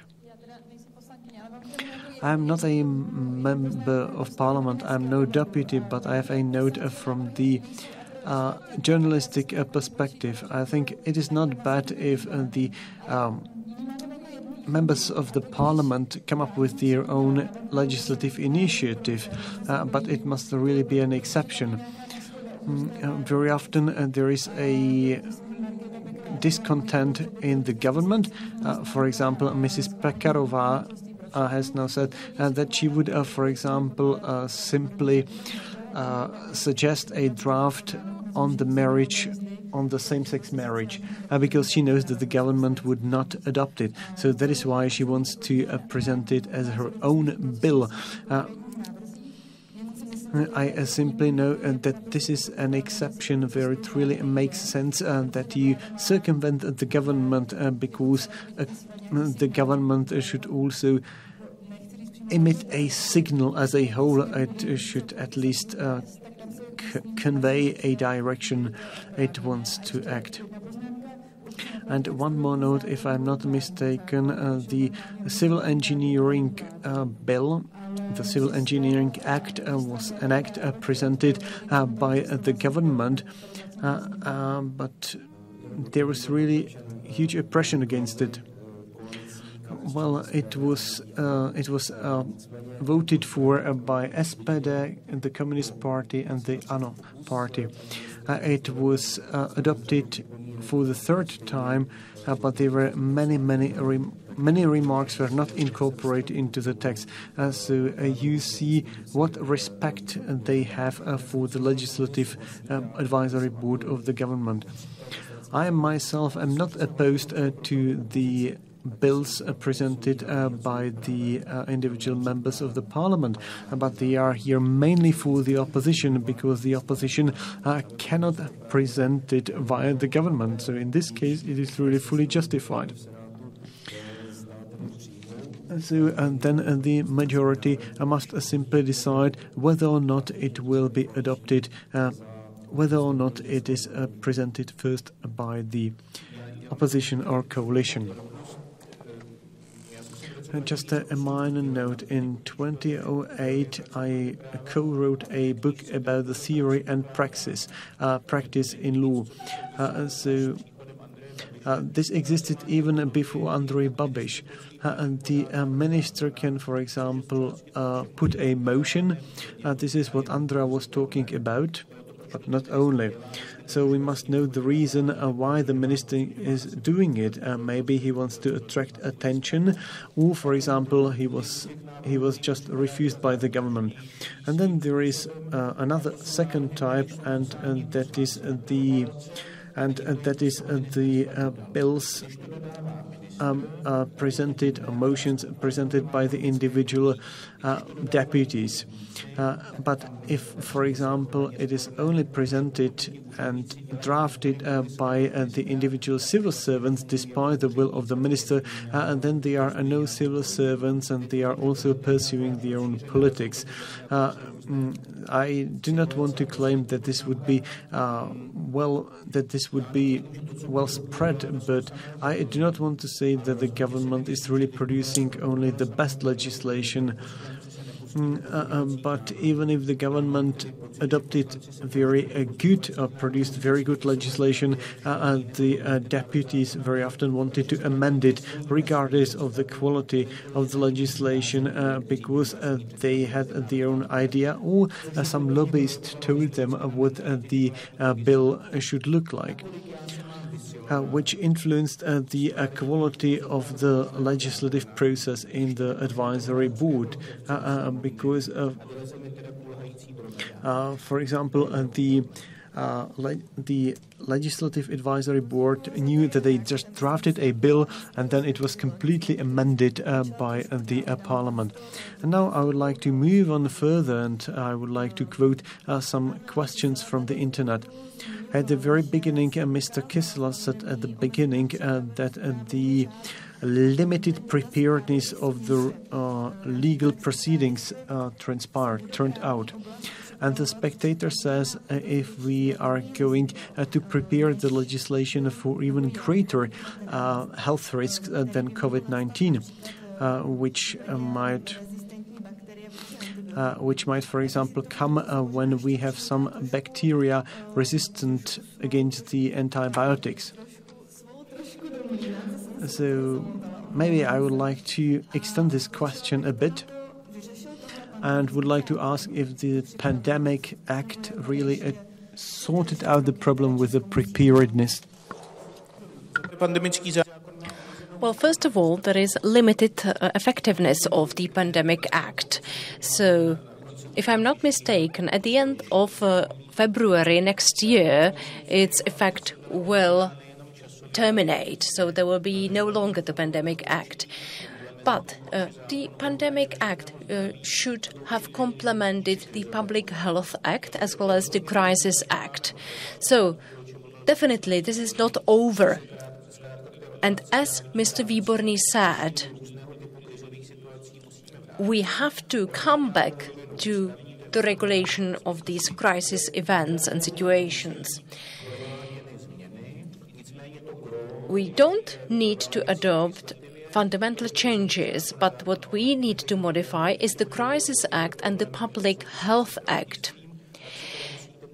And you have to ask yourself a question: for which situations you find appropriate to declare a state of emergency, and whether you should use the Crisis Act. And the Crisis Act should have a specific part saying that if you declare the state of emergency in a state of pandemics, then you should adopt these measures, these specific measures, or that you should use the Public Health Act. But there is a risk mentioned by Mr. Výborný that the Public Health Act is an act intended for the Ministry of Health. And if you fear that there might be certain risks, then it should not be included only in the Public Health Act, or you would have to devise more options. For a minor pandemic, it would be the Minister of Health who would decide, and if it's a major pandemic, then it would be the government that would decide. Thanks a lot for answering this question. If we think about the pandemic at a more general level, and if we look at society, we could see that Czech society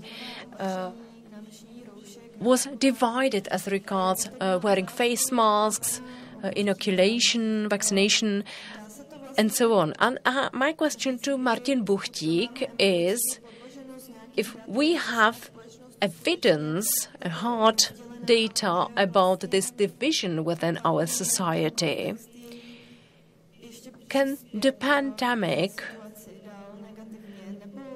further deteriorate the situation?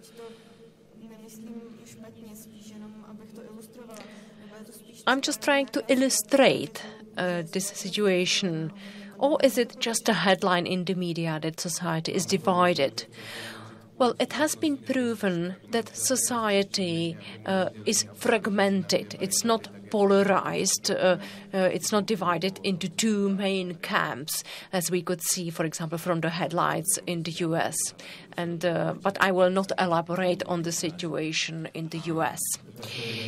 So that's one dimension, the fragmentation. The second dimension is that very often the issues are binary. They have a binary character. We have a pluralist society, which is an advantage, I think, because in the 1980s, everyone had the same opinion, and people say that that was not the best situation. If we say that something is black and another thing is white, then it's simplified, and it leads to the elections, which will either be yes or no. So this is something similar to the presidential election, where there were two very strong persons and you were to choose one of them. But in most cases, society is not divided into two polarized camps fighting against each other. And as for the support to certain measures, the camps tend to vary, and there are not only two camps. Of course, the two sides are often the most visible. But in November or in September 2020, the population was quite satisfied with the measures adopted.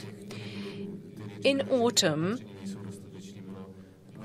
there were 20% of people saying that the measures are insufficient, 30% thought that the measures were excessive. And then after a few months, in March or in April 2021, 30% of people thought that the measures were insufficient, 40% said that they were excessive. And the people that were satisfied were in clear minority. Yes, in that particular situation, we could see polarization of society. And in June, there was no polarization of society because the epidemic was over, we could go on holiday. You all know the story. The society is not divided. There is a fragmentation trend, and this can lead to our inability to decide.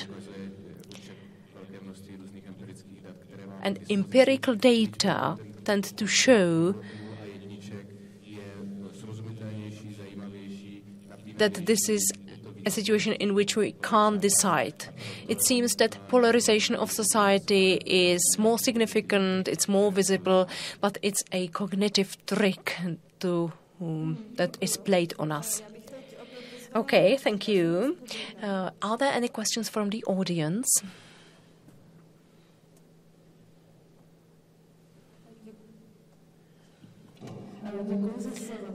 Thank you. Kateřina Stehnová. This may be a sociology question, and I'm interested in your expert opinion on the issue, or the civic opinion on the issue. What actually harmed the rule of law during the pandemic? Was it the fact that government adopted unlawful measures, which at least in the first stage of the pandemic, I can't pardon the experts because this was unprecedented situation and we lacked a legislative support here? Or was it more about the fact that the ministries kept repeating the same legal mistakes, although the courts ruled repeatedly that there were errors? As we said, the justification was missing in the measures, and this is what the court said. They repeated that they need justification in the acts, in the pieces of legislation.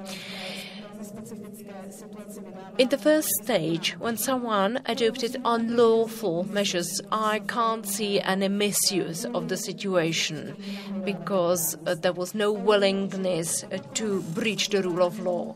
But if they were repeatedly warned by the courts, then this might show a sign of doing it on purpose. So, what do you think harms the rule of law more? Which situation? And let me comment on Mr. Buchtík, who spoke about the confidence of the population in the measures adopted. I think we haven't heard yet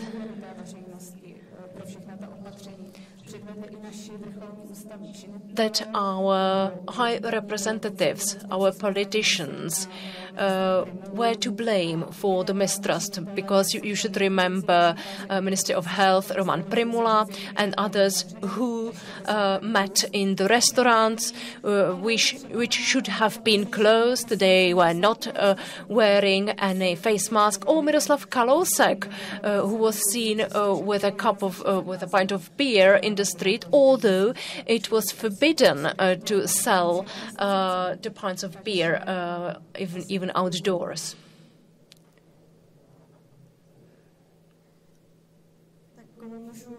Who would like to answer this question? I will start. Well, the rule of law is harmed repeatedly. You concluded by the role of the politicians. If you look at the Czech Republic and how it handled the conflicts of interest or the suspected conflict of interest of our Prime Minister, if you look at our President and his use of the Constitution and the response of the system, everyone appreciated that Mrs. Kaslova won the case, but it took 6 years.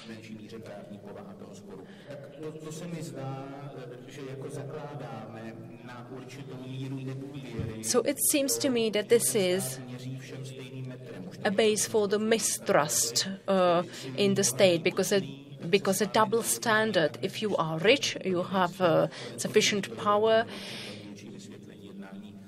then everyone behaves differently to you. And this also applies to the office of the president.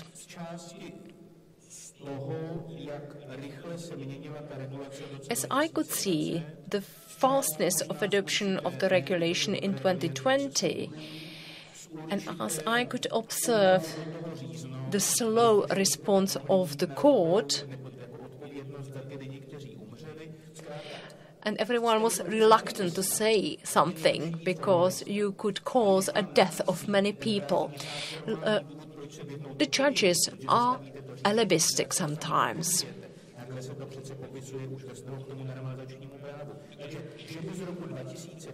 So, the year 2020 didn't show any strong reflection on what the executive power can do and what cannot do.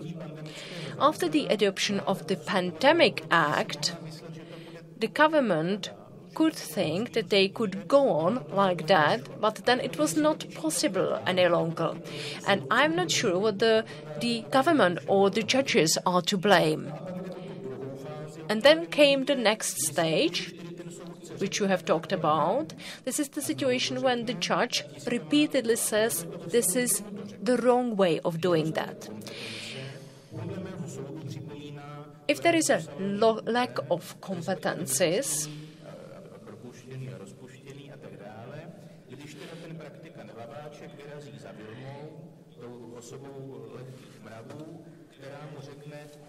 then you should be looking for the solutions. There is one famous scene which is about looking for competences. Either you have the legal competences or you don't have them.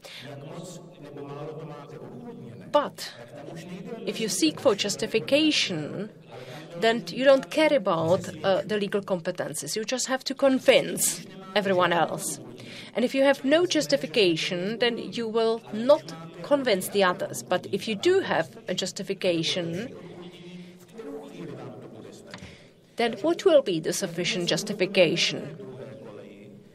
And if you are on this second track, the government is not just a group of criminals, because it depends on the moment in which the courts will be satisfied with the justification.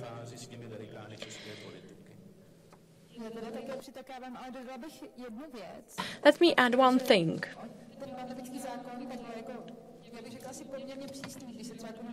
The Pandemic Act is quite strict, because if you look at Great Britain and the justification requirements, the act was written by the politicians.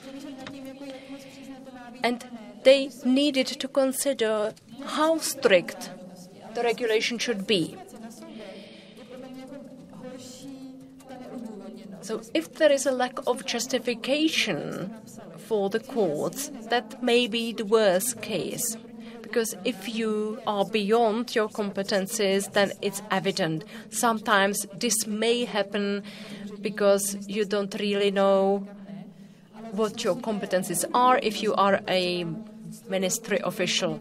But if the courts keep telling you for 3 months that this should be the justification, that you keep giving them the anonymous reports on the impact of the measures, and if you submit analysis about face masks, so this has led to such a level of frustration of the courts that I'm not surprised that the Supreme Administration Court said, oh, please start writing the regulations in the right way, because you keep giving us the same wording and you are unwilling to understand what we keep telling you.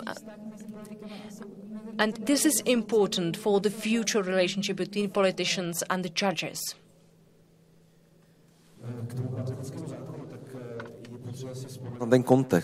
As far as the Pandemic Act is concerned, we must remember the context, because we had the emergency state for a long time, and the Parliament did not have the will to extend the emergency state with all of the powers that the government has in the state of emergency. And at the same time, it was known and that we did not want to complicate the management of the health system because the public health systems at the regional level turned out to be malfunctioning. But that is a topic for a different discussion. And that is why we just attempted to create a soft version of the state of emergency, and that was then incorporated into the Pandemic Act. So don't look for any other reasons behind it. That was the goal that we were pursuing. And it was also being drafted in cooperation with the opposition. Maybe we are more strict, but with regard to those steps which were taken by the government before, which were taken by the Ministry of Health. And we have talked about this today several times. That is why we were more stringent, because it turned out that the government did anything it wanted, regardless of the Pandemic Act. I am afraid that we may overestimate the coexistence or the association of the people and the rule of law and the legal awareness. I think that the elites very much influence how the people act, regardless of who it is. If it is Mr. Kaluseko, for example, Mr. Primula. So, for example, if their behavior is then presented by the media, then it has a much worse impact on the people and on the observance of the rules. I think this is a major impact, a larger one than the legal awareness of the people. Everybody used a quote or a legal citation, so I will now quote one. We wanted to do it better, but it ended up like every time. I think this is how the public perceives this. The public did not perceive why the measures were adopted, why they were then cancelled, etc. And the second problem is our attitude to the legal rules. Paradoxically, it is sometimes good if you are just indifferent, if you do not care about it, because you do not care about it as long as it works and as long as you find it really clear and take it for granted, which is in our case the rule of law. Or, for example, you become indifferent in a situation when the situation is so desperate that you have just resigned and do not vote to protest anymore. And that was the situation when these measures were adopted. The people did not perceive it as a legal act, but as a political act. And it very often was associated with an emotion towards a specific politician. The Czech public does not perceive the politics as a place where their interests are protected, but the Czech public perceive the politics as a soap opera that we need to watch. And every other day, new intricacies are presented, which are even more absurd, but they are so bizarre that it even is fun towards them. But to end and conclude on a positive note, I hope this is over. Thank you, and now I will hand over to the last speaker from the auditorium. I'm very, very nervous. Jana Mileřová Populis. I wanted to follow up on what you said before on the topic of trust and on the decision-making of the government, because what we did not touch upon is the role of the citizens. In our organization, we very much deal with the civic participation, because we very much want to engage the non-governmental organizations in the legislative process so that the right legislation is adopted. I wanted to ask Mr. Buchtík how he perceives this, if we can, for example, this way build up the confidence of the public into the government. The public opinion research has shown that the government has next to no power to influence what is going on in the government. But on the other hand, the research shows that the people would like to be engaged in the legislating process. And I would like to ask Mr. Výborný if the government is ready for this, for example, by means of the parliament, because what you described here was in fact only the bottleneck between the parliament and the government, but the civic society must also play a role, like, for example, by providing data or by supporting the meaningfulness of these processes. So this is a more complicated question toward the end. So I would like to ask you for a very brief reaction. The feeling that we can influence something is very much influenced by the socio-economic factors, by the conditions you live in. So it is really very much influenced by your living standard. So, for example, if you have a high social and economic capital, then you have the feeling that you can really influence something across the society and at your own level. Second answer, a general impression is that people just believe, it is a bit embarrassing if you want to engage yourself in politics, and since you were 15, you know that you do not want to be embarrassing, and very often those who act publicly act on a populistic note, and they only present a very radical position, which means that regular people then are not heard, because regular common people very often have the feeling that in an expert discussion they can't voice their opinion because it is, for example, also a matter of legal arguments, and if I, for example, want to engage myself publicly, then I might ridicule myself. As far as the legislating process is concerned, I do agree with you. We talked here about the COVID legislation, which was drafted within a couple of hours. I now realized that we also adopted a package called COVID justice, and for example, the temporary moratoria on the seizures were very much supported by the NGOs. So the NGOs, the field, provided us with some food for thought so that we could really very quickly act. and incorporate these policies into the new legislation. But it very much depends on who does the preparation of the legislative text. I myself want to say that I always wanted to communicate with all stakeholders across the society, with experts and with NGOs, and it's always good to have really a broad mosaic of opinions, because when you only focus on one single segment, it is not good. If you only speak to those who help the debtors, then you will try to help the debtors only, and then you will also forget that there are also serious and solid creditors.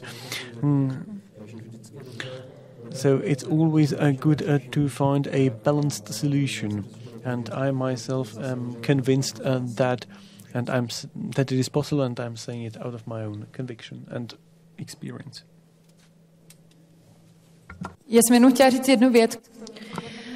I wanted to add one thing. It is key that in the next election period we adopt the Lobbying Act.